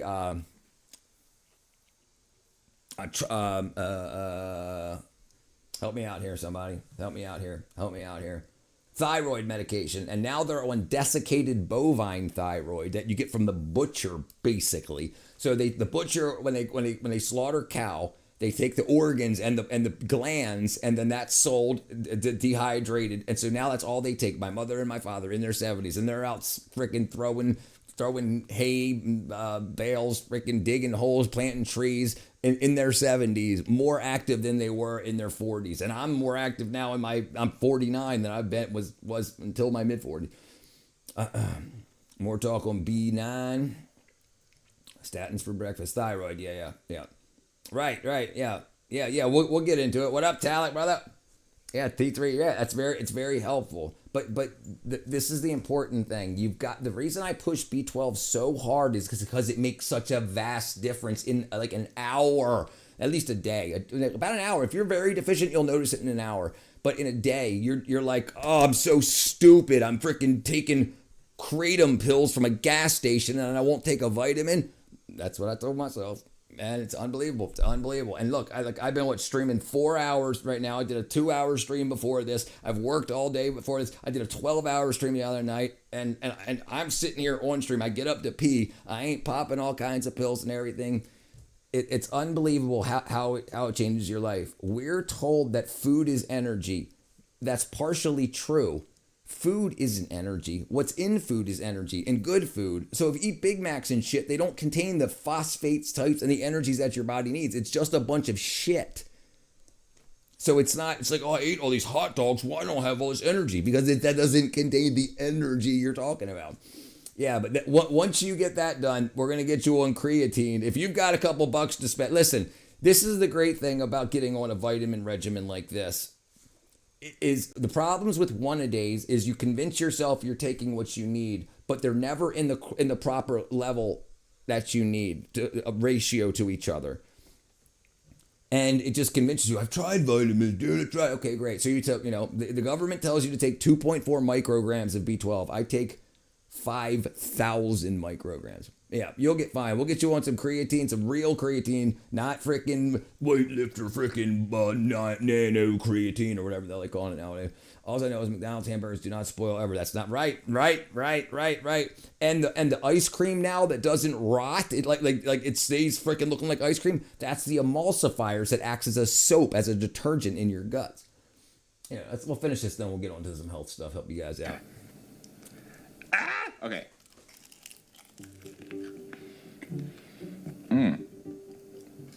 This flavor is actually kind of nice. It's really flavorful. It's really nice. It's fucking up my mouth. Let's talk about Brazil nuts real quick. I told my mom and dad, they take Brazil nuts. They take three large Brazil nuts a week, okay? And that's their selenium. My mom asked her doctor, should I be taking Brazil nuts? And he says, it just makes the Brazilians $1 Brazilian. Not, oh yes, it'll give you a good amount of selenium for your health. Do you need to work out? No, not at all. No. It's not speed. It's just energy. Now, and we think that energy is amphetamines, is caffeine, is like mental energy. No, energy, like what your body needs to do work inside of it to work properly. That's ATP, adenosine triphosphate, and creatine phosphate, or creatine phosphate. Creatine has the phosphate that you need to create for your body to work, to be able to take the food you put in your mouth hole and to use it properly in your body. It's great for your brain. It's great for Alzheimer's patients or people that have Alzheimer's in their family. It's great for everything, dude. It's one of the most studied compounds because it's used to win freaking their athletic competitions, and you want to make sure you get it. Okay, creatine for the brain, not 18. I think I need to tune my mic. There you go. Okay, enhances brain function and energy availability. Phosphocreatine to brain cells, improving cognitive performance, memory, attention, and processing speed under high metabolic stress. It's good for sleep deprivation or aging. So we were talking about homocysteine before, and that creates a lot of oxidative stress. Well, this protects you from that oxidative stress while you're stressed. But you shouldn't be stressed because it's Tuesday. You shouldn't be depressed because it's Monday night. You should be depressed because your dog got hit by a car, or you hear some bad news, not that Trump's in office or whatever. How does that really affect you? The news driving, no. Everybody's so unhealthy that they're so emotionally out of whack, and we can fix it. Studies show normalization of Hashimoto's disease with selenium. It's great. It's very, very, very, very good for you. Selenium. You're not supposed to take too much of it, but everything. The dose makes the poison. That basically pre-workout is. Yeah, pre-workout's a lot of protein and creatine and usually caffeine. But yeah, I take raw creatine. That's it. It doesn't have anything else in it. It's not no other ingredients. It's just creatine. My D3 is just D. My B12 is just B12, except for what it takes to make the pill. But there's no other vitamins. So that way you can tune what you need. Monk just with Brazil. Yeah, just Brazil. That's all you need. Yeah. I can go grab the Brazil nuts right now too. I'm liking the vibe, guys, during the night. Yeah, brother. Yes, creatine for depression works well. It depends what mushrooms you're talking about. What am I looking up? Creatine for depression. Yes. Creatine shows promise as an adjunctive treatment another treatment for depression, potentially enhancing the efficacy of antidepressants like SSRIs or cognitive behavioral therapy. Cognitive behavioral therapy is talk therapy. It's not drug therapy. SSRIs suck for you very, very bad. Most people just need to have more of their own serotonin. This is what pisses me off about SSRIs. If your doctor says you got a chemical imbalance, you need SSRIs, they never checked you for any imbalance. They didn't do any chemical tests, so they don't know. So you might just be low in vitamins, and then your body's not making enough serotonin. Instead, they say take this pill that uses more of your current levels of serotonin, which is just stupid. It's just stupid. It's just a pill rather than saying, because they want a repeat customer. You have to understand that it's a company. It's a business there to make a profit. Is creatine hard on the kidneys? No. So there's creatinine, which can cause kidney stones and stuff. And that's often used by doctors to tell people because they're wrong. And they're saying, no, the creatine could cause no, it's creatinine that causes, no, this is one of the best things for you. You can take a lot of it too. All right, and then creatine and kidney stones. All right, let's see what it says.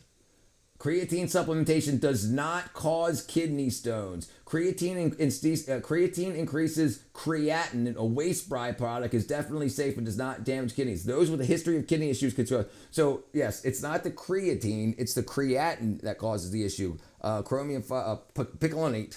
That's also a great thing. Listen, the reason that is good for depression is because most of us are deficient in most everything. So when you start to fix one, your body's like, oh, there you go. It's your body. Being depressed because it's Monday is your body's way of telling you that you're missing something. You're not depressed because you didn't have a pharmaceutical. You don't have a headache because lack of Tylenol. It's not the way the body works. Remember when you had a chemical imbalance and started eating poop out of the toilet? No, I never did that.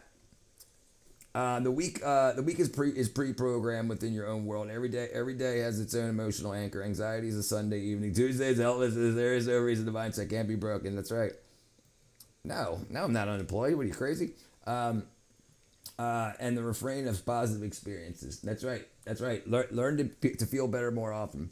Jogging, very good. Right, very good for you too. Yes. Exercise is big too. Fat is an organ. Fat is an organ. It produces hormones and stuff that the more fat you have, different types of fat. So there's different types of fat. And bad fat makes you feel bad. And burning that, your body makes you feel good. I know a bit about this. Oh my God, that shit. That's really strong. But I feel like it feels like my breath would be really fresh right now. My breath. Which is what some people really use this for. The heat's coming. My head's getting lightheaded. This is strong. This is really strong. Okay. My heart rate is increasing really fast. Oh my God, this is strong. Oh shit. Okay, hold on. Yeah. My shit's kind of red, bro. Oh my God. Whoa. This is getting intense. Yeah, good thing you're by yourself, dude. Oh, I'm sweating. Good thing you're by yourself. Ooh. He's chewing beetle nut. The room nut. is spinning a little bit. I love crab cakes. Holy How you shit, doing, brother? I love fuck? crab cakes. This feeling happened only within 3 to 4 minutes of me chewing this stuff, and I'm not exaggerating. Right, bro. It's very intense. Oh my God, this is a drug. Holy fuck. Are my eyes dilated or something? Ooh, I feel shaky. Oh. Guys, what the fuck? This is so intense. Oh, wow. It's... Wow. My face feels like so like that's took a the difference. fuck ton of That's capsaicin. Like from the compounds, the pepper compounds in that leaf. So he did the same thing that he did last time, but he just used a freaking leaf off of an oak tree or whatever. And this time he used one that had the peppery compounds in it, and it absorbed a hell of a lot more. Yeah, beetle nut. Yep. Some hot sauce that fucked me up. I can't really focus on anything. Oh my gosh, my vision is blurry and darty. I can focus on the camera a little bit, but like, oh my God, my long distance is fucked. Like it's just blurry. Yeah, he's got huge pupils. Oh come on, come on, calm down. Shh. Okay, there we go. That's hard to fight. That's ooh. It's just not a fucking joke. Oh my gosh. This is so much. So there's 600 million people in the world that take, and that one dude takes 60 of these on a bad day. He's on beetle nut. It has this rush of heat to the head, first symptom. Oh my God, I'm really sweating. I'm really hot. and then like this head rush similar to nicotine where you're really lightheaded and like woozy. And now, as more time passes, it hits my body now, and my body is like, ooh, it's nice. It's like you have a 21-year-old it's like right after a crab? workout, that like endorphin, like you're just like, ooh. To be a little blunt, I'm curious on how it would feel like during sex. It's been around 6-7 minutes, and I'm like coming down. Like I'm like, okay, I'm good. Like God, get like a rush of chill down my spine. Wow, that is super intense. Wow. All of the ingredients started to finally make sense to me at this point. The nut had the alkaline, the good stuff that got you high. The betel leaf was not only a wrapper, but also was a strong, breath-freshening, kind of nice flavor to add to it. That also somehow caused the red coloring, but when you chewed it alone, it didn't cause the red coloring. That's still a mystery. I really tried to experiment with that, and I got nowhere. It's something weird's going on. I don't know what it is. And finally, the lime seems to be somehow activating or making the stuff bioavailable for us to get high. And what exactly the lime is doing is a bit of a mystery. Like, I'm sure someone knows out there. If you do, please comment. But I found a lot of different sources saying tons of different things. Some people say the burns it causes in your mouth makes the alkaline go through the bloodstream, which personally I think that might contribute, but I don't think that's the major thing. My personal theory is it might be nixtamalization. It might be breaking down certain cell walls in the nut. And so the same type of thing. So the B12 that I take is sublingual. So you have sublingual, which is under the tongue, and then buccal, which is in the cheek. Like when people that's tobacco, that's buccal. That's what it's called. So you have sublingually and buccally. And so the things that create more saliva can cause better absorption. So the lime burns. And so that might create more saliva, and then because the salivary glands are basically activated and open and producing, it's moving a lot more blood through the salivary glands. Now, I don't know what chemicals we're talking about with this, but that also helps with can help with the absorption. Is this guy? Yes, that's what he does. Yeah, because he makes a shit ton of money off of it, and he loves doing drugs. Debauchery, sublingual. Going good, Librado, brother. Certain proteins to make the drug more bioavailable to us, but I don't know. So my last step to the mission was to show Dylan how the correct way to do it. Yeah, because you want to do it again. Full experience to finish it off. So we have Sapari. It's almost like a... So that's just a freaking... Finish it off. So we have... So he got a box of those beetle nuts. So they just come in big ass boxes like that. Rumor is they used to put fiberglass in chew. I believe it. Abso-freaking what? They probably put freaking asbestos in it. Pari. They cut it. Everybody's like cutting. Like that. Oh, like the Arabs smell. You're doing that whole thing? Yeah, bro. Why aren't we just doing like this? No? Nah, he's like, because I did it before and I want that. See about that. So we got a full nut each and one of these packs, which is even more. This is just flavoring it. No, it's more drugs. This is oregano. Nuts. Wait. This is a drug? This is oregano. Yes. Holy shit, so why don't we just suck on these? Because you need the lime. So why are we topping it with more fucking beef? Because we're badass. The fuck? Yeah, what an idiot. This is ridiculous. Man, you're really teaching kids all this and stuff. And I know I'm doing it, but cheers. I was hoping he wouldn't talk like this because we're badass. We're doing even more drugs. Yeah, don't be like this. Oh, fuck.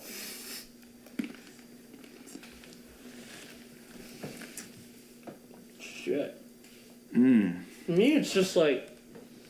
It's like a shitload of nicotine. I mean, it's different, but it's still that, like...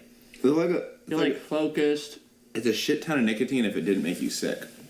I know. That's why I love it. Yeah, dude, some people have, like, big old balls. Like, I did too much. But some people have, like, a quarter of a nut, and that's what's in their shit. Yeah, that's what I wanted to do. Yeah. But you want to go fucking balls deep. Yeah, I'm trying to peer pressure you for content, bro. Oh, I see. He does that, too. You puke, I get more money. The body high is a little bit like pot, but remember pot, there's so much in your head and brain. None of that in the brain. I just mean the body. I mean, I do have very relaxed, very chill. So think about this is probably a penny a dose. Right? You pull a freaking beetle nut off of a tree that probably makes hundreds of them at a time, and there's hundreds of thousands of these trees all the way around. Then every couple of days they probably make another nut. What I understand, that's not exactly nicotine. No, right? It's not nicotine. It's it's right. That's what I believed too until I heard that it's basically like a lot of nicotine and a lot of caffeine, like at the same time. But like he's saying, it's not nauseous. Like if you smoke too many cigarettes at once, it'll make you nauseous. Like if you take a lot of nicotine pouches, it'll make you nauseous. It doesn't have that side of it. So it's not the nauseous part. The dangerous part of getting high in company is lowering inhibitions, right? Yeah, you end up like binds the same receptors. There you go. That makes sense. A bit of focus. It's not as much, caffeine or cocaine like I thought it would be. It's a little. I can see. Dylan's reaction was lame. He did not puke. So to finish off, let me say this stuff, this beetle nut stuff, it's a good 6 out of 10. It's a C tier drug. There's tons of products that are made all around the world they're so diverse. The history is so rich. The drug is pretty mid. Like it feels good, but I'd be totally cool if I never did it again. But if I was in Taiwan and someone offered it to me, I'd probably do it. I didn't want to make this video too long, but the history is so cool with betel nut. I mean, like how royalty used to do it in certain countries, and if you're royalty does it, understands what it does, and they say, how can we get rich off of this? And then how can we let everybody know that we rule, that we love them for working for us in the fields? Give them this stuff. We give them a 1 penny betel nut and wrapper, and then they work in the fields for 10 hours or the mines. The guy on the left looks nauseous. He did. Yeah, that's what he added. Yeah, slack lime. You familiar with it, Ken? I found myself unpredictable. In unpredictable situations. You really think they were unpredictable, Lamb? What about xenon gas? All right. You're interested in that? This is fine. Okay. Lovely lamb lunch.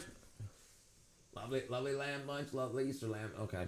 You know what you should have done, Lamb? You should have changed your name and not your @ You should have left your @ Lovely Lamb Lunch and just changed the channel name rather than your. Anyway, whatever, doesn't matter. Xenon seems cool. I mean, I remember my first time using or playing with xenon gas. We put xenon in a balloon and helium in a balloon, and you drop the xenon and it falls to the ground, and you have a balloon with air in it, and xenon is heavier than air, so it falls much faster. Why can't opiate poppers grow? What do you mean? Because you know exactly why. They can, absolutely they can. They're just, the government just says no. The only way you're getting this compound is from the pharmaceutical companies. The breatharians. Breatharians. I don't even know what breatharian is. What's a breatharian? That's a new word to me.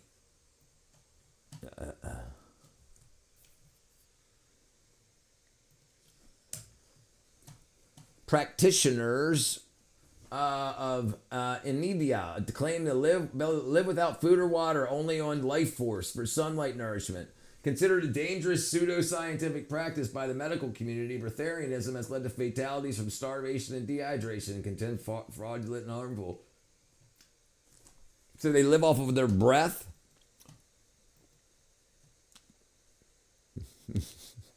If they only breathe xenon, apparently for substance. I looked into it. They don't mature in this climate. And what about in a greenhouse? What about in a greenhouse, brother?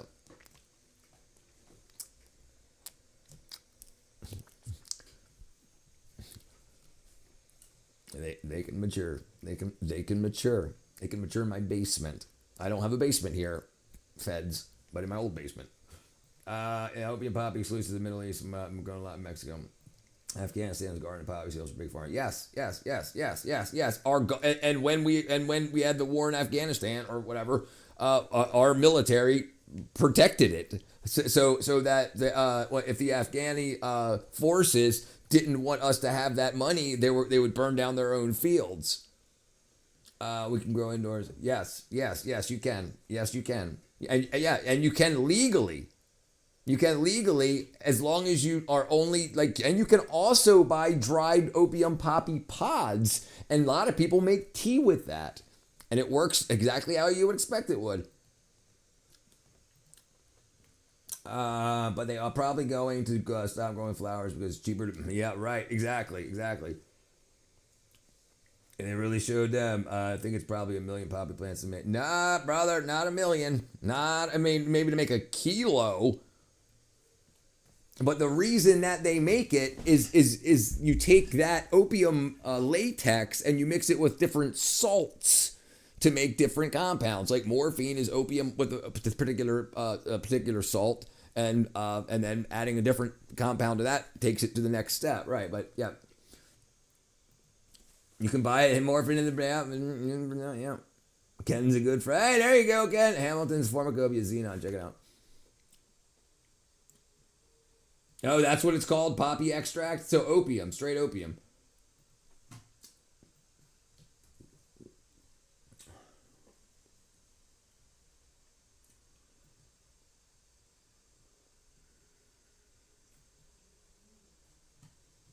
Oh, I've seen this. Okay. I've seen this. Yeah. I've watched a lot of this guy's stuff. Appears in our atmosphere and trace concentrations. Tripods treated with chemicals. Maybe, but I 100% definitely opium tea from dried opium poppies. Opium tea.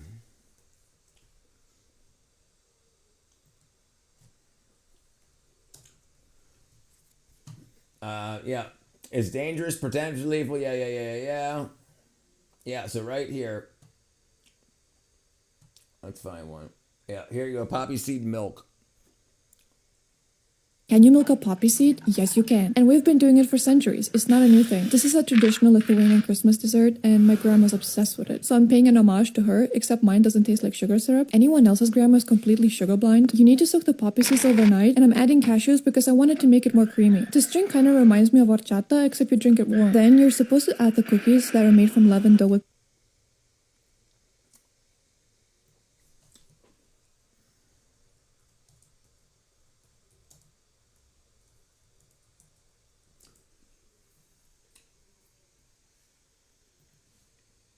So you can get these for flour arranging.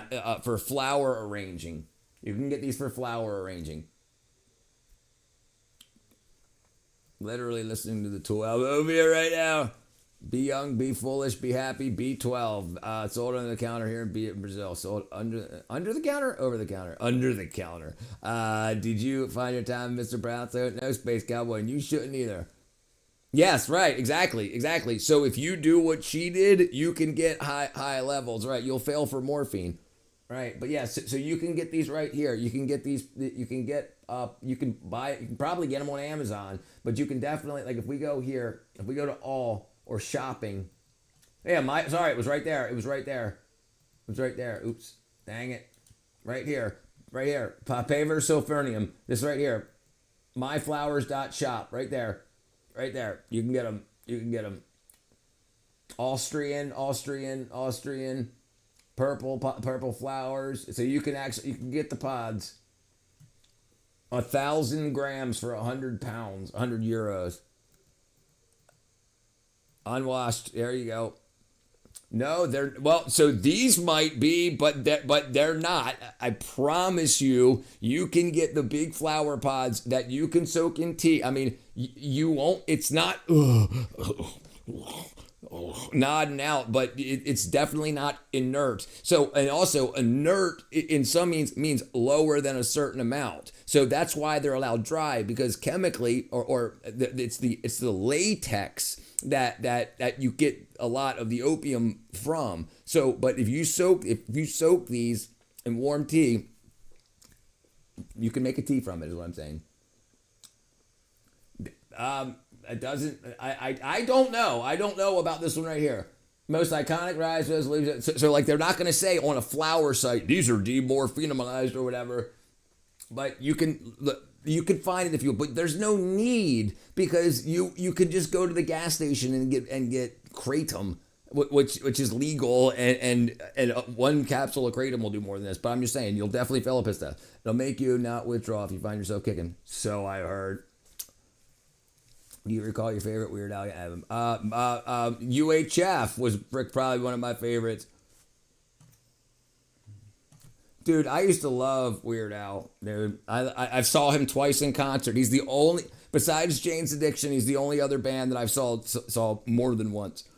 That was Weird Al Yankovic. Great performer, great stage act, great, like, dude, great performer. And like, Weird Al, no, he's he's a great performer. It's used medically in anesthesia. And the thing is, if a place would advertise it as demorphinized or whatever, that's probably the ones they sent to the lab to get the okay to sell it. I guarantee they're not doing that to every single pod. It's actually one of the best anesthetics. It's far superior to nitrous oxide, but the reason it's not used more frequently is because it's so expensive and rare.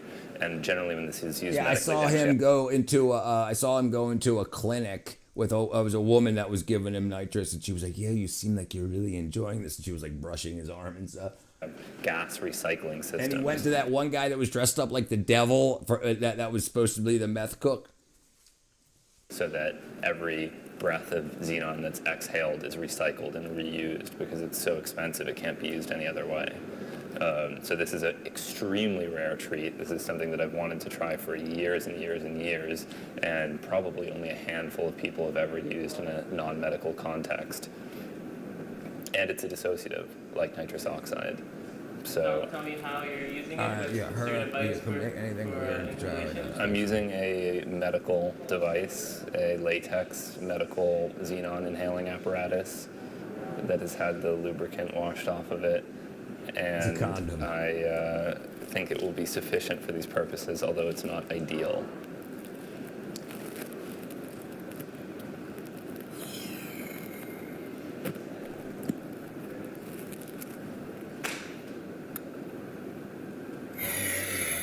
You better not waste it, dude.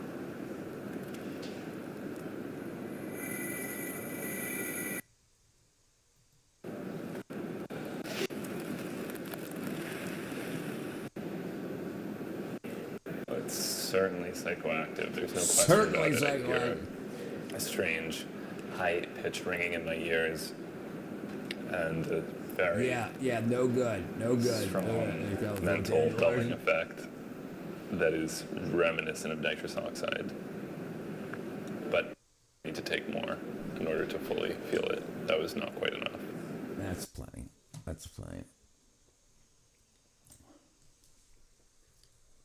Right. So my point, real quick, is that if you're missing something in your brain, it's because you haven't put the precursors that in your body that you need to be in your brain. If your doctors say you have a chemical imbalance, what makes the chemicals, sir? What makes those? What does my body need to create these? And then if that doesn't work for you, then you can go get whatever. But it's not the way your body works. Your body creates what it needs. And if a medical professional tells you you don't have enough something in your brain without checking your blood levels or tissue levels via biopsy or blood draw, they're not answering your question. They're just giving you something. Like what pisses me off, and what I think, one of the laws I would change is anything that a doctor gives you for depression, if it doesn't work, they have to pay for it. So if they put you on a bunch of expensive pills for a few months, saying it takes a few months to work, and then you're like, it's not working. Okay, let's just try changing to another one. You just wasted my time and my money. I want my money back. But no, they don't. They can screw up over and over again, and that's not considered malpractice. Well, it didn't work because I didn't know, right? Because you didn't know. You didn't know what chemicals were at the wrong level and what level they were wrong at. You just kept saying, just put this in your body, put this in your body, put this in your body, and this is the bull crap that needs to stop. Carbagen.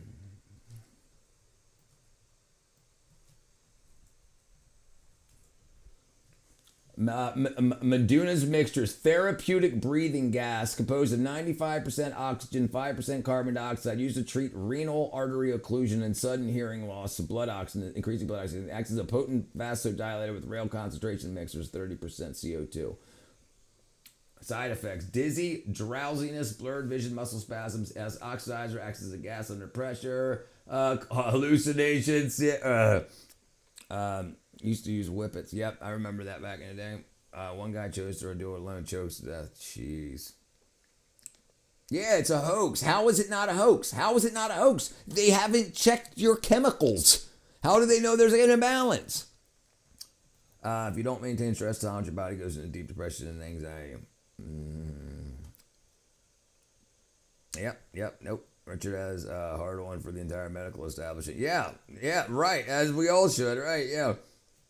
SSRIs make loads of young people's genitals numb. Right. Why do you think every 5 minutes you see an advertisement for erectile dysfunction medication? Because they want to normalize your ding-a-ling not working. That's not normal.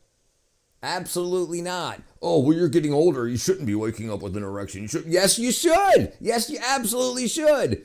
We're convinced that aging is our body stopping working when it's not. Aging, in their definition, is us eating like crap and being deficient for most of our lives. Because when you go and you say, I want a vitamin deficiency test, they say, you look healthy. Been around the block a couple times. A gaseous sphere. Right. And it is for a lot around the world. A lot of the doctors will ask you, when you like for testosterone and stuff like that, they'll ask you, like, instead of just saying, oh, maybe you need freaking some SSRIs, maybe you need also my fun meter. Makes you enlightened if you consume time to time. Immune to fear. What's freaking Space Cowboy got? Some freaking wackadoo ass stuff here.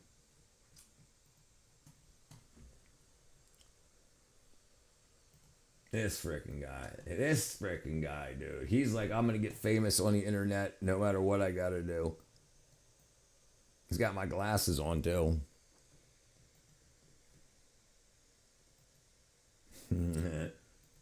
I'm gonna eat an eraser, so let's just. Good morning, Glory. Tales from the trip, carbagen.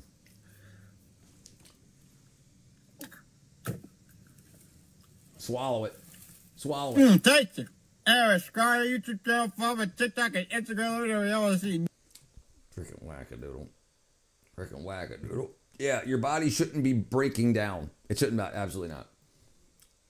Morning Glory? Yeah, not very good. I tried to follow the recipe, if you know what I'm talking about. If you know what I'm talking about.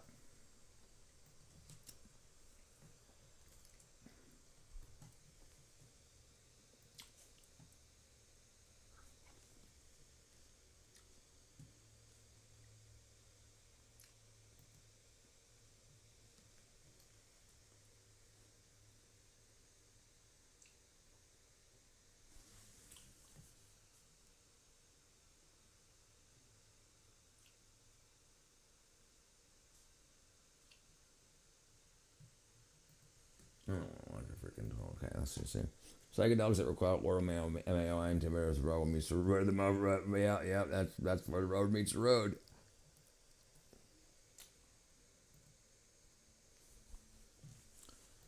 I recall when I put a lot of ads for Becker supplements for young men on YouTube. It's not just that. It's not. But the thing is, that shouldn't make your ding-a-ling not work anymore. It should be able to work every single time.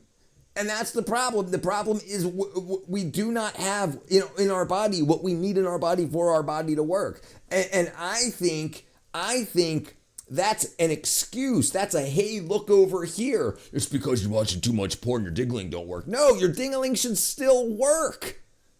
And I think that's what a lot of people think. Oh man, I used it too. I only got 600 erections in life. And I used them up in my teens. No, that's not the way the body works. It's not the way the body works. Bottled fear. Low testosterone, what's the cause? So it's you need If your body wants to make testosterone, it's on a lower level of priority. Staying alive is in the highest levels of priority. If you're not well enough to reproduce, then your body doesn't even worry about making your ding-a-ling work. So you're not healthy enough to reproduce, genetically speaking. You don't have the rest of your body in order. You need to get your vitamins up. You need to get your minerals up. Zinc. But your body needs to be, so zinc is the reason, low zinc deficiencies. But the problem is your body needs to do it. You have to be able to get it in your mouth, into your gut, out of your gut, into your bloodstream, and out of your bloodstream and into your tissues. And that's different vitamins and different absorption pathways. But if you just stay, if your body can use your food, then it's not a problem. But everybody's eating trash. Let me just show you guys this real quick. And this was just about yesterday. This came out.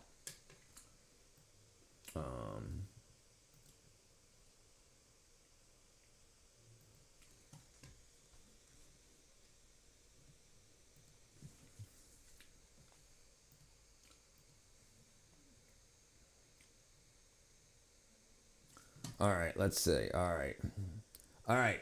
Breaking. World's largest scientific review confirms ultra-processed foods damage every major organ system in the human body. Global health crisis. These foods are engineered for addiction, profit, not health. Real food is the only way back. Legacy media, big food have been colluding behind closed doors to promote products that appear delicious, fun, and sometimes healthy, yet ultra-processed foods are filled with additives and chemicals. And when those products make people sick, Big Pharma comes to the rescue, selling advertising the cure for form of pills and other addictive supplements. Every American should be outraged as our trust has been exploited, our health compromised, and we've been severely gaslit every step of the way. Big Pharma and Big Food are at the heart of America's health crisis, and media companies are cashing in, making millions of dollars in advertising these products, bearing the truth, and protecting these industries from scrutiny. In essence, we are the most medicated generation in history, living off the most chemically processed food supply in the world has ever seen, while the media reaps the rewards. It's time to hold the media accountable, demand transparency. This is what's going on. This is what I've been advocating for a year now, and I'm glad to see it's finally out in the mainstream. Low vitamin D makes your balls not produce testosterone. Yeah. Have you ever noticed? But right. So you absolutely need it, right? So zinc is how a lot of your let me show you. We'll get some other time. But yes. You need vitamin D3 and vitamin B12 are the biggest two things you need in your body to thrive. To thrive, not just exist.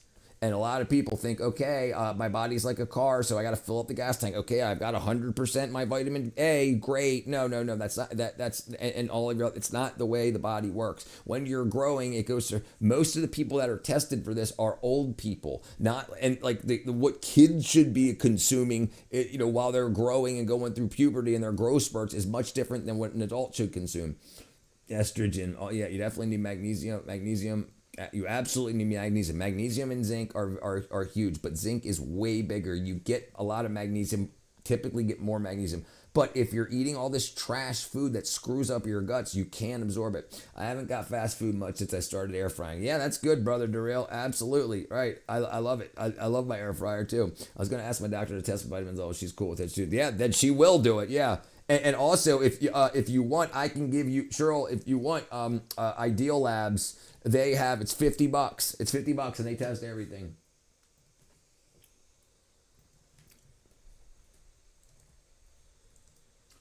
Right here. Bioanalysis. And then right here, $49.99 mineral analysis right here. And this is what they test for. I mean, I know it's small on the screen. I'll zoom in a little bit. So this is what they test for.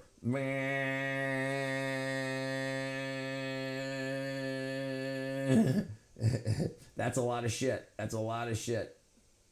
Nickels, zirconium, titanium, tin, strontium, vanadium, thallium, platinum, nickel, lithium, blah, blah, blah, blah, aluminum, blah, blah, blah, blah, blah, blah. So, and then thyroid analysis. But that's another $50, right? And then steroids, other things that are in your body. And you can get everything. So $150, that's a lot. That's a lot, but do it once and say, oh, my body's freaking whacked out. Let's get the carbagen video. Okay. All right, we'll look it up next.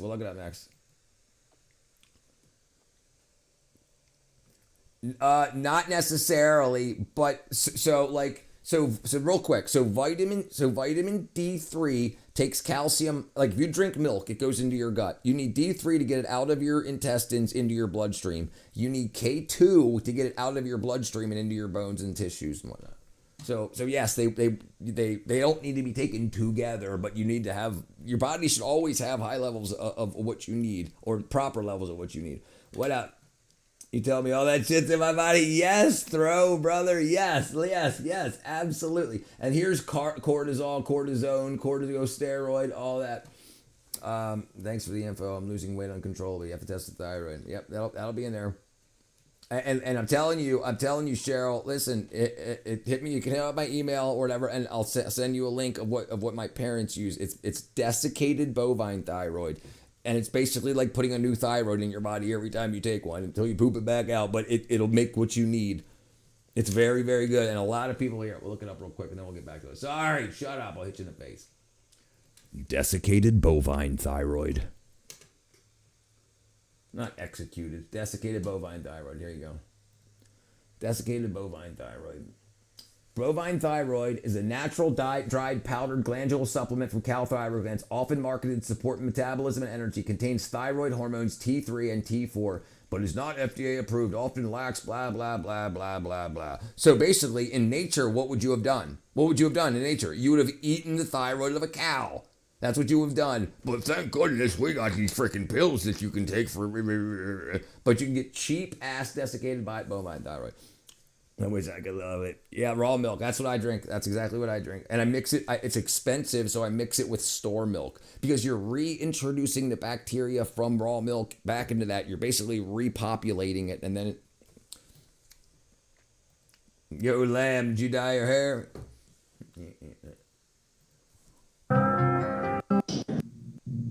Before mainly psychedelics like 2CB, DMT, psilocybin mushrooms, and LSD. And I took all in only twice. Rainbow people, aliens, things of intense physical and cognitive euphoria that are paradoxically mixed with horrifying visuals and spiritual introspections. But I have never had an experience as weird as this one.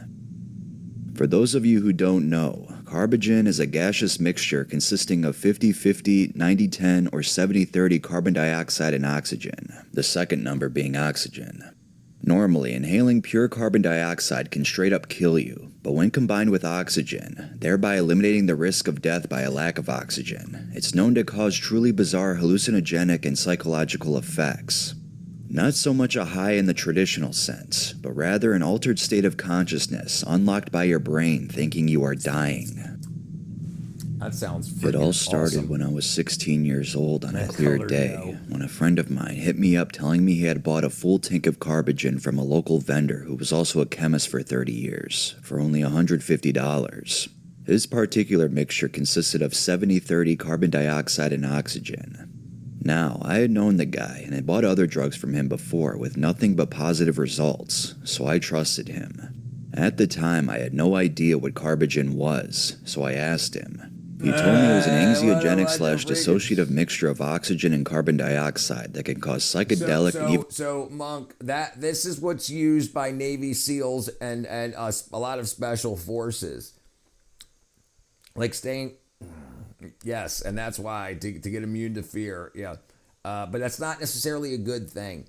That's not necessarily a good thing. No, you're not. No, not really, but I remember the bread your mother made your space, Cal. Yeah, even dissociative effects when inhaled directly from a mask, Dude, including hallucinations and other visuals that are either psychedelic in nature or fully solid like a deliriant, or both. He then told me that people have had some pretty epic experiences with carbagen after inhaling a large amount from a bag or a mask in one sitting. I was always eager to try a new drug, so I immediately ran over to my friend's house, the friend who bought the tank. We'll call him B. He was 18 years old. 4 of my other friends were there. D. I remember Thakor when he said, when they asked him, they said, "Did you take the vaccine?" He said, No. I'm not in the proper age range for that. Oh, you didn't? So you didn't take it? No. I'm going to save my dose for somebody that needs it. This is when they were bullshitting everybody and telling everybody that people in their 80s and 90s needed it or whatever, or over 60. And he's like, I'm only 54. I don't need it. So the chemicals didn't change. You just thought, no, it's not needed for this. But then they were like, hey, everybody's going to buy this freaking thing. Yeah. You thought you're using 17, C, Look 16, yeah, that's what E, it is. 23, and F, 20. We are a tightly knit group of young friends, so I felt comfortable trying an unfamiliar drug with them. Right. I still talk to all of these people to this day. We would smoke together and occasionally snort some lines and dabble in other drugs, but this was an entirely new substance to us, and it was apparently non-addictive and non-toxic, which was definitely a plus. It was also an inhalant. The only other person I knew other than myself was a friend who used to huff Freon back in 04, but quit after a bad trip. He was E. I'd used Duster, but stopped after the first use because it gave me the worst headache known to the universe with a short-lived high that wasn't anything to write home about. Anyway, I opted to take the first hit, so B handed me the mask and told me to enjoy it. I took 3 breaths and immediately felt a rush of adrenaline. I was seeing minor visuals, mainly auras like what you see during the peak or onset of a migraine. I took 5 more hard hits, and this is when things got interesting. Everything around me seemed to slow down, like the frame rate of my eyes was dropping. I took 2 more hits and lost my balance. I fell backwards in slow motion, but I was unable to feel anything. Not just pain, but any physical sensation. This was the weirdest feeling ever, and I get chills down my spine thinking about the whole trip, even to this day. I promptly got back up, and my friends were looking at me. They were asking me questions, but I could barely hear anything. Everything was muffled, like they were trying to talk to me through a thick window. The sound I was surrounded with sounded like a large fan blowing. My friends were asking me questions like, "Are you there? Hello?" and "Can you hear us?" Still seeing auras and stars, I turned around, and on both sides of each wall, on the left and right sides, in the room, there were dancing figures in business suits. Thoughts on it? Their faces were...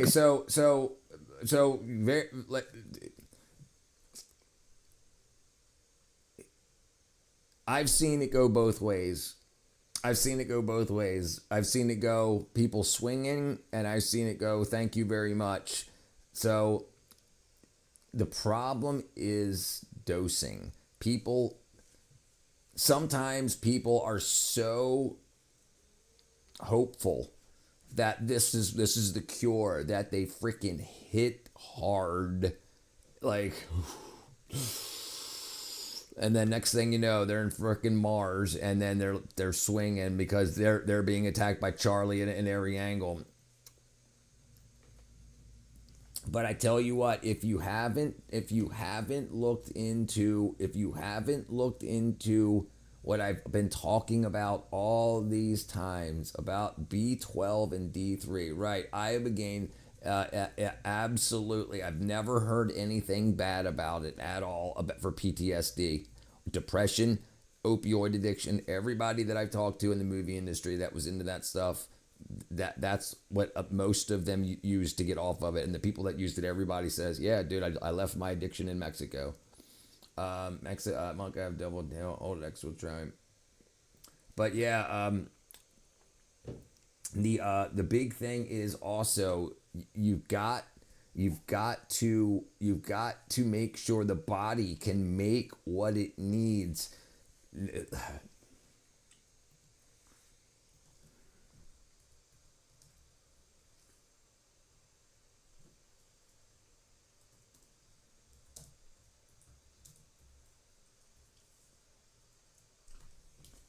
Oops.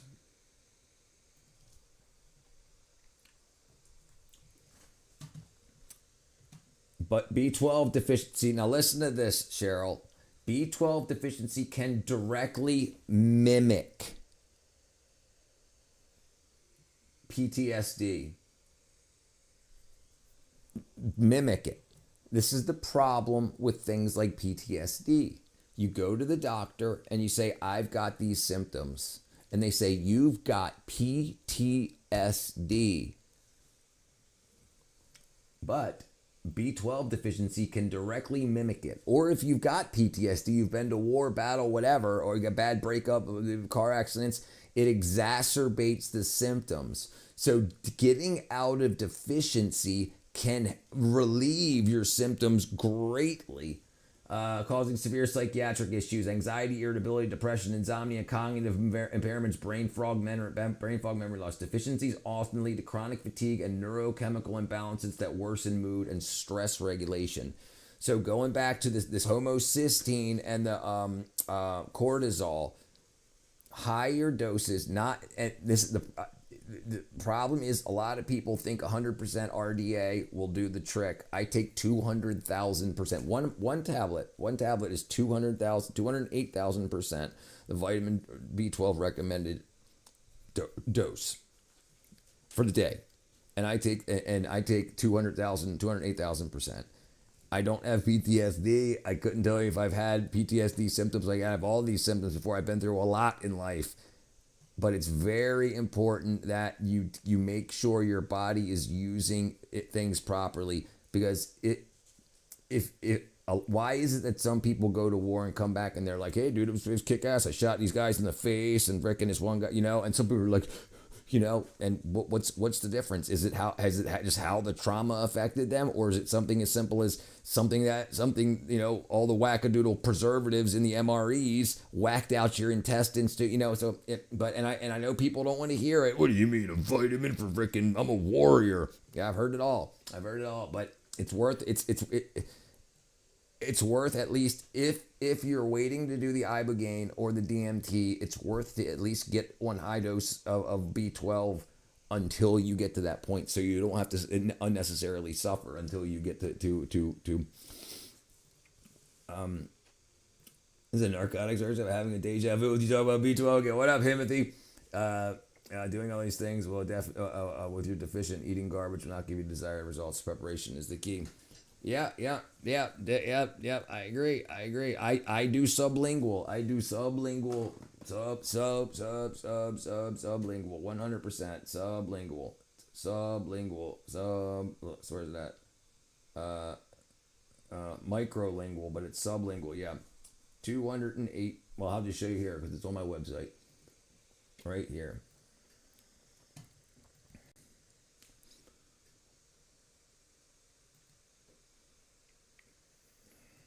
208,333% your B12, and this is a sublingual tablet, and it's just straight methylcobalamin. Then you don't need it. If you've taken it, then you don't need it. Yeah, if you've taken it and haven't felt it, then you've got.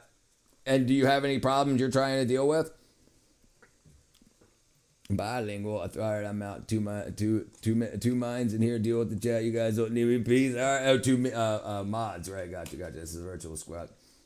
Come on, don't snort it. It's superior source.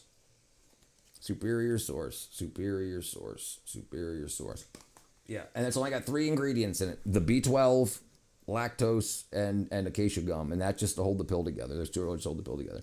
All right, my bad. Completely black. I walked into the hallway leading to the back door of the house, and there was another dancing figure in front of the door, several in the kitchen on each side of the wall, as well as in the bedroom, 4 in total, 1 on each side of the walls, and 1 right underneath the fan. If I had to guess, I would say I was walking at approximately 1 to 2.5 kilometers per hour, or 0.6 to 1.5 miles per hour, but I felt like I was moving at about 100 kilometers per hour. Like it's freaking this shit was insane. Energy focus. I walked back into the living room. Yeah. This Well, next that part could is be the peak of the it too. And listen, the reason I tell people to start taking B12 is because you can feel if you're deficient, you'll feel the difference that hour, that day. You'll notice it very quickly, and then you'll start saying, "Okay, I'm unhealthy. What else do we need? Let's top our body up. Let's get to where we need to be." Right. So creatine, but every day, every morning, I take creatine, cocoa, collagen, and caffeine, coffee. So I make my coffee with cocoa, creatine, caffeine, cocoa, creatine, collagen, coffee, and sugar. That's it. I mean, that's a lot, but yeah, that's it. So every morning, that's what I drink. That's where I get my dose. And then while my coffee's brewing, I dissolve a B12 under my tongue. And then the D3 that I take now is what I started taking was the superior source when I was like, okay, this stuff is great. And then I got a chance to get liquid, which absorbs through the skin. So I got 2 bottles. One's empty, and I got 1 bottle left. And so when this is gone, this is absurdly expensive. But I'm going back to the superior source that's on my site. Mandelbrot. Sometimes I want to put my brain on pause. Experience, and thus the hardest to explain, but I will try my best. Yeah, try your best. And get While staring off, everything went black. I was floating in an unknown place with orbs of light flying everywhere around me. Deeper and deeper I drifted, then suddenly, a voice came on an intercom and said, "Warning, your life will repeat in 10, 9, whoosh." For whatever reason, I thought that it was one of the dancing figures talking to me through the telephone. My life started to play from the beginning to end. I remembered things from my childhood. I saw visions of my family. I remembered that all the times I'd been a bad child, a good child, the rewards I received in my sports games, my birth, and when I got my first girlfriend. If I had to guess, I would theorize that this was my life flashing as my brain thought I was on the verge of death because of the carbon dioxide quantities and reacted accordingly. My hearing became metallic sounding and echoing. Suddenly, I was sure that I had died. It's strange how it worked. It was like my inner dialogue all of a sudden yelled, "Oh my God, you're dead. You've died." But the thoughts seemed beyond my control, almost as if it came from the drug rather than me. There's no way to describe this feeling. It was like I was dead and alive at the same time. I still don't know. Words can't do it justice.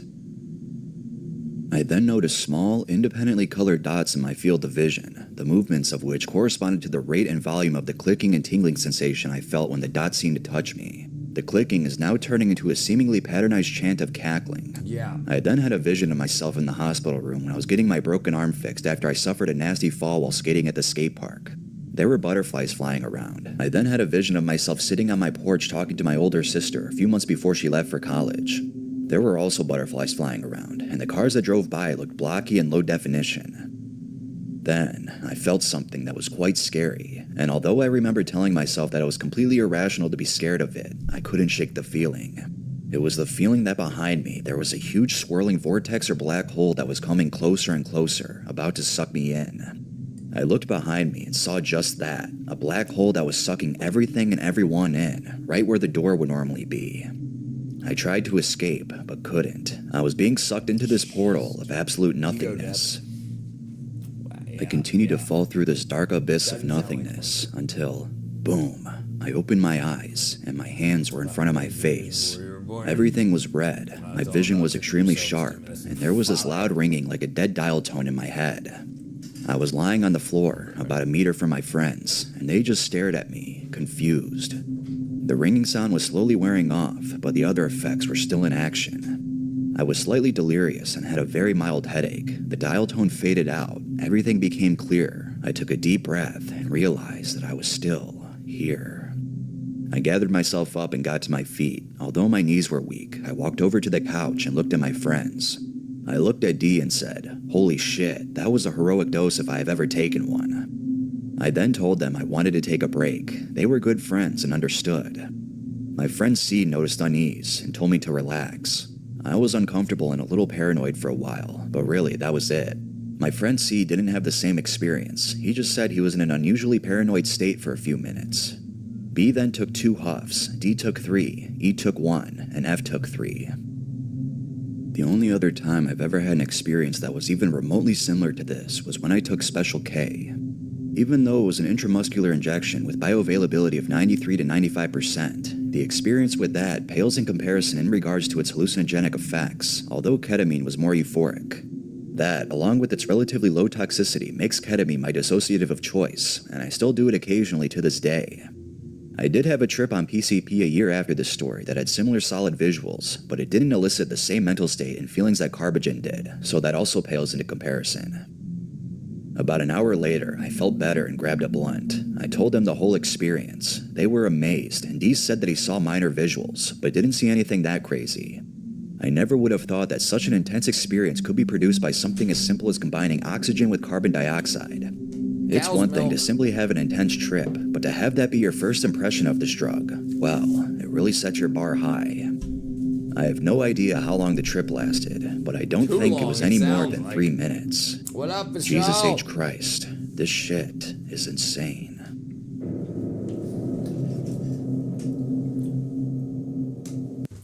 enough of that. Jeez, what up, my brethren?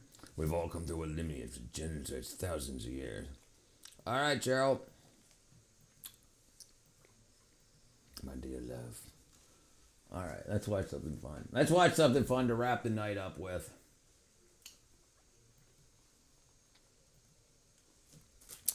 And to eat my crackers. Oh, you know what we can probably do? Let's see. My crackers. Let's see. Where's my...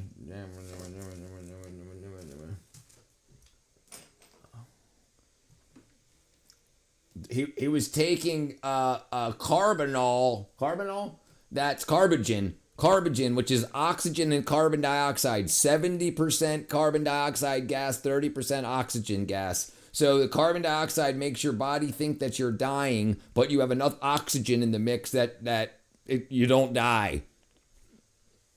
Yeah, so he was inhaling 70% carbon dioxide, 30% oxygen. They got a tank of it for $100, and doesn't sound like it was worth it. Doesn't sound like it was worth it. The tank is, jeez. You doing mad science? What up, Mr. Pollard? Yeah, I'm not trying to do mad science. That's just wackadoodle. Wackadoodle. I'm having some freaking.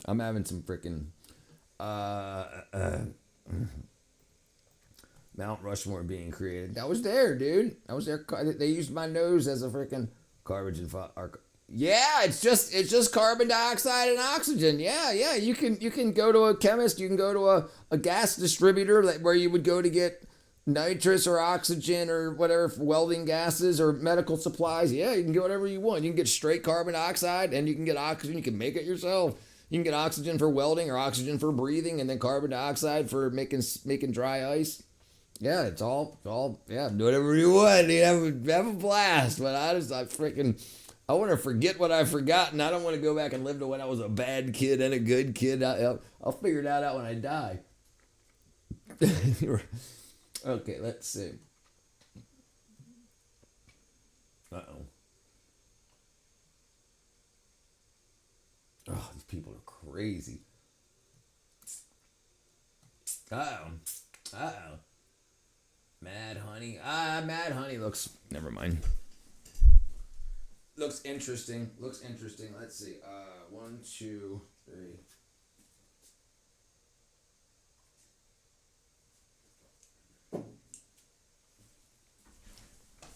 All right, let's see. Unbelievable moments caught on camera. Let's see if this is copyrighted. How far can your apps go? Meet base 44. Okay. All right, looks all right. No, it's not a good idea. No. Jeez. Yeah, you guys can look that up. I'll join the Discord and get your email, talk to it. I'm going to move along too much. All right, Brother Thomas. Yeah, hit me up, man. General Zod replacing Lincoln with his own. Yep. All right, let's watch some fun stuff while we wind down.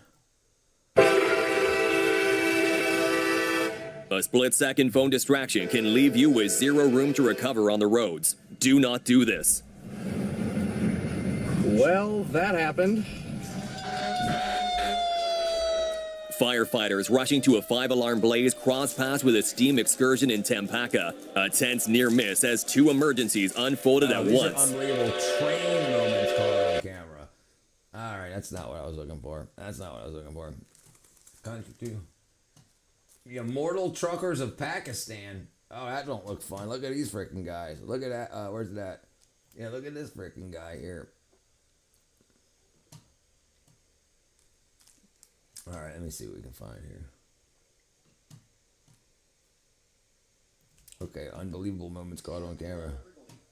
CO2 tables. Yeah, I want to get out of the mind altering stuff. Look at that.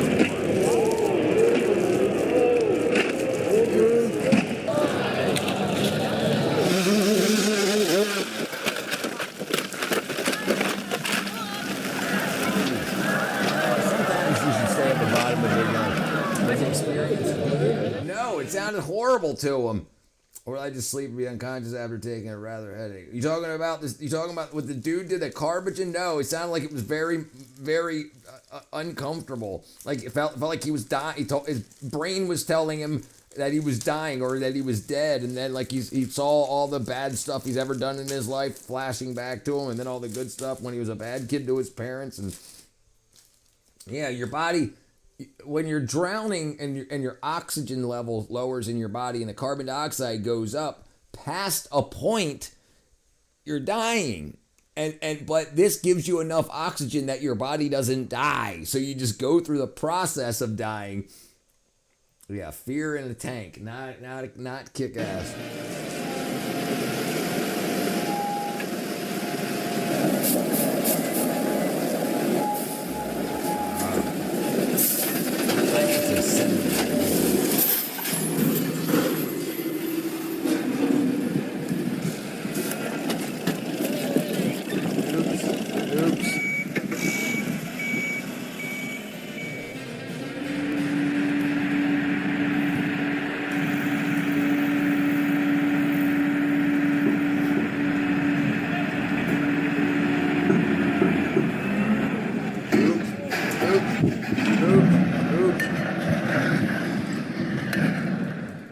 Just suffocating, yeah.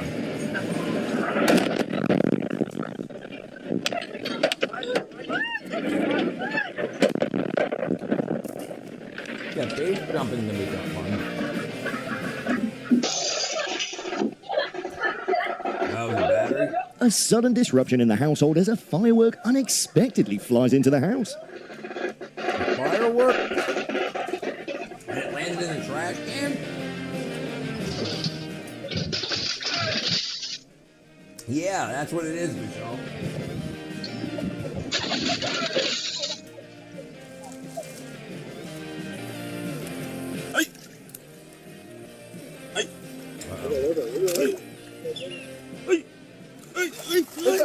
I was like, what is that? It was an alligator. He's like, yeah, all right, let me get out of here.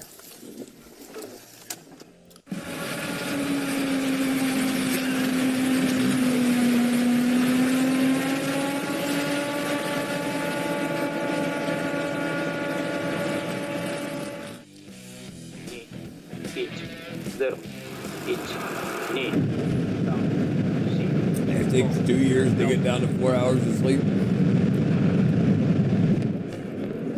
60秒。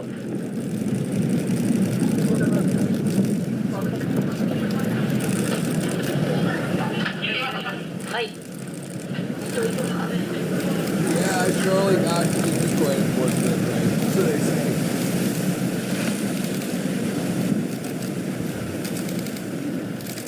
Damn. What was that one? 自転車を大好きを停止してください。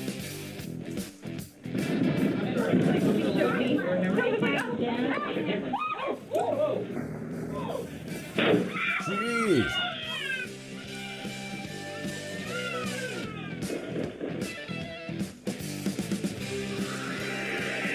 Some people just want to burn down their house. You're so lucky, dude. Look at this guy.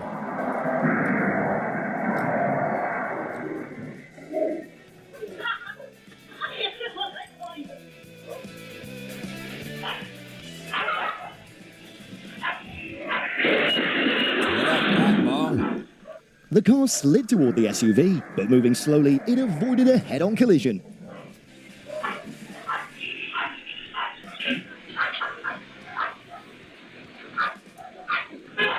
Rocking the suburbs, just like quiet riding.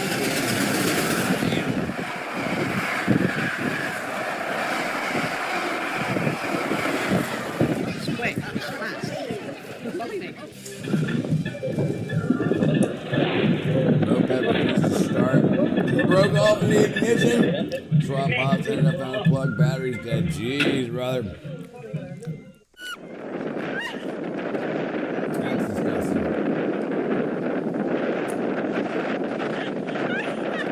After the storm in Australia, beaches, parks and parking lots were blanketed in thick foam, stirred up by waves and strong winds mixing organic matter in the water. Yeah, poop.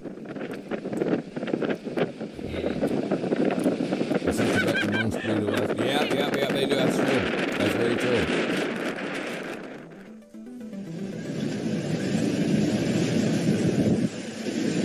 Get out of the way. That's a lot of wind. They walk right in the wall.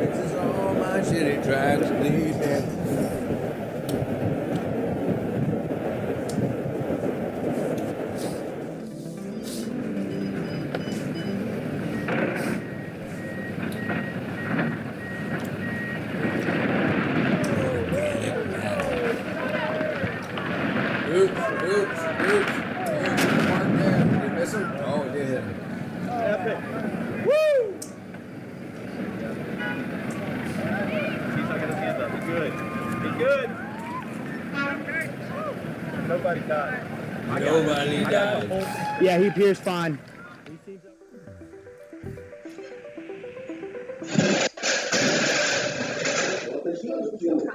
Oh my! Nearly fell from a suspended ceiling ladder, but luckily he jumped down safely. Tense, yet hilarious. Hold on for a long time. Don't touch his legs. Just get out of the way. Yeah, get out of the way. Jeez, dude. Jeez. Got the e-bike tomorrow. That's the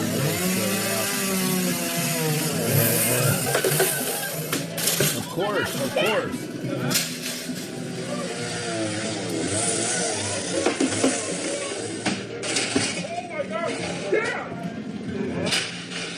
That's a broken leg.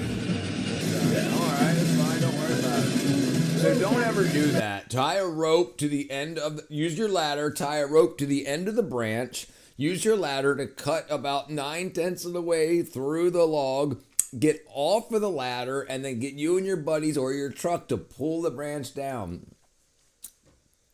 Freaking wackadoos, man. Look at it as a learning curve. Falling off the curve that you fall at. Oh, look at that guy, dude. He's trying to save it. All that work. Oh, dude. You got a lot of work left to do.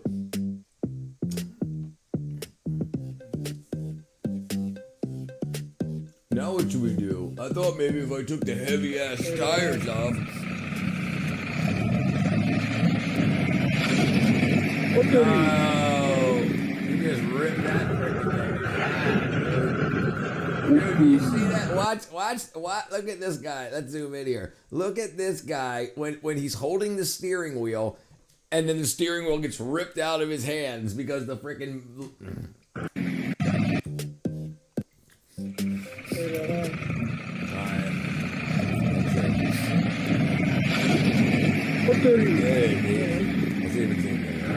Watch. Boom, just right out of his hand. How can I find trusted people to hold my ladder when nobody's yeah, right, you better be careful. Right. Nobody holds sincerely, right? Bring out spirits, on my dairy up. Back to my vape, that's good.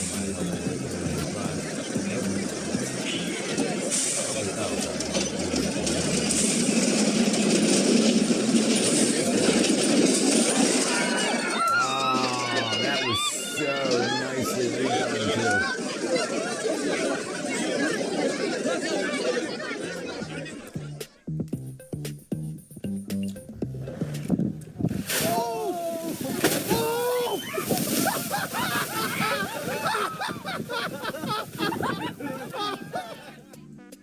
Okay, back up. Back up.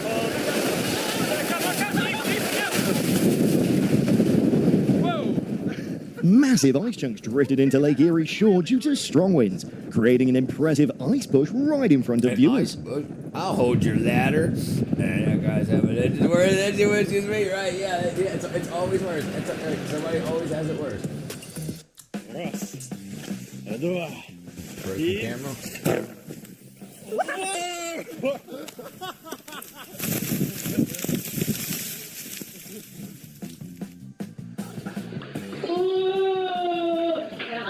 I want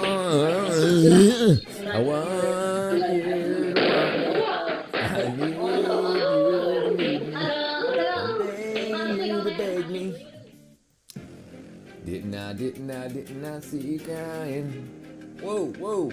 Oh, you're in trouble. Yeah, you're in trouble. You're fired, dude. Get it? You're fired. Where? No, nothing? You ain't got nothing to put that out with. Wow, purple flames. That looks toxic. Yeah, this guy. Yeah, he's burning down. Yeah, might as well just drive that burning stuff through the entire field. Burn it all down, dude. Why not? Burn everything.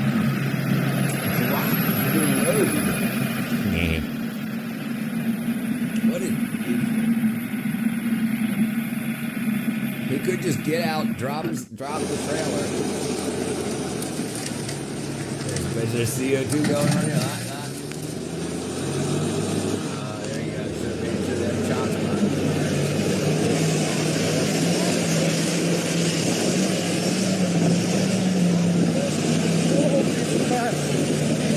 Right down the rigger. Flip over again. All right, let's try that again.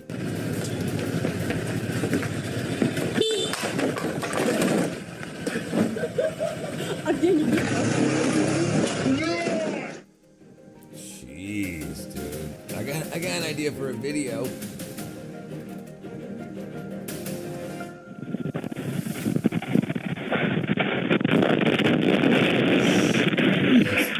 Strong winds caused the brick railing from the 16-story building number 13 to collapse, damaging cars and nearly hitting a passing woman.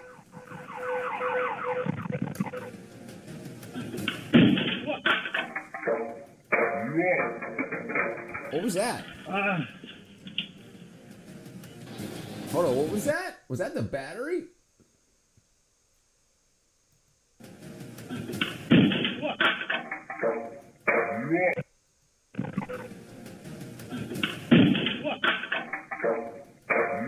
That was the looked like the freaking headlight.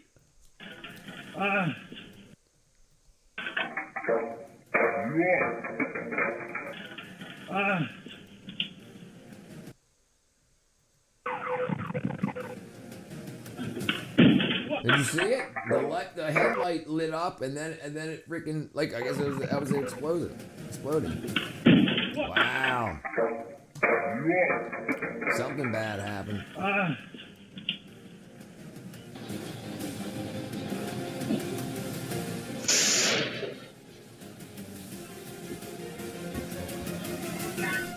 Land the CO2 tables later on. You seem to be a big fan of that CO2 stuff, Bug. The water spray system at Launchpad 39B Kennedy Space Center was tested to reduce heat, pressure, and noise during the SLS rocket launches, shooting up about 30 meters and using roughly 450,000 gallons of water pre-launch.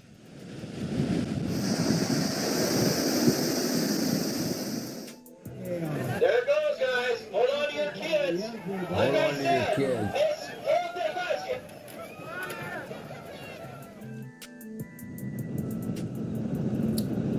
It's not entirely sold as a CO2 thing. It's essential. It's essential. Oof.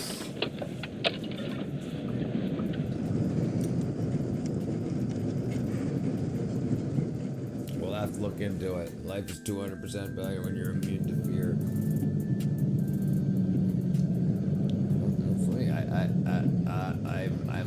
I'm definitely gonna have to look into it. I do know that high divers, like really like freaking 40-meter high divers do breathing exercises to reduce anxiety before big dives. Right? Famous last word. That's why people don't get depressed. All right.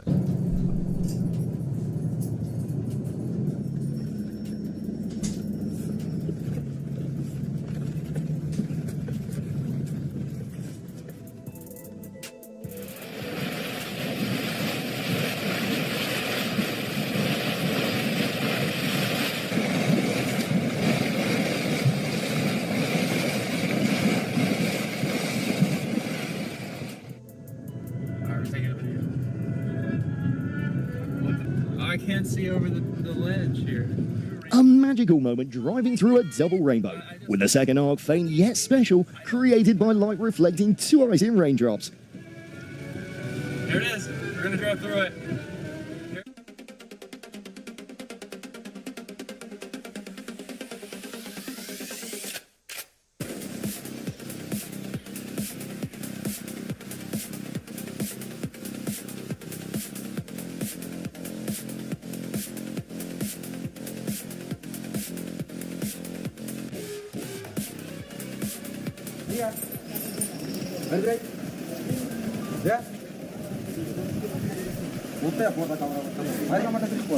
They found Lamb's girlfriend, Elefina. They have an unbalanced nervous system. Yeah, I'm broad leaking. How much you have?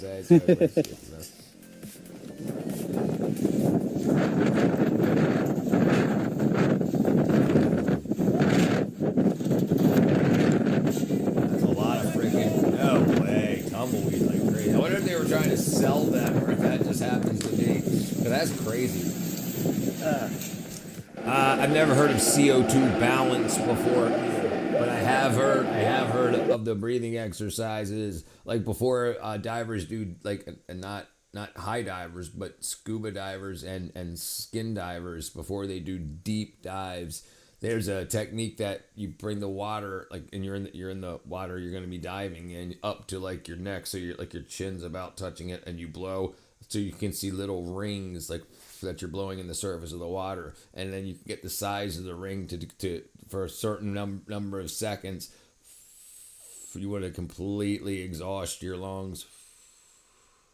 And then you take really deep breaths to expand your lungs, and it can change your lung capacity for trips like that. I have no idea about the CO2 part of it. That we'll look into it. We'll look at it. We'll do that tomorrow, brother. I don't want to get into it now, but yeah, I mentioned that like earlier. We'll look into that. We'll do it.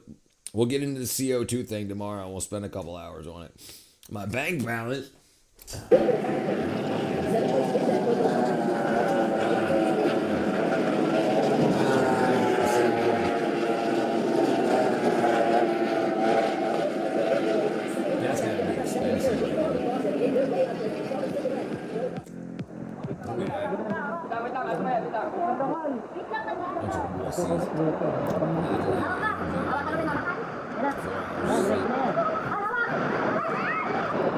I think my only problem is, and now that I stream so much, like when if I used to go to bed at midnight, if I wake up at 4 a.m., I used to just start streaming again. But yeah, I wouldn't mind having less sleep. But I mean, it works well for my when you're productive in your younger years, I can see that working much more. Yeah, that'd be nice. 4 hours. But honestly, also like I think the amount of time your body goes without exercise during sleep cycle is what really makes people tired in the morning. If the less I sleep, the less tired I am when I wake up. And I remember when I was like 16 years old, learning that it's the amount of time you go without sleep, like why it's so hard to wake up in the morning. Like if you're a kid and you go to bed at 9 p.m. and you wake up at 10 a.m., it's like so hard to get out of bed because your body, you haven't been exercising, and all that Never bored, never anxious. There are studies that link minimum sleep hours to later dementias. Yep, there's right. So, but guaranteed, Monk, guaranteed, we're gonna find something tomorrow. Whether it's worth the trade off or not, but there will be a trade off between sleep time and energy. So like the amount of time your body needs to do repairs and stuff like that. We'll see. We'll look at it tomorrow. Need to sleep, not the only amount of sleep. There you go. Thatcher famously slept for 4 hours a night and regulates your nervous system to the point your brain needs less sleep. Damn it.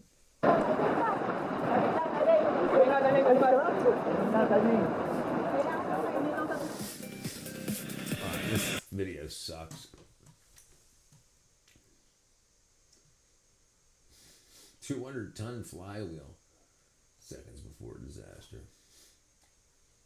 The most toxic country in the world. Oh, aviation and sky doesn't count. Inside the world's biggest buffet. Embarrassing royal deaths. Uh-oh, that's not good. No racism in heaven. Can a water jet kill you?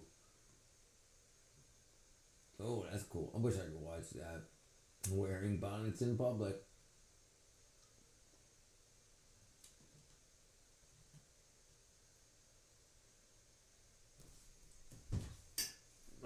Right here, hack. Locomotive engines. Wow.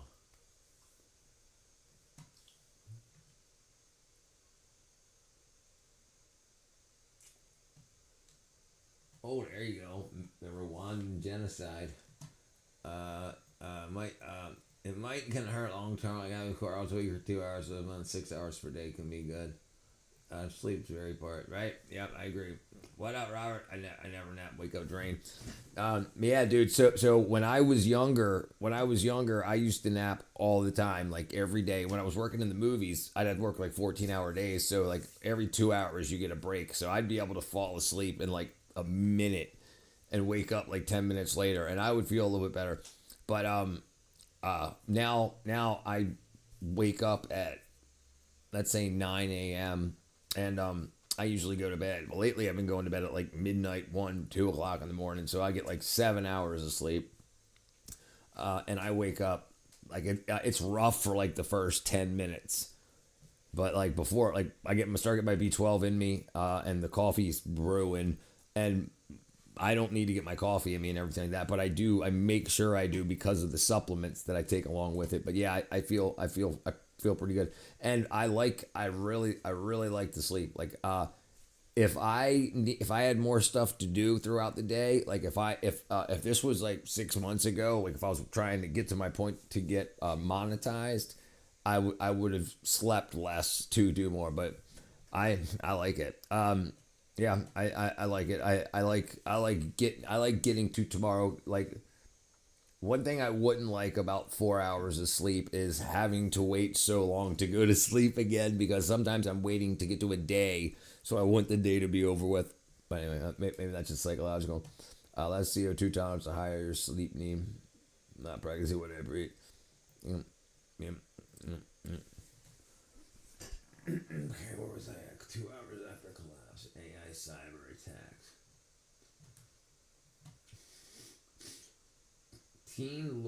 Wow, geez. Model kit building for adults. You can see that your cat can see. Weirdest cars spotted on the road. That's pretty cool looking. Most dangerous hiking trails in the world. Largest. I want to find one of those things like the Pakistani auto repair guys that have like the.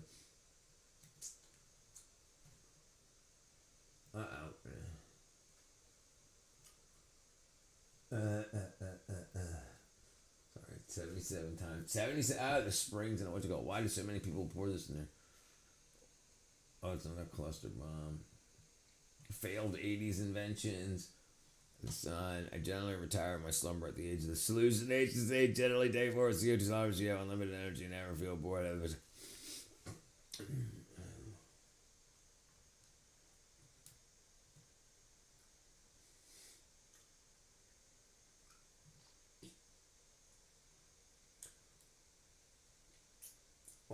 it just worked. This looks cool. Never mind. Uranium complex has been operating for centuries. It's known as the Bochnia salt mine, and it's one of the oldest of its type in Europe. Though these days it feels less like an industrial site and more like an underground amusement park, featuring oddities such as a regulation-sized basketball court, underground boating, and one of the longest slides ever constructed inside of a mine. Not to mention the underground train network, which I might add is also the only active train line in the world to pass directly through a consecrated Catholic church. However, as spectacular as these tourist-friendly areas are, I've always been curious about what's been left behind throughout its lesser-known, collapsing corridors. For context, miners have been digging here for nearly 1,000 years, so and yet cool. only 2.5. Did you see that? So these are just huge. All this black here is actually salt. It's not rock. And you'll see that they carve complete like altars and stuff out of it, out of the rock the salt that's already there. For context, miners have been digging here. That? Yeah, that's all carved. That's all salt, carved salt. Here for nearly 1,000 years, and yet only 2.5 of its estimated 37 miles of tunnels are open to guided tour. Sleep because of my dreams. My note app is filled with my weird dreams right after waking to sleep. Sleep, good dream ratio. And I agree there too. I think if I could sleep less, I don't know if I would sleep less. I just feel like it. I feel like I get. I mean, we'll look into it tomorrow, like I said. But I feel like I get a lot out of my sleep. I mean, if I can get that out of shorter sleep, then let's look into it tomorrow. Yeah, we'll look into it. Meaning the rest of it remains as a forgotten underground labyrinth, untouched for generations. And I'm honored to inform you that all changes today, as with the help of a geologist and guide to ensure my safety, I've been granted unprecedented access to visit parts of this UNESCO World Heritage Site that are strictly off limits to the outside world. And I'm going to share every moment of this adventure with you. So stay tuned. Brown mouse and this shit, and if we're trying to figure. Yeah, good dude. That's an age-old question, right? How do you get rid of make a better mousetrap? The best thing you can do is to remove any possible food sources that's in there. Whatever he's eating, you got to find out whatever he's in there because he's near food typically. So find out whatever he's eating that's in there. You know how Buddha became enlightened? CO2 tolerance. As we venture into the forbidden corridors of Bochnia salt mine. I'm your host, Ryan Sokash, and you're watching. That happens to me a lot, too. This story begins in a time when salt paved the way for food preservation, making it a resource so coveted. The powers of the time considered it white gold. If we talk about really 500 years ago, the king would be in charge of everything. He would be the owner of this place. Then you would have the administrators, mostly noblemen.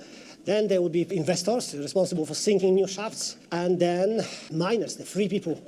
There were no slaves or prisoners ever used in salt mines in Poland. And the people here held a very high status. There were free people employed by the king directly. That means they were well paid, a lot of privileges.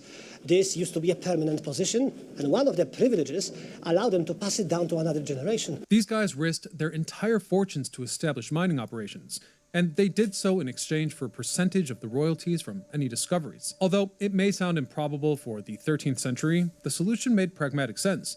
The king risked little, and the real burdens were effectively outsourced. Thus, the first shafts were driven in making what has since become one of Europe's largest and oldest salt mines. As the adventure began, we descended the oldest shaft, opting for the stairs to gain a better understanding of just how deep this mine really is. So, as we descend this historic salt mine, 70 meters of stairs, we've got a bit of a bittersweet announcement. This is going to be one of my final episodes for On Location. So if you like the content, thank you guys for watching. It's been a great adventure with you. And if you'd like to see more content like this, I've also got good news, because I'm starting a new channel called What's Inside the Castle. It'll be fully dedicated to my European adventures.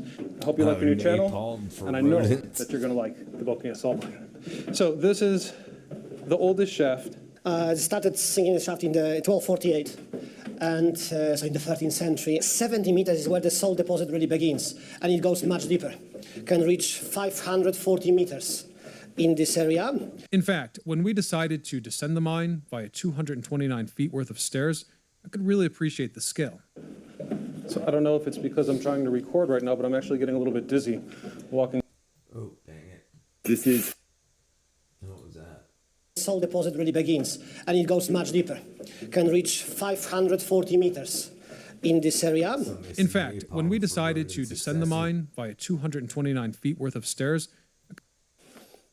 as the centuries progressed, exponential inside wouldn't know what's happening, which means it could start panicking, kicking, and could even break its legs. That's why the miners would prefer to use the other option, which is much more complicated, a harness, a net made of hemp ropes, and the horse would be placed in it, but it would be suspended. It would have no control, and they will be lowered slowly to the first level, which means it's a time-consuming exercise. Then you need to calm down the poor thing, and then the horse would have to work in the mine, maybe even 8 hours, and that's why it wouldn't make sense to do it on a daily basis. This is why they stayed here permanently. Anyhow, the engineering used to capture the horsepower was ingenious. Several horses would turn a massive wooden carousel to lift heavy blocks of salt to the surface. At the same time, individual horses pulled similar loads. Yeah, this is interesting. Yeah, I'm gonna get off and go to bed here. I'm more tired than I thought I was, and this isn't as interesting as I thought it was going to be. So my eyeballs are falling. I appreciate y'all being here. Love y'all. I appreciate it. I'll see you guys tomorrow, and we'll be back for round 2, Richard versus Lamb. All right, love y'all. Bye bye.